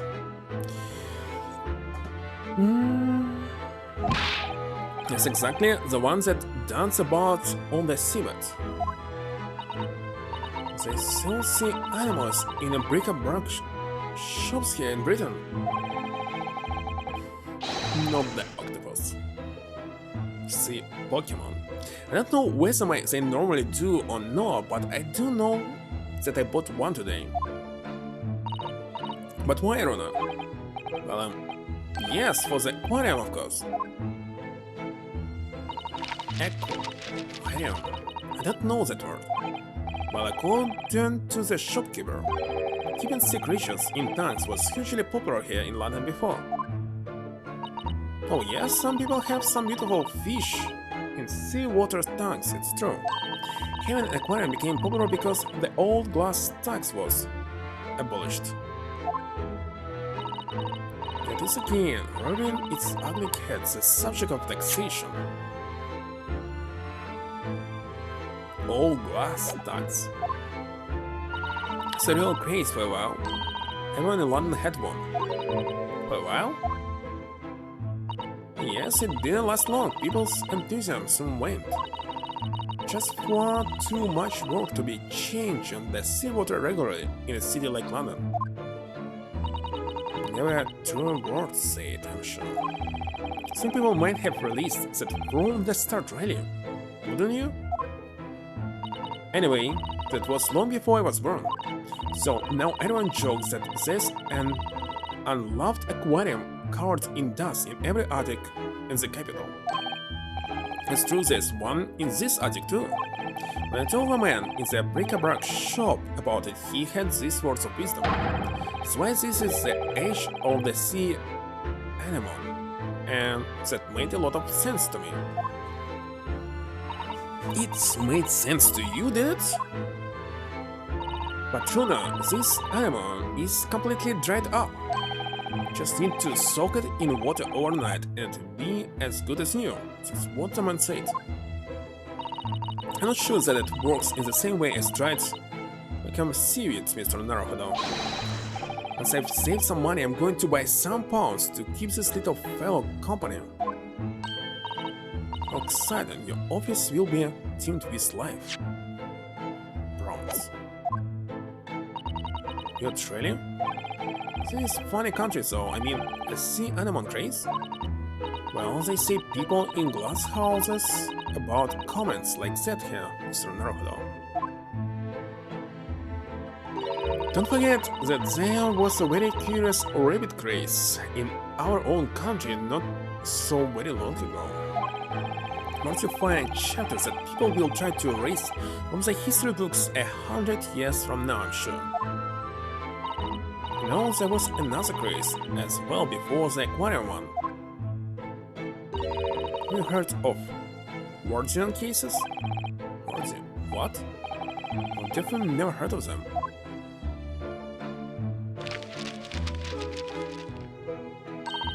The radical glazed cases for growing plants indoors, I believe.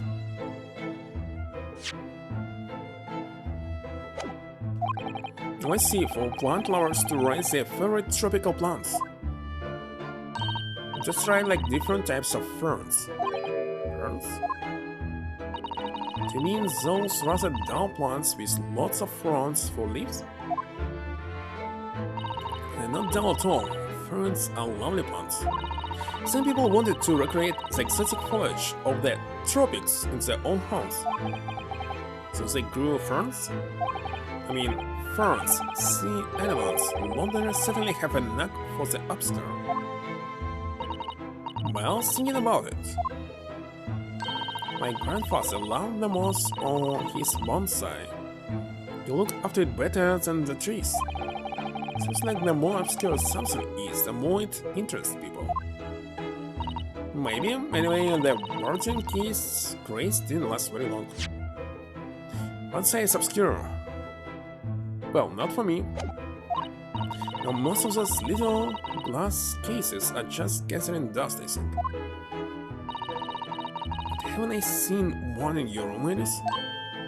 Very observant of you, Susie. Yes, that's right. Mine's certainly not gathering dust. I grow tropical herbs in it. Well, Mr. Naruhodo, I really must ask you to stop all this frivolous buying of strange things. Yes, alright. Sorry. Just that, well, think about Mr. Holmes' room. There's all sorts of peculiar trinkets lying around. Well, yes, that's true, and they seem to be growing in numbers. Recently, I've noted a blowpipe, a few beryl crystals set in a twisted piece of gold trim its pinceness. I spotted a small gramophone records in sale the other day, so I slipped it into the gramophone. It was just a whispering voice saying, Norbury, and nothing more. What?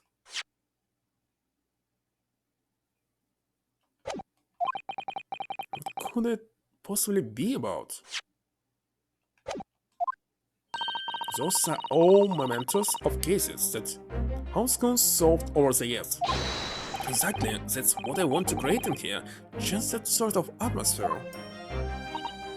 A room full of meaningful trinkets, each with their own unique history, I mean. Yes, that. I knew you'd understand, Miss Susato.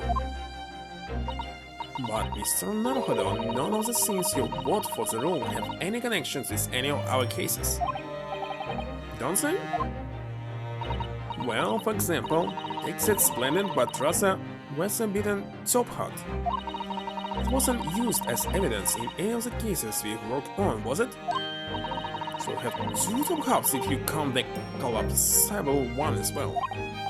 Also, collapsible one is a boat stand, as far as I'm concerned anyway. But the other day, when we were in court, they were everywhere, weren't they?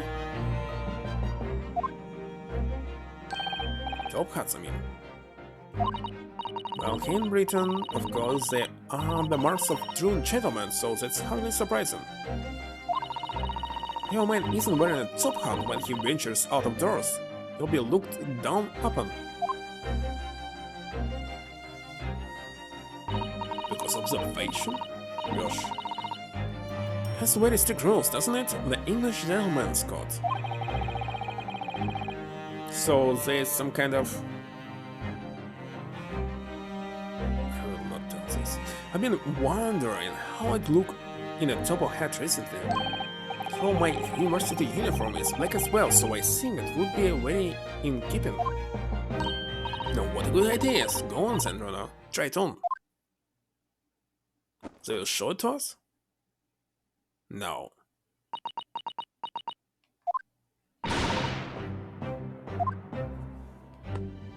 The lesson here, I suppose, is that the juxtaposition of student and gentleman is just so strange and wrong. Or rather, it didn't suit me anyway. I mean, these hats are ridiculous. To be willing to bet every foreigner who sees one of these for the first time thinks exactly the same thing. Why is that man wearing a chimney on his head? You want glass houses, remember, Rana? What do you mean? Well, what about Japanese showmage top knots? Those haircuts are the height of ridiculousness. True. At least you can take a hat off once you have a showmage. It's shown your head for good. Be willing to bet every foreigner who sees showmage for the first time. It seems exactly the same scene. Why is that man wearing a cannon on his head? Cannon? Usually it was saying like something like caterpillar or something. Suppose that what it means to have different cultures, isn't it? Different cultures. You can wear whatever you want, it doesn't matter, but when everyone wearing the same, it's very strange. On the subject of hats, what Mr. Holmes always wears is really very strange, don't you think? I beg your pardon, Mr. Naruhodo? What is sin to say? The hat is very essence to Mr. Holmes. Since on his Dear Stalker, the great detective would be unrecognizable. Dear Stalker, it's called. It's repeated my words, it's called a Dear Stalker. That's a surprisingly swanky name. It's a hat of a hunter, just like the flat cap. Made up my mind long ago and visit Regent Street and buy one for myself. I'm not sure it's going to fit all your hair. I think it's perfect for a great detective who stalks his criminal quarry. What do you think is strange about it, anyway? Well, you've seen it. It has two brims, one at the front and one at the back. Why do you need two brims on a hat? Surely one at the front is enough, no? A second one for the rain? One moment, please. You ask me, it's just Mr. Holmes' madcap personality coming through. I bet it's so that he doesn't have to think about which way around to put it on or something like that. Mr. Holmes does not have a madcap personality, he always has a clear head. Stockings were made for hunters who had to hide in thickest when they were stalking their prey. Brim at the back was designed to stop the stalks of plants scratching the backs of their necks. So that's the reason. Thank you, Iris, for educating us. Mr. Holmes doesn't spend a lot of time in thickest, so does he? Well, no, that's true. I tell you, it's just his impetuous personality. That's my theory. I'm sticking to it firmly. Here you all are. Good afternoon, Mr. Holmes. That long silence made some sense, Mr. Holmes. Would you like a cup? I see I've come at a good time, Miss Soto. Thank you. Now, I have something I should like you all to see. I designed myself a brand new great detective's hat. What's that? That's a brim. At the front and at the back, and at the both sides. 4 brims in total. Your observation is quite correct, my dear madam. I'm a busy man, you see. But with this hat, whichever way I put it on, I shall always have it pointed the correct way. With my previous hat, I could, in an impetuous moment, wear it erroneously with the rings on either side. That's impressively clumsy, I would say. And I must regretfully say, I think your madcap theory was correct at all. But really, Mr. Holmes, these brims on all 4 sides like that, wouldn't it just be better to wear a top hat instead? Yes, and wherever you put it on, you'd have a brim all around. What? So true, so true. How could I have been so blinkered to this fact until now? Unfortunately, I happen to have 2 top hats here. If you just leave the pot of it, you're welcome to try that one there. Indeed a shall, my good fellow. Much obliged. They will show it to us? No.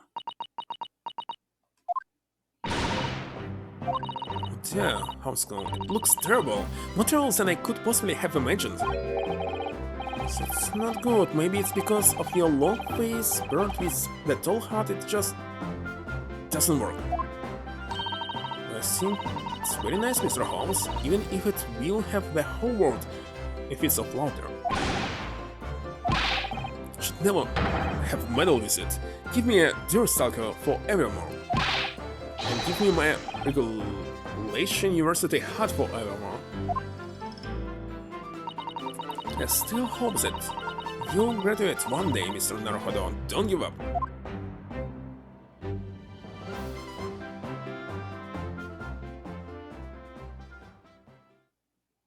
What a strange episode.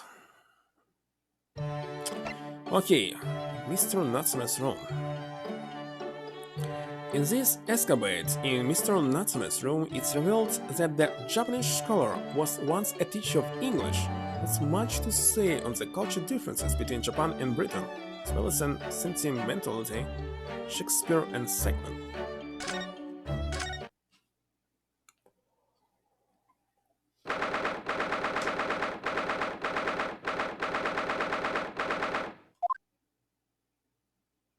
So, Mr. Natsume, are you really returning home to Japan? Yes, indeed I am. Everything is arranged already. Well, being sad to see you go, and after you worked so hard to prove your innocence as well. What a shame. It feels like it was all a wasted effort. Don't say that. I know what you're suggesting. Then calm down, Mr. Natsume. It's all fine, really. You are in good company here, sir. If you fear the Reaper, you needn't hide the fact. Proud citizen of the Empire of Japan. I'm not a scaredy cat. Talking of cats, Mr. Holmes just casually threw one among the pigeons. A man like me belongs in Japan, not here. It's what I've come to realize. Realize? Realize? Really? I'm not sure. I wonder, a mustache such as yours is eminently suited to London, I would say. There goes Mr. Holmes throwing another cat in. When I arrived in the city, I noticed. Everyone in London laughs at me behind my back, like hyenas. Circle hyenas whine horribly. I'm sure that's not true, Mr. Natsume. Oh, but it is. Whenever I turn around and peer down the fog-filled streets, all I see is foreigners everywhere. Well, there's you, Rune and Susie in here, so that's 3 foreigners out of 5 people. I take your point. And then the other day I was taking a stroll through the fog as usual when a young man approached me from ahead. He was pale and gaunt, his back arched like a cat. Observing his wretchedness moved me so deeply. I thought to myself, I'm not the only one suffering in this hell. But do you know what? Can you imagine? It was just my own reflections in the shop window. Stunning, stinging, stupefying surprise. Don't forget, slap in the face. Anyone started laughing at me, gentlemen thereabouts, ladies passing by. Even the man in the shop window. Yes, and a certain great detective would like to be included among their peaceful. So who's really going for Soseki-san today? Well, I for once think you're a very handsome man, Mr. Natsume. Did you hear that? This 10 years old girl thinks you're handsome. Isn't that wonderful? This makes me feel especially warm inside. He looks genuinely delighted. The point is, we Japanese are humble and modest. Studying in a foreign soul surrounded by foreign people, how could anyone possibly enjoy that? No one could, it's impossible. If you are genuine Japanese. If you say so. Actually, it would appear that there is someone. A Japanese man who studied in a foreign country and seems to have thrived on the experience. There is?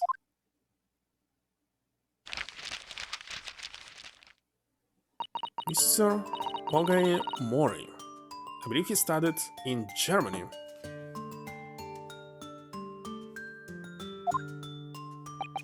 Mr. Mori, pray tell us more of the fellow. Well, today he's a very successful author in Japan. Heard of him? He's a professor who wrote My Hime. Isn't he? Hime is princess? Princess. My Hime? I suppose in English the title would be Dancing Queen. Hime is not a queen. It's just princess. Maybe. Oh, you don't know? Okay. Let's see, tell a woman who wants your way through the world, perhaps. You really needn't make up a silly translation, you know. It's already officially called the dancing girl in English.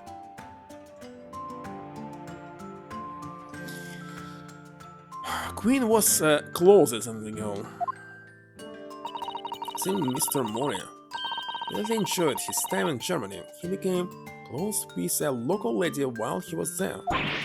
Close, you say? With a local lady? Compatriots criminally contradictory conduct. I suppose your experience of studying abroad depends on a large extent on your character. As they say, many men, many minds. Mr. Mori has an open mind, Mr. Natsume a closed one. Possibly a slightly black and white hue, do you think, Mr. Holmes? Well, anyway, if that's how you feel about being abroad, why did you choose to study here? Wasn't to further our nation's understanding of the English language or something? Yes, that's right. So what were you doing in Japan before you came to Great Britain then? I was a school teacher of English, of course.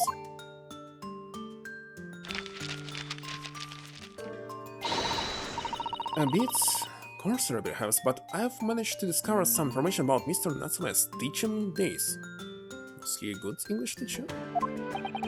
Mine was terrible. It's just as little outside the field of law, isn't it? I mean, the first one in the middle grades. The last one, the last 2 years was good, but it's already too late, of course. Well, let me pose your question, Mr. Naruhodo.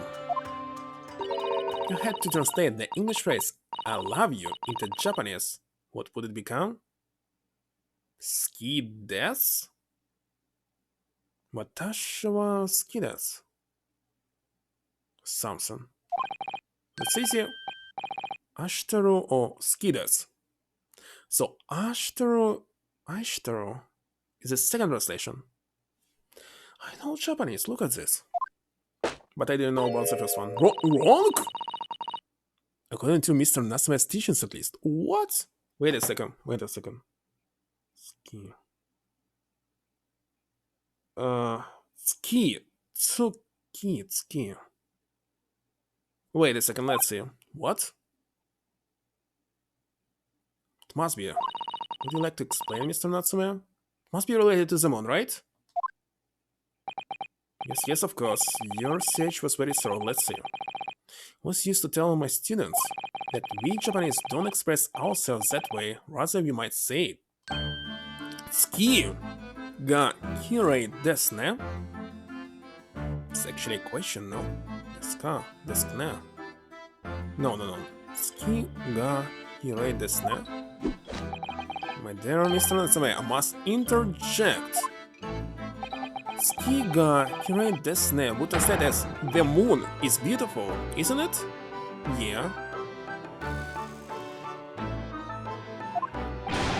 I know that. The point is that we Japanese are reticent when it comes to expressing our emotions. We rather show our feelings of adoration, our ski, by appreciation the beauty of the moon, that ski. Using that ski to express ski is an amusing play on words, I see. No, or in a language you might understand better, battles. It's not a play of words. It's subtle, it's humble, it's fleeting and beautiful, it's art. Yeah, always was question of this. Isn't it just being shy? Just like maybe a few streams ago I was talking about this. My dear fellow, the foreign dancing girl will forever be out of your reach with such an attitude. Imagine how the great Mr. Mori would act. He would win the lady's heart in a flash with a well-placed and unstrained I love you. Smooth am I destined to live in his shadow forever? Also, I prefer literal translation if it's not a literature translation, it's literal. It's more understandable. Because you start understanding it as a culture instead of reading book like in your own culture. So when Fellowship of the Ring was translated into Russian, I believe, I saw several translation and oh my god, 75% is garbage. And literal translation is the best one, same for Harry Potter by the way. Find the literal translation that was not published because nobody published it, it's free. It's only known from the internet. It's much better. Especially what they did with translating the names. Why do you need to translate the names?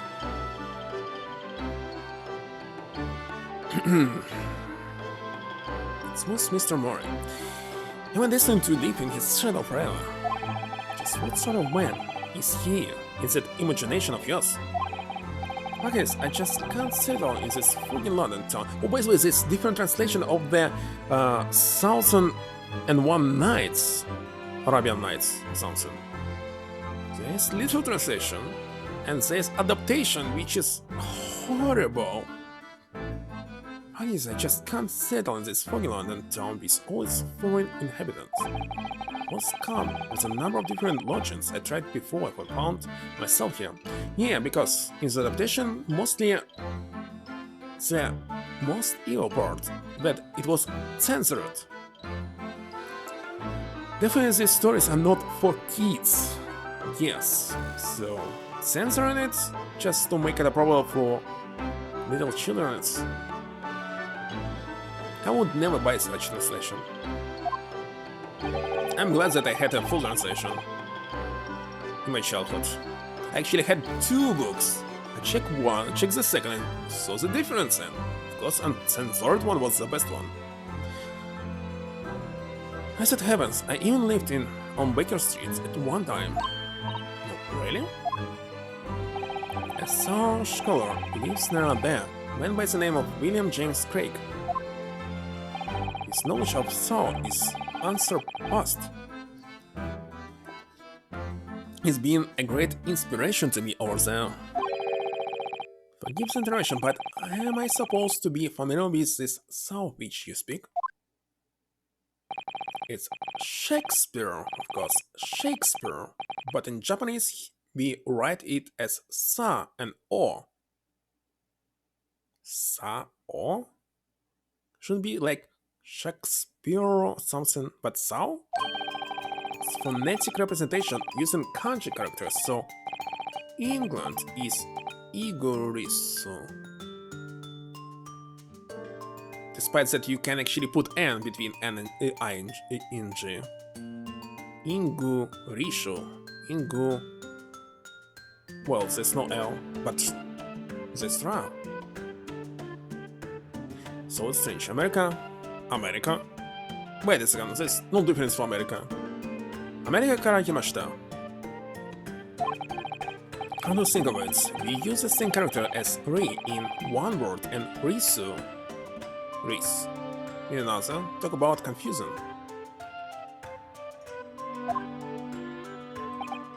So Shakespeare is Sa-o. Why it's Sa-o?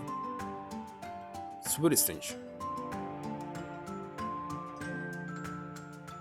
Share.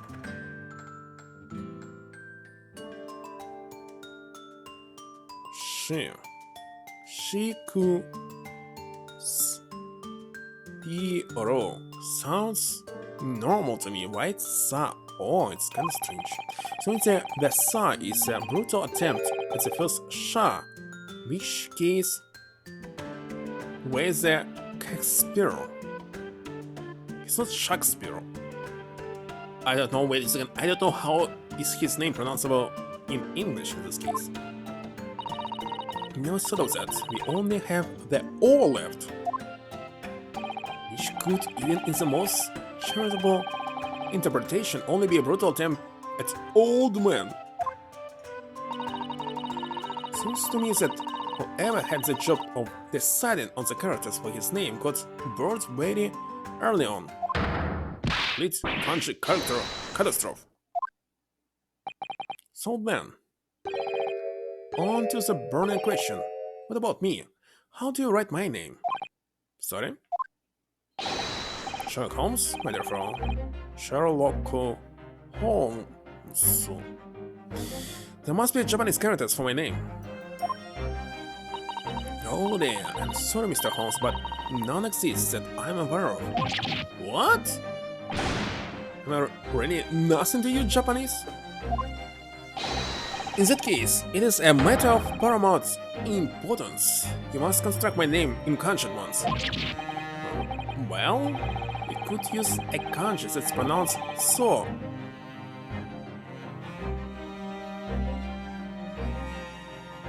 Why so? Well, there's no share, right?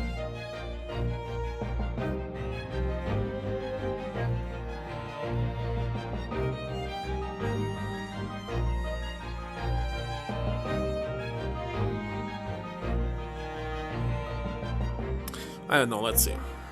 To start with, and then use one more to give. So, or perhaps? I think that would be about right, Mr. Holmes. Oh, wait a second, Holmes. Who exists? Or Holmes. If they translate in Holmes. Holmes exist. Horu Musu. So, I believe it's incorrectly translated from Japanese here because of the copyright, right? So, indeed, anyway, but that's was almost the same as Sao, isn't it? You employed that dreaded O. I don't want people to confuse me with an old man who died centuries ago.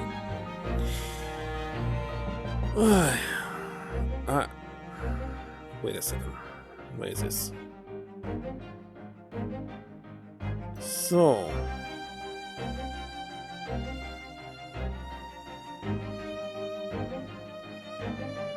I'm trying to find the country for Sherlock Holmes. Sherlock Holmes Wiki and translated into Japanese. How they actually translated him? This will be the best way. Okay, Sherlock Holmes into Japanese. Okay, found it. His name is kinda normal. Actually, you don't need to use. Wait a second, they're using kanji. Oh yeah, they're using kanji, of course. Not a katakana. For foreign names, you're using katakana only. But for kanji. Oh, there are kanji. What are those kanji? Let me see.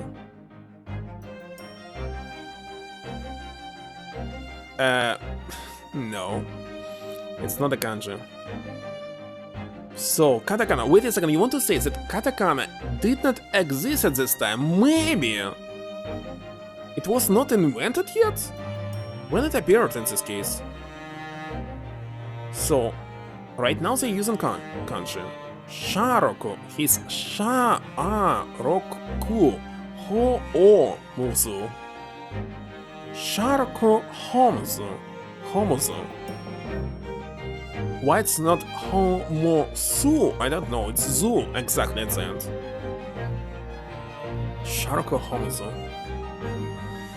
So, when katakana was released, first of all? Let's check Wikipedia.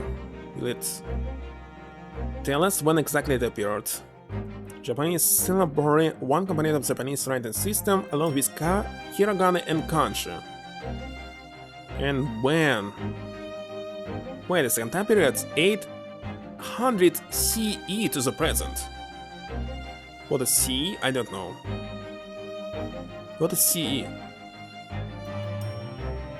I believe it's already existed.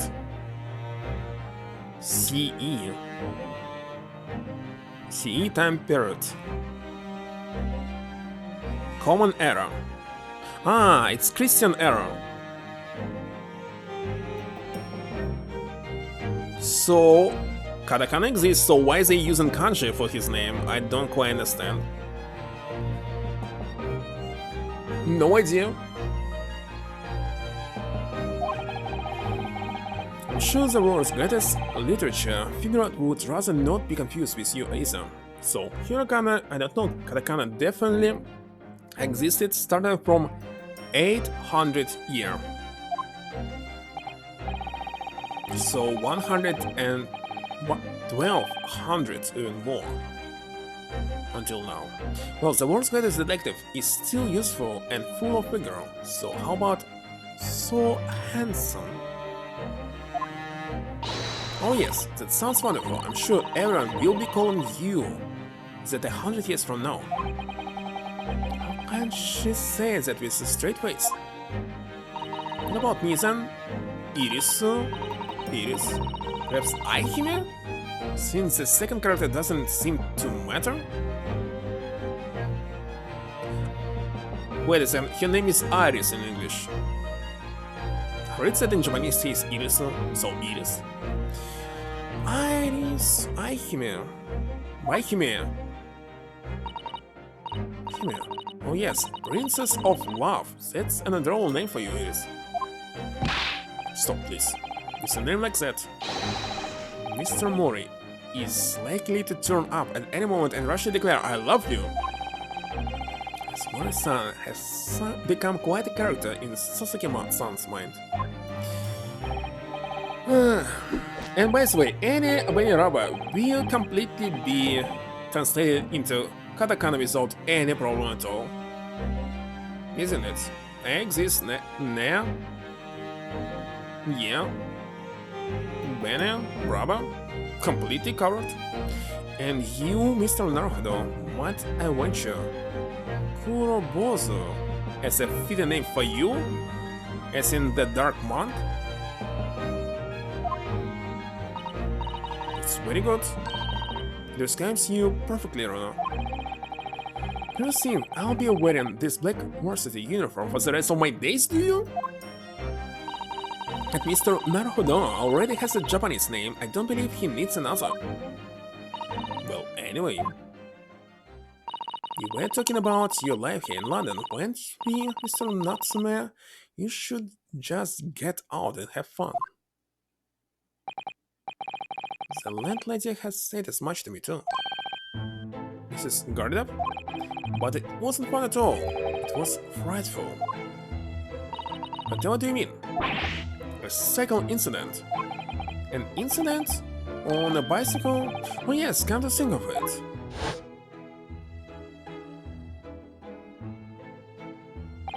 There's an old bicycle parked just outside, isn't there? It's in a sorry state though. I tried to say no to her, but she insisted I took it for a ride. Perhaps my pronunciation was wrong. So I took my life in my hands and attempted to ride the steel spider-webbed stallion to a nearby park. I don't think there's anything wrong with your pronunciation, Mr. Natsume. John Gardeep just isn't the kind of woman to take no for an answer. If you're going to die, you might as well die in beautiful surroundings, so the park was my first thought. After a whole day of dicing with death, I emerged with only relatively minor bruises. So you got the knack of it? Don't be silly. Dying isn't something you can learn to do. Mr. Natsume, You keep talking about dicing with death and dying and so forth, but riding a bicycle is supposed to be fun. No, that's just what people tell you, but it's an old wives' tale. Is it? I mean, just consider the real name of the vehicle. It's not called a bicycle for nothing. Bicycle? How I expect to use such an empty-named vehicle to move forward is beyond me. Pedal, power, promises pain. Do you think it was possible to get worse with practice? I'm lucky to be alive. Also, I must say, after looking theirs in the eye for a whole week, I did at least manage to mount the steep trail reliably. And notwithstanding a few nubbles, I found I could make progress in the forward direction. What a triumph! The action is much the same. When first presented with a problem, the mental exertion of trying to solve it leads only to bitter disappointment. But after a week of picking one's way carefully along the path of reasoning and thought, one begins to see results. So, is it why all of your off-the-cuff deductions always seem half-baked? What a wonderful insight into your extraordinary mind, Mr. Holmes. Unfortunately, after wobbling down the street, I noticed there were little stones everywhere. Death traps. That's what I say to myself. But the wild vehicle wouldn't listen. It wouldn't be on and on down the street. So of course I hit one of those deadly stones and the crazy called Strumia. It's just my luck. Bicycles are the epitome of my pitiful life. I wish I could disagree. On the same subject, I'm sure there's a famous American author who's writing about having a similar experience, Mark Twain. Oh yes, I read that essay too, yes. Some of us are better reads than others. Well, no more bicycles for me. Mr. Natsume, at least you have an interesting anecdote to take with you back to Japan, if nothing else. You always manage to put positive spin on things, don't you, Miss Susato? Personally, I haven't mounted a bicycle for some time. No, me neither. That's good. So, how about it, John? We shall all ride out together. So, Reds, I'll perch behind Miss Susato. But what? The sun is going down. It will be pitch black before long. London streets lamps are very bright, you know, and the fog isn't too thick today. My beloved trike is all bent out of shape. Therefore, if you are bound to topple the vehicle anyway, it's fitting that it's already bent out of shape. Settle then. Come on, Mr. Natsume, shall we go?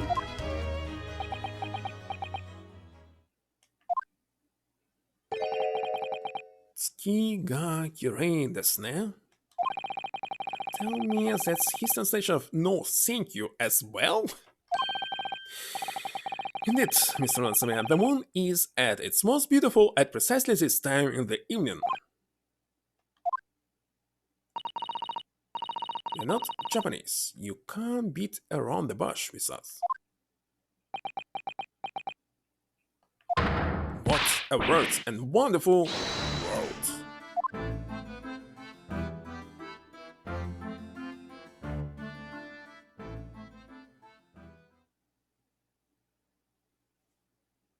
So what, only 2 stories left. Briar Road and In the Banner. Alright, I'll take a pause, and it's almost midnight, so... yeah, everything will be finished today. Be right back.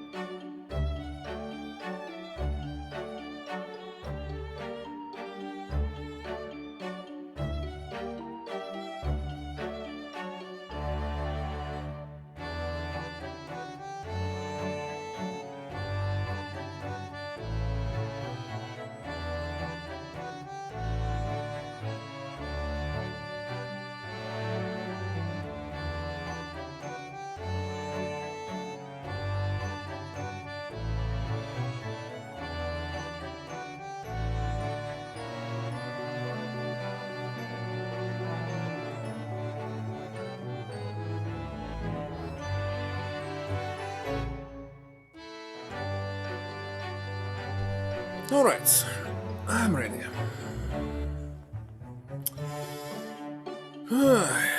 Chilling escapades.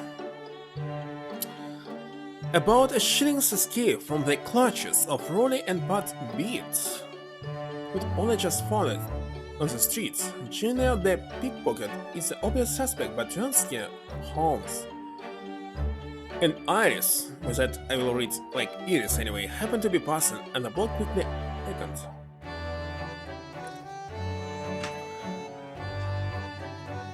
No, actually I'll check. How was her name originally? Was it really Iris? I really doubt. Maybe I was wrong all the time.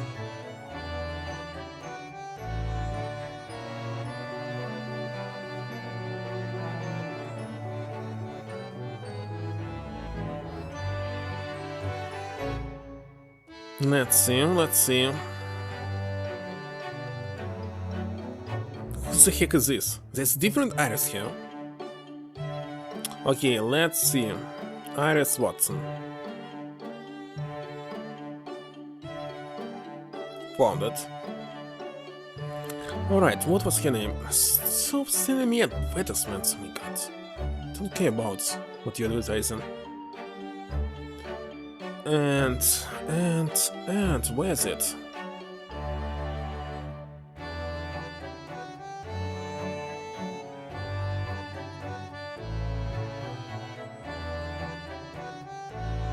Okay, found it, and it's Iris Watterson. Iris Watterson. I can't believe this.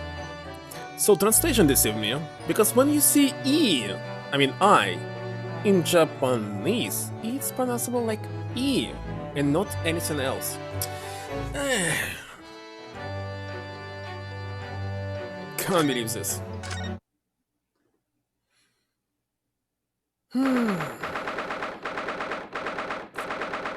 So they must use A at the beginning, A, I, and so on.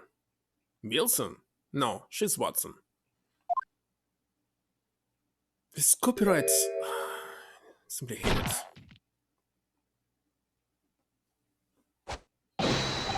So, Constable Rolly Beats, rolling for duty. Thanks to the good officers of Board 16, I'm back on my beat here in the capital doing my best for the good citizens of London, sir. My Rolly back in his Bobby's uniform, you couldn't look any more handsome if you tried. My love, you say the sweetest things. But, Rolly...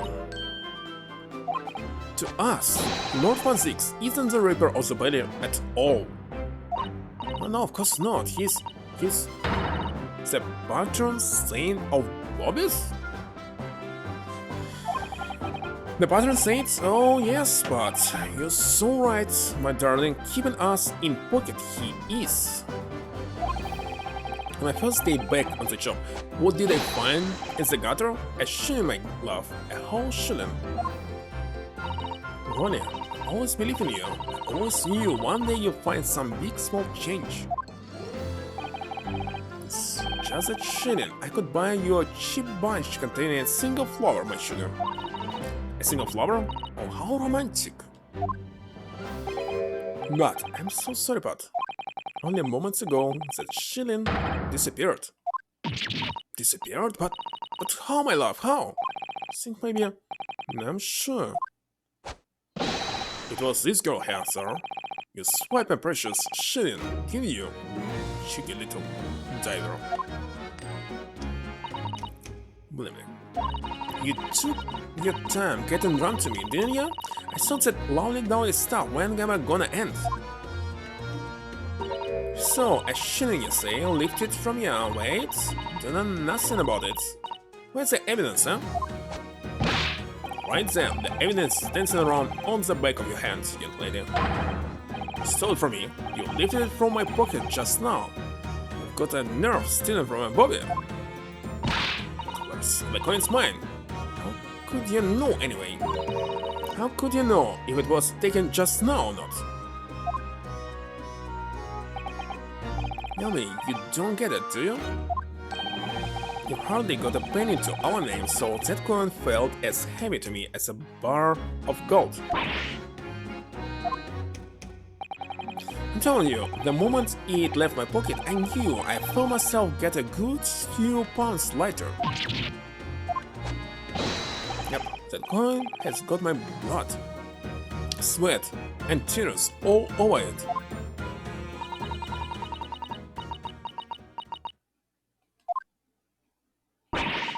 What's the matter with you, huh, Mr. Nara-Oddo? Me? Sorry? Well, it isn't trouble. Two gents supposed to be there to help straight away, not an hour later.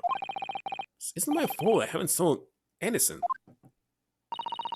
And what about you, huh, Holmes? I thought you was supposed to be a great detective.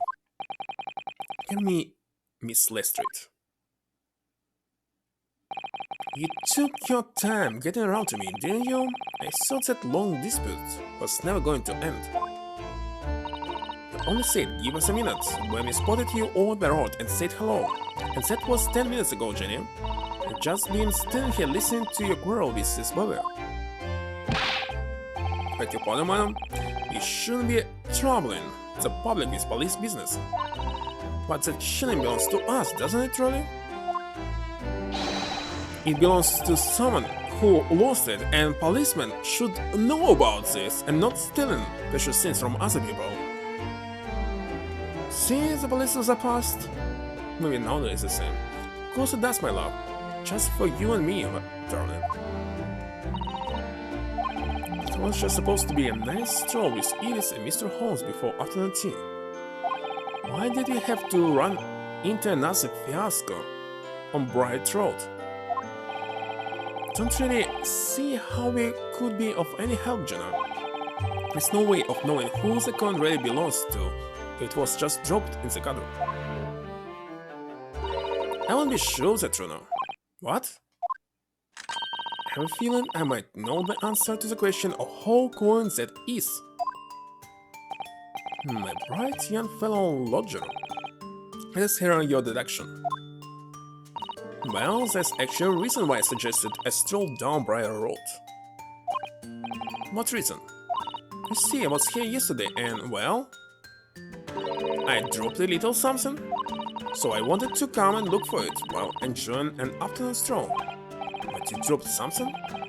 You don't mean? It was the pocket money that Hoscone gave me. What's this, Iris? You dropped that, did you? I'm sorry. I went to the markets on Lime Street yesterday and picked up some herbs, you see. But on the way I must have dropped it.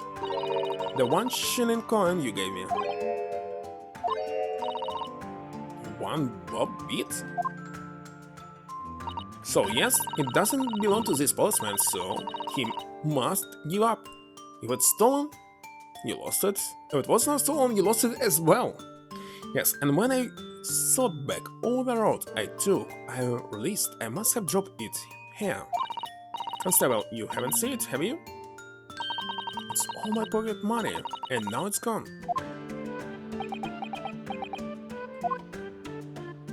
Well, I'm afraid I don't know anything about that young lady. What's it like dropping your money like that, sorry? They're both criminals. I dare say the constable and his companion could give you a run for your money with their white eyes. It's all the same to you, Mr. Holmes. I think I prefer not to be used as a yardstick for looking guilty. Well, it's tough, ready. It's Iris, you drop it so it uncures no more. No? The law is the same for everyone. Drop it or not drop it, it still belongs to you. And if someone will find your cash and hold it, and if you figure this out, call the police, they will be arrested, so finding something on the street is still a crime if you keep it. Anyway, you know what they say, what goes around comes around, so don't feel bad. But like Iris, it doesn't look like you're going to get your coin back. Can't believe I've lost it, and straight after Holskun gave it to me as well. Yes, regrettable indeed. I seem to recall that particular coin was rather significant. I mean, significant. To be specific, it was especially significant to you, Runo. Significant to me? You don't mean it was the coin from last night's wager? The very same, my dear fellow. What's this, then? What's wager? It was a game of poker, a duel between Holskun and Runo. Poker? It's a tricky card game, you mean?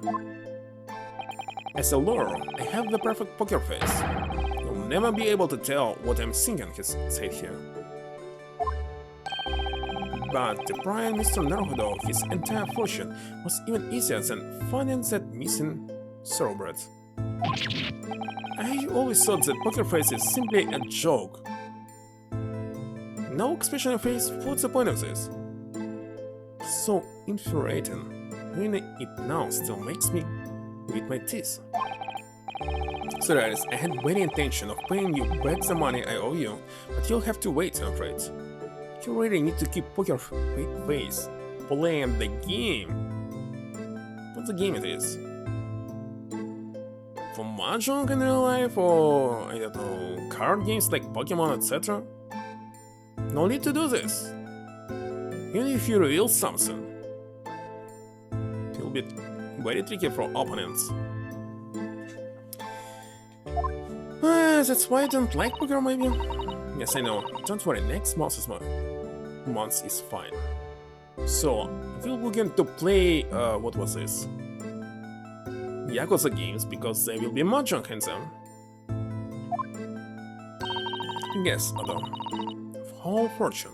It was one whole shilling, my entire monthly stipend, and I lost all of it. As I handed it over to Mr. Holmes, I gritted my teeth so hard my gums started to bleed. Mr. Rona, don't exaggerate, that's a horrible image. What about a lawyer who borrows money from a 10-year-old girl? Now that's a horrible image. I don't feel like my reputation, Mrs. Cabell, has just fallen through the floor. There are few things more invigorating than taking a man for all he's worth. Don't be so pleased with yourself, Holskun. It's not as if Runo ever had a chance of winning. Wait, what? What do you mean by that? Well, using the special ink I developed, anyone could. Thank you, Iris, that will do. I'm sure this conversation is proving very dull for everyone. What's done is done. The game is over now. There's no point crying over spilled milk. Special ink, you say? Also, that sounds like the sort of risky business that's right up my alley. Wally, I love you down to the spirits. You laugh in the face of danger. If the poker face is the only thing that keeps you winning. In this case, if you go to play it over the internet where there's no cameras, etc., just a user interface in front of you, you'll be losing because everyone will be in the same position? Well, I don't know. Come on then, Iris, spill it. What's this special ink about? I know nothing about poker. Well, it's what's sometimes called invisible ink. All you have to do is write the suit and number on the reverse side of every card. And with the aid of some special glasses, the whole game is laid bare to you. But you were wearing glasses last night, weren't you, Mr. Holmes? Said something along the lines of, my eyesight appears to have suddenly worsened. And the moment you found the questions that as odd was the moment I knew I had won the game. Mind games, was it? Trying to throw me off with your eccentric ways? So you're telling me Holmes could see every card what Otto had? What? But that's not mind games, that's blatant cheating. Therefore, what an accusation. Well, honestly, consider me a cheat, please. I prefer trickster. Till you call it, the game doesn't count now. Understand, Mr. Holmes? Tell me. Well, out of respect for the bad grace with which you take defeat, allow me to return your shilling. Okay, heard that, Jenna? So give it here. Leave me out of this. This here one ball beat was mine from the start, no question. No, sir. The one ball beat was lifted from this here Bobby's pocket only a few minutes ago. So I kept saying, come on then, where's the evidence? The law, right? It's all about evidence. I know my stuff. See, Mr. Naruhodo, you should try excusing court and others will project. Only whenever I do say that in court, isn't a tried excuse, you know. As I said, sir, that coin has got my blood, sweat and tears all over it. That's right, it has. His blood, sweat and tears are the evidence. Let's check if there any blood. What you say? In that case, it's time for this. Do you think? Well, if there's any trace of blood on that coin, we'll soon know about it. Right, Junior, hold very still. What?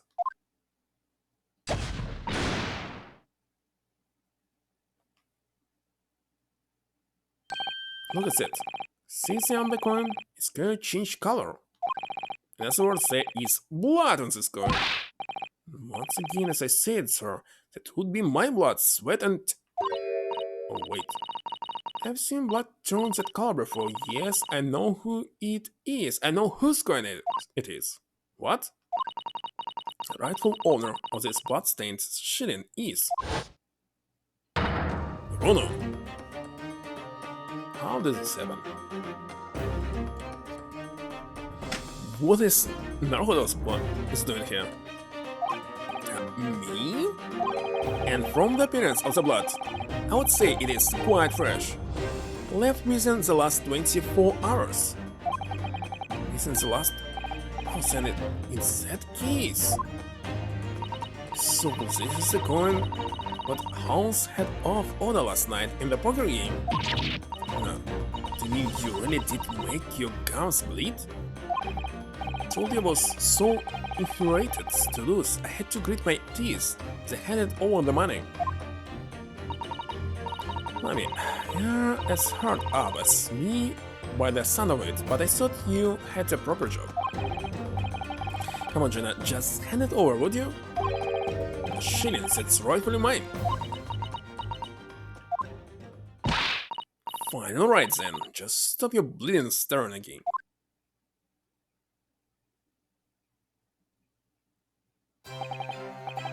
Finally have it back. It's like a dream come true. Never had that one in the back and all. That's wonderful news, Bruno. I'm so happy for you. Now then, as you promised, I'd like my money back, please. The shilling I lent you before. It says that you pay it back out of this month's pocket money, didn't you? Yes, well then, I suppose. My dear fellow, do be kind to your gums. Looks like the chain was always destined to be taken from you, sir. For some reason, the phrase "serves you right" is floating around my head. So it is. As promised, here is the shilling I owe you. You're paying me already? Well, thank you. Next month would have been fine, though. What's it all about, anyway? What are you lending all the money for? Oh yes, well, actually, it's because I went to the Lime Street market yesterday to buy herbs. For Uno. Herbs? For Odo? Yes, the team is sister left behind is top quality Gyokuro tea? Oh, the tea. But it's so bitter. What is Gyokuro tea? So when Iris suggested mixing it with some herbs to make it more palatable, I asked you to buy me some. That's right, we made a special Japanese herbal tea with the leftover Gyokuro. I'm going to call it Susie's Special Blend. I do hope you all try it. The excruciating bitterness clings to the throat if you can pursue the bright green globe to leave the cup. Well, it sounds quite delicious. Yeah, right. What was this herb?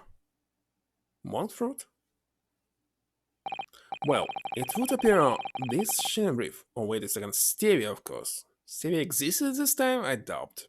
But would appear this shining brief adventures are now at an end. Adventures? You must agree, my dear fellow, that the coin has made a considerable journey since last night. Let's see. Originally, it was the coin I was supposed to give to Iris to pay her for the herbs. But then, in our poker duel last night, it passed to you, Mr. Holmes. Give it to Iris as spending money. But then I dropped it somewhere yesterday. My beloved Rolly found it a little while ago and picked it up. For it was lifted from my pocket by this haired diver. Then used my favorite gun to show up the blood that was on it, and let slip about all this little scam his card game last night. The annulment of which resulted in the coin return to the ownership of Mr. Naruhodo. Allow me to pay Iris the money owed here after all. With the herbs she'd bought in order to make Susie's special blend tea. And now, after all that, the coin is resting safely in my pocket. Or maybe not.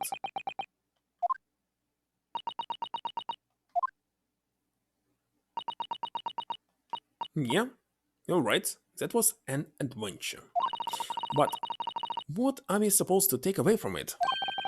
That this 1 shilling coin belongs to Iris and Iris alone, I think. Cannot fault your observation, Mr. Naruhodo. Well, you know what they say. What goes around comes around. I do get the feeling that Iris knew it was coming around here from the very beginning. Prices, as they say.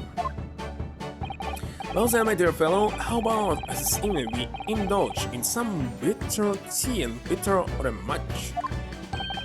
I'll even allow you to stack the coming month's spending money in advance. I fold.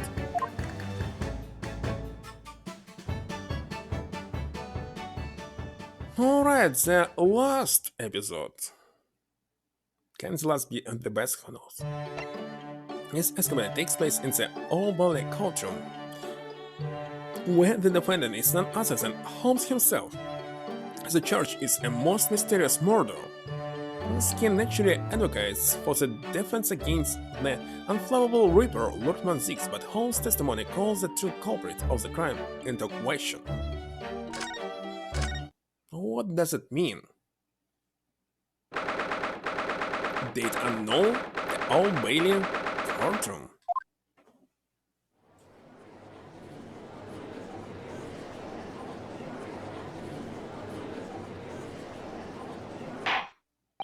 This court is now in session for the trial of Mr. Sherlock Holmes. This is a most extraordinary case of murder. Consuls, I assume I may proceed? Yes, my lord. The defense is ready. At your discretion, my lord. Very well, I hereby call on the prosecution to introduce the case. The incident in question took place 2 days ago, late at night when the ground was blanketed with snow. The location of the incident was the residence of the accused, Mr. Sherlock Holmes. Indeed, the now famous address of number 221B Baker Street, was it? Others may have enjoyed fame once, my lord, but will henceforth endure infamy for this grim crime. Yes, sir. Well put. The victim, a certain Madame Rosie, was found asphyxiated on the accused's sofa. My word. But it's unclear as to whether the victim was actually killed in the defendant's suit or not. Christmas Eve? I have to say it's already next year? After all, when Mr. Holmes left the room for only a brief moment, well, the same year, but December. Madame Rosie somehow vanished herself out of his room completely, and the real culprit here is this Father Christmas. This one. Vanished herself, Consul? The victim? Quite true, my lord. There is but one adjoining door between my drawing room and kitchen. Yet having brewed some tea in the kitchen, I returned to find the room completely empty. Was nobody else present? Ordinarily, my fellow lodger Iris would have been at home. However, on the day in question, she had been invited to a meeting of scientific society in the city. But you have a propensity for exaggeration, sir. You claim the victim vanished herself, but really, it seems to me entirely plausible that she chose to leave beyond the main entrance to your suit. As it happens, my lord, the door to the accused room was locked at the time from the inside. Very true, Inspector. As such, I can say with considerable surety that the victim did not leave via my front door. But what about... yes, she could have snuck out through a window. The windows in the room were not locked, it's true, and the victim had the opportunity, however, there was snow around the building outside and not a patch of it had been disturbed. Would my learned friend care to explain how the victim could have left without leaving a trail? So the victim, Madame Rosie, somehow vanished from the scene before she was killed. Naturally, I was alarmed by the sudden disappearance of my guest. So I summoned this gentleman who resides in the attic room above my own, and we took a cab to Scotland Yard. I'm confused that the defendant called for me, and I saw his suit on my way downstairs. And yes, I'm quite sure it was empty, just as Mr. Holmes has said. When we reached the yard, this very detective happened to be there. Well, yes, you see, I was just in my office for a while, having gone back from some important business.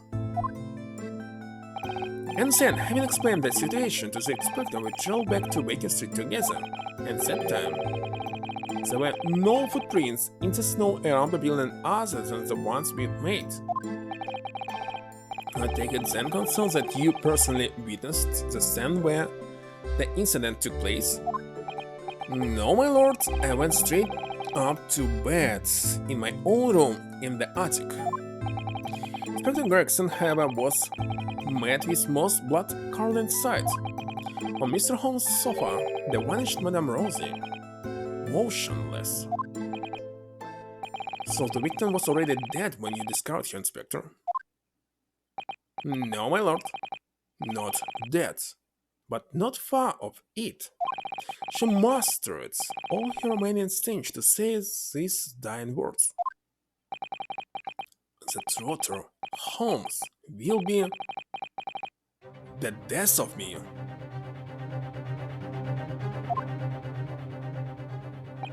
Oh yes, her had that remark at the time too, delivered in a rasping voice full of malice. Oh, those words indeed proved to be her last. The victim expired moments later, there on the sofa. The cause of death was identified as damage to the respiratory tract as a result of strangulation.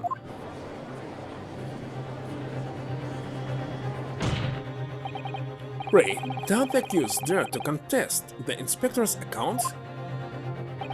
Certainly not. In fact, the inspector has done an unusually fine job of summarizing the salient points. Holmes will be at the death of me. Turning the parting words indeed. Not this word. The Throttle Holmes will be the death of me. Okay. In her final moments, the victim named her killer. You, Mr. Sherlock Holmes. But the defendant had no reason to take the victim's life. Perhaps you could tell the court, Mr. Holmes, who exactly this Madame Rosie was. Oh yes, of course. Did I never mention her to you? I'd extended an invitation to her that evening, so she's... Who? Loquacious in the extreme? I don't know this one. The most trivial of matters quickly becomes a quarrel. I was only too pleased to leave your presence to make tea. Alright. It would appear then that the accused did in fact have a motive for silencing his heuristic guess permanently. Putting the stimulus motive aside, what about the other mysteries surrounding the case? Inclined to agree with the defense, there remain a number of inscrutable details. Victims' alleged disappearance and subsequent reappearance, leaving no trail of footprints, for example. That's right, the crime described by the prosecution could never have happened. Yet the victim named the accused in her dying breath. And so what? Seems to me that my learned friend has overlooked a significant detail here. Nonsense. What have I overlooked? The man in the dock, the so-called great detective, also frequently makes the following bold claim. There is no crime beyond the realms of possibility, no mystery beyond my powers of reasoning. He's still drinking. So, Mr. Holmes, you will have no difficulty in explaining how the crime thus described could have taken place. Therefore, I propose a toast, with the great detective upholding his name. But of course, were I to put my mind to the matter, the crime would immediately appear to all present to be entirely visible. Mr. Holmes, whose side are you on? I need to say, no, even I can't think of a way that a crime like that could have been committed. Let the accused's admissions be noted by the court. Though the crime may appear impossible to us mortals of inferior mental capacity, this man alone claims to know exactly how it was done. Now hold on, that's a very fragile... Thank you, consuls. I believe I've heard more than enough to proceed to my adjudication already? That's a very fragile argument. The accused great detective did in some inscrutable manner willfully murder the victim, Madame Rosie. I therefore find the defendant guilty? I already lost the case. Let this man be taken from this courtroom and in some equally inscrutable manner be sanctioned for his crimes. Court is adjourned. Wonderful.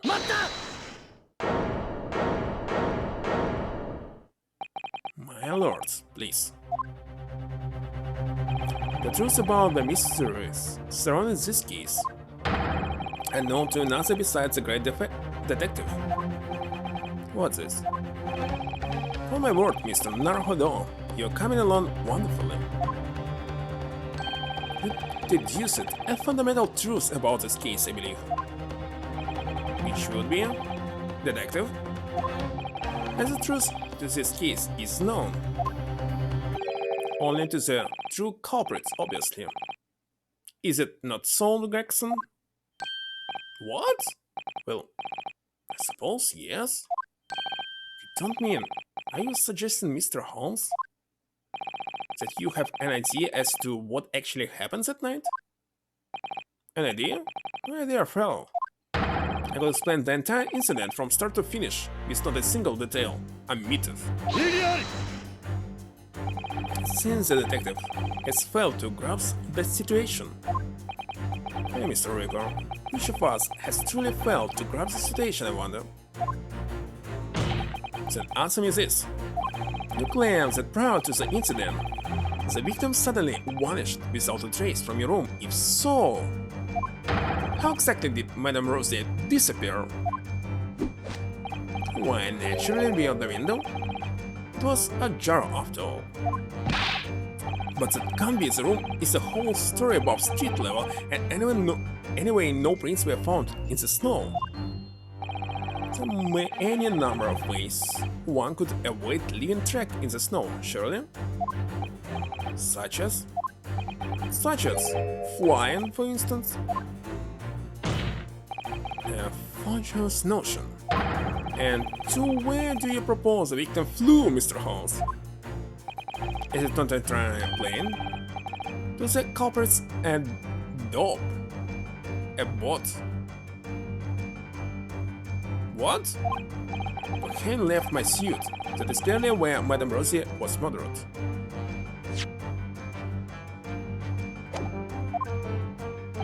Take a moment to consider the cruel irony, if you will. By her own volition, she flew directly to her death. Do you forget, detective? The victim's corpse was discovered on your own sofa. No doubt because the killer carried her back there. But what about the lack of footprints in the snow again, then? They just went any. Other than our own, from when we returned home ourselves. If by our footprints you refer to your own and mine, you're quite right, but they were those of another. On the night in question, there was one other person who could have conveyed the victim to my sofa. What? Gracious, to whom do you refer, sir? Man whose somewhat unavailing presence at the scene of the crime would be questioned by no one. Unavailing? Don't mean... Indeed I do. A man who hastened to the scene directly upon learning of the incident at Scotland Yard, namely... you, Inspector Gregson. When you arrived at my address on Baker Street, you were carrying the half-dead Madame Rosie with you. You waited for a suitable opportunity and then laid the victim on my sofa. You did what?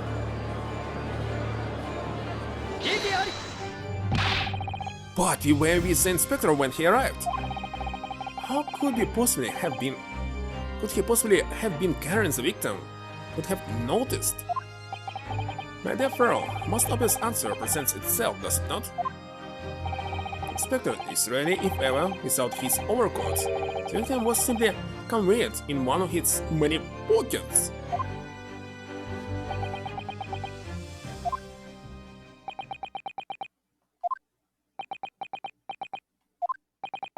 I fail to see what makes this detective great, but I can say one thing with great certainty.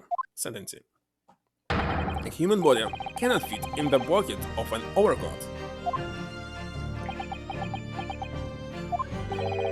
I believe you may all have fallen foul of a rather significant misapprehension.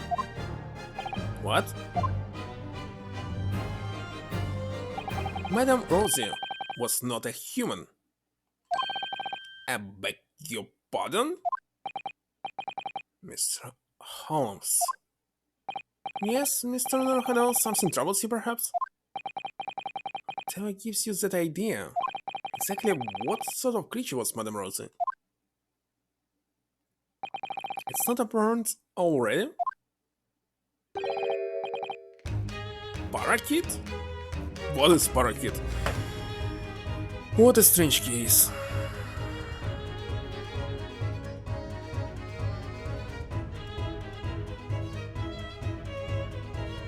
Parrot? says another name of the parrot. Well, I was thinking about something like this, but it's the first time I see it. Small parrot with predominantly green plumage and long tail. Oh my god.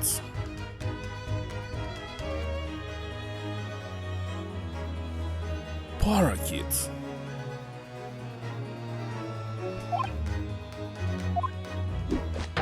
A most self-conceited specimen, in fact. A parakeet? That's why he flied away. Float away? Float? He did fly away in this case. She was an incessant talker, I must say. Her manner was quite intolerable at times. Wanted to turn every conversation to a quarrel, sought to strangle the creature on more than one occasion. The quarrel is a parakeet. But of course, why else would she have chosen to fly from my window so uncommonly that evening? To the boat of the inspector here beside me, no less. To Inspector Gregson a boat? But why? Because that was the parakeet's home, naturally. What do you? The inspector was called away from town for some days, so it was arranged that I would look after the bird. It would appear that she was overcome with a sudden yearning for her keeper. Thus prompted her flight from my uncomfortable suite to the inspector's office at Scotland Yard. Well, Gregson, I believe it's high time you explained. Give us your account of what happens at night, sparing no details, of course. Inspector Gregson? It was an accident. I got back from being away that evening, you see.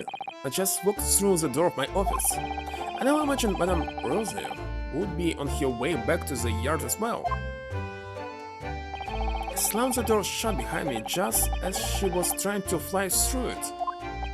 So Madame Rosie, she got sandwiched between the door and the frame and fell to the floor. Never to move again because of me. Well, I never had to do something. Just when I was trying to think of a plan, you fellas arrived, talking about some incident in Baker Street. To hide Madame Rosie in a hurry, so I stuffed her in my coat pocket and got in the cab with the perfume.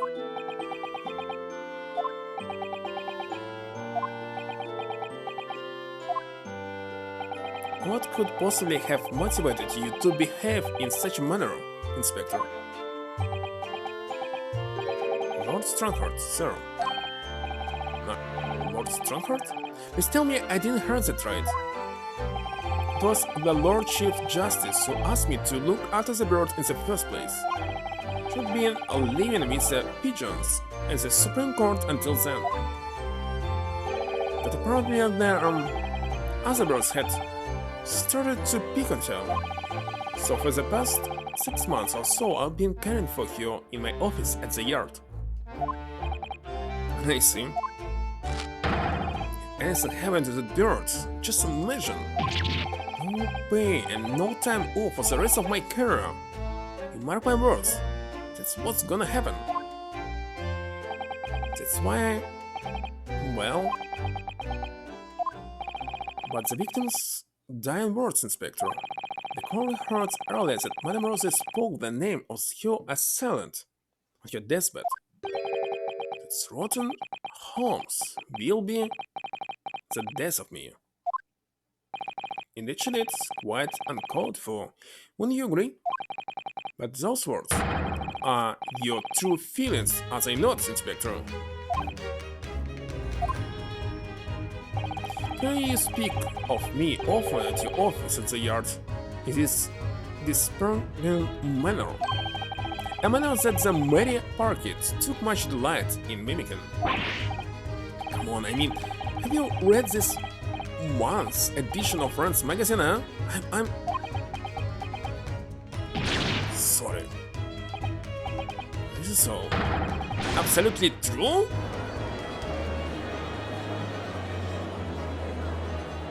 What a kiss! What a kiss! Oh, first time we see you here from the front position. Something wrong, Lord 16? No, nothing. Almost drifted off for a moment there. It's hard not to drift off when you're being kept waiting 3 hours already. Now he's definitely a vampire. I wonder if Bill managed to meet with Lord Stronghearts at all today. We have to deliver the report on the Winterborn case that he asked for on another day. Tell me, Inspector, what became of that bird? Madame Rosie, you mean? So she had a narrow escape, but she's still alive. Didn't you back here not long ago, actually? Lord Strongheart's orders. He's hoping the pigeons will accept you now. Something of a shock to her that she had been crushed in the doorway of your office, especially as we were all under the misapprehension that Madame Rosie was a person. Sorry about that. It was Lord Strongheart demanded. Good, you're here. I apologize for my tardiness. I'm exactly 3 hours, 24 minutes and 57 seconds late. Oh my lord, no, please don't trouble yourself. Nothing gives us greater pleasure than standing here doing nothing for hours on end. Heartening. So let's hear it then. Your report.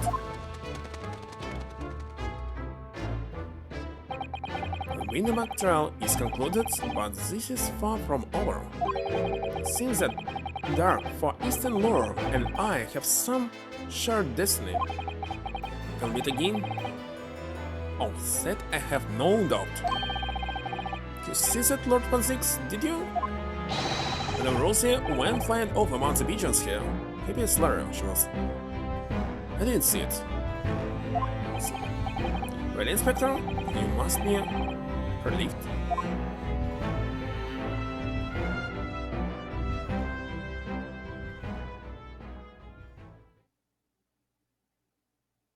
I was trying to pay attention, but I didn't notice it. So that was all.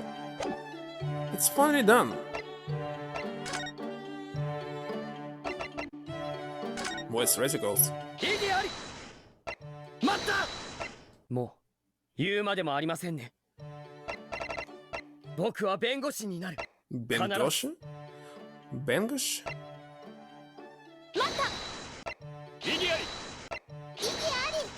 When did she say this? I don't remember this.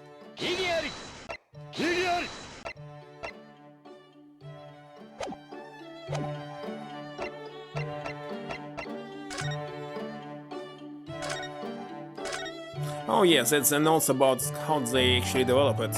There's tons of text about it. Remember checking this. And there's spoilers as well, so it's better not to read them at all.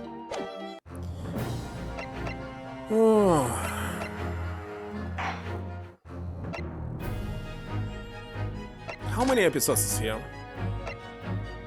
Final chapter, wait a second, episode 1.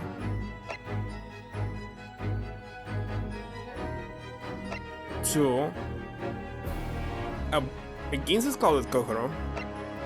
3. 4. And 5 is the final one. Well, this will continue after I will play 2 other Resident Evil games and do the request of this Shanamu. So tomorrow will be the Dark Side Chronicles of Resident Evil that might be finishing, I don't know, 3 streams or something. Next will be Shanamu, next, I already checked, it will be Resident Evil Mercenaries 3D, and next will be The Great Ace Attorney 2. 6 hours of stream. Super long game. I think the second will be even longer. Sadly, as I understand, they didn't add any DLC to the second one. And they were here? I'm not sure. Let's see who's still online.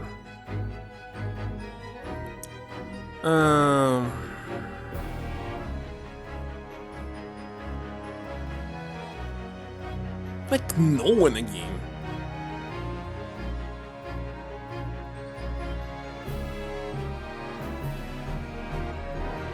I don't know. Thank you for staying here.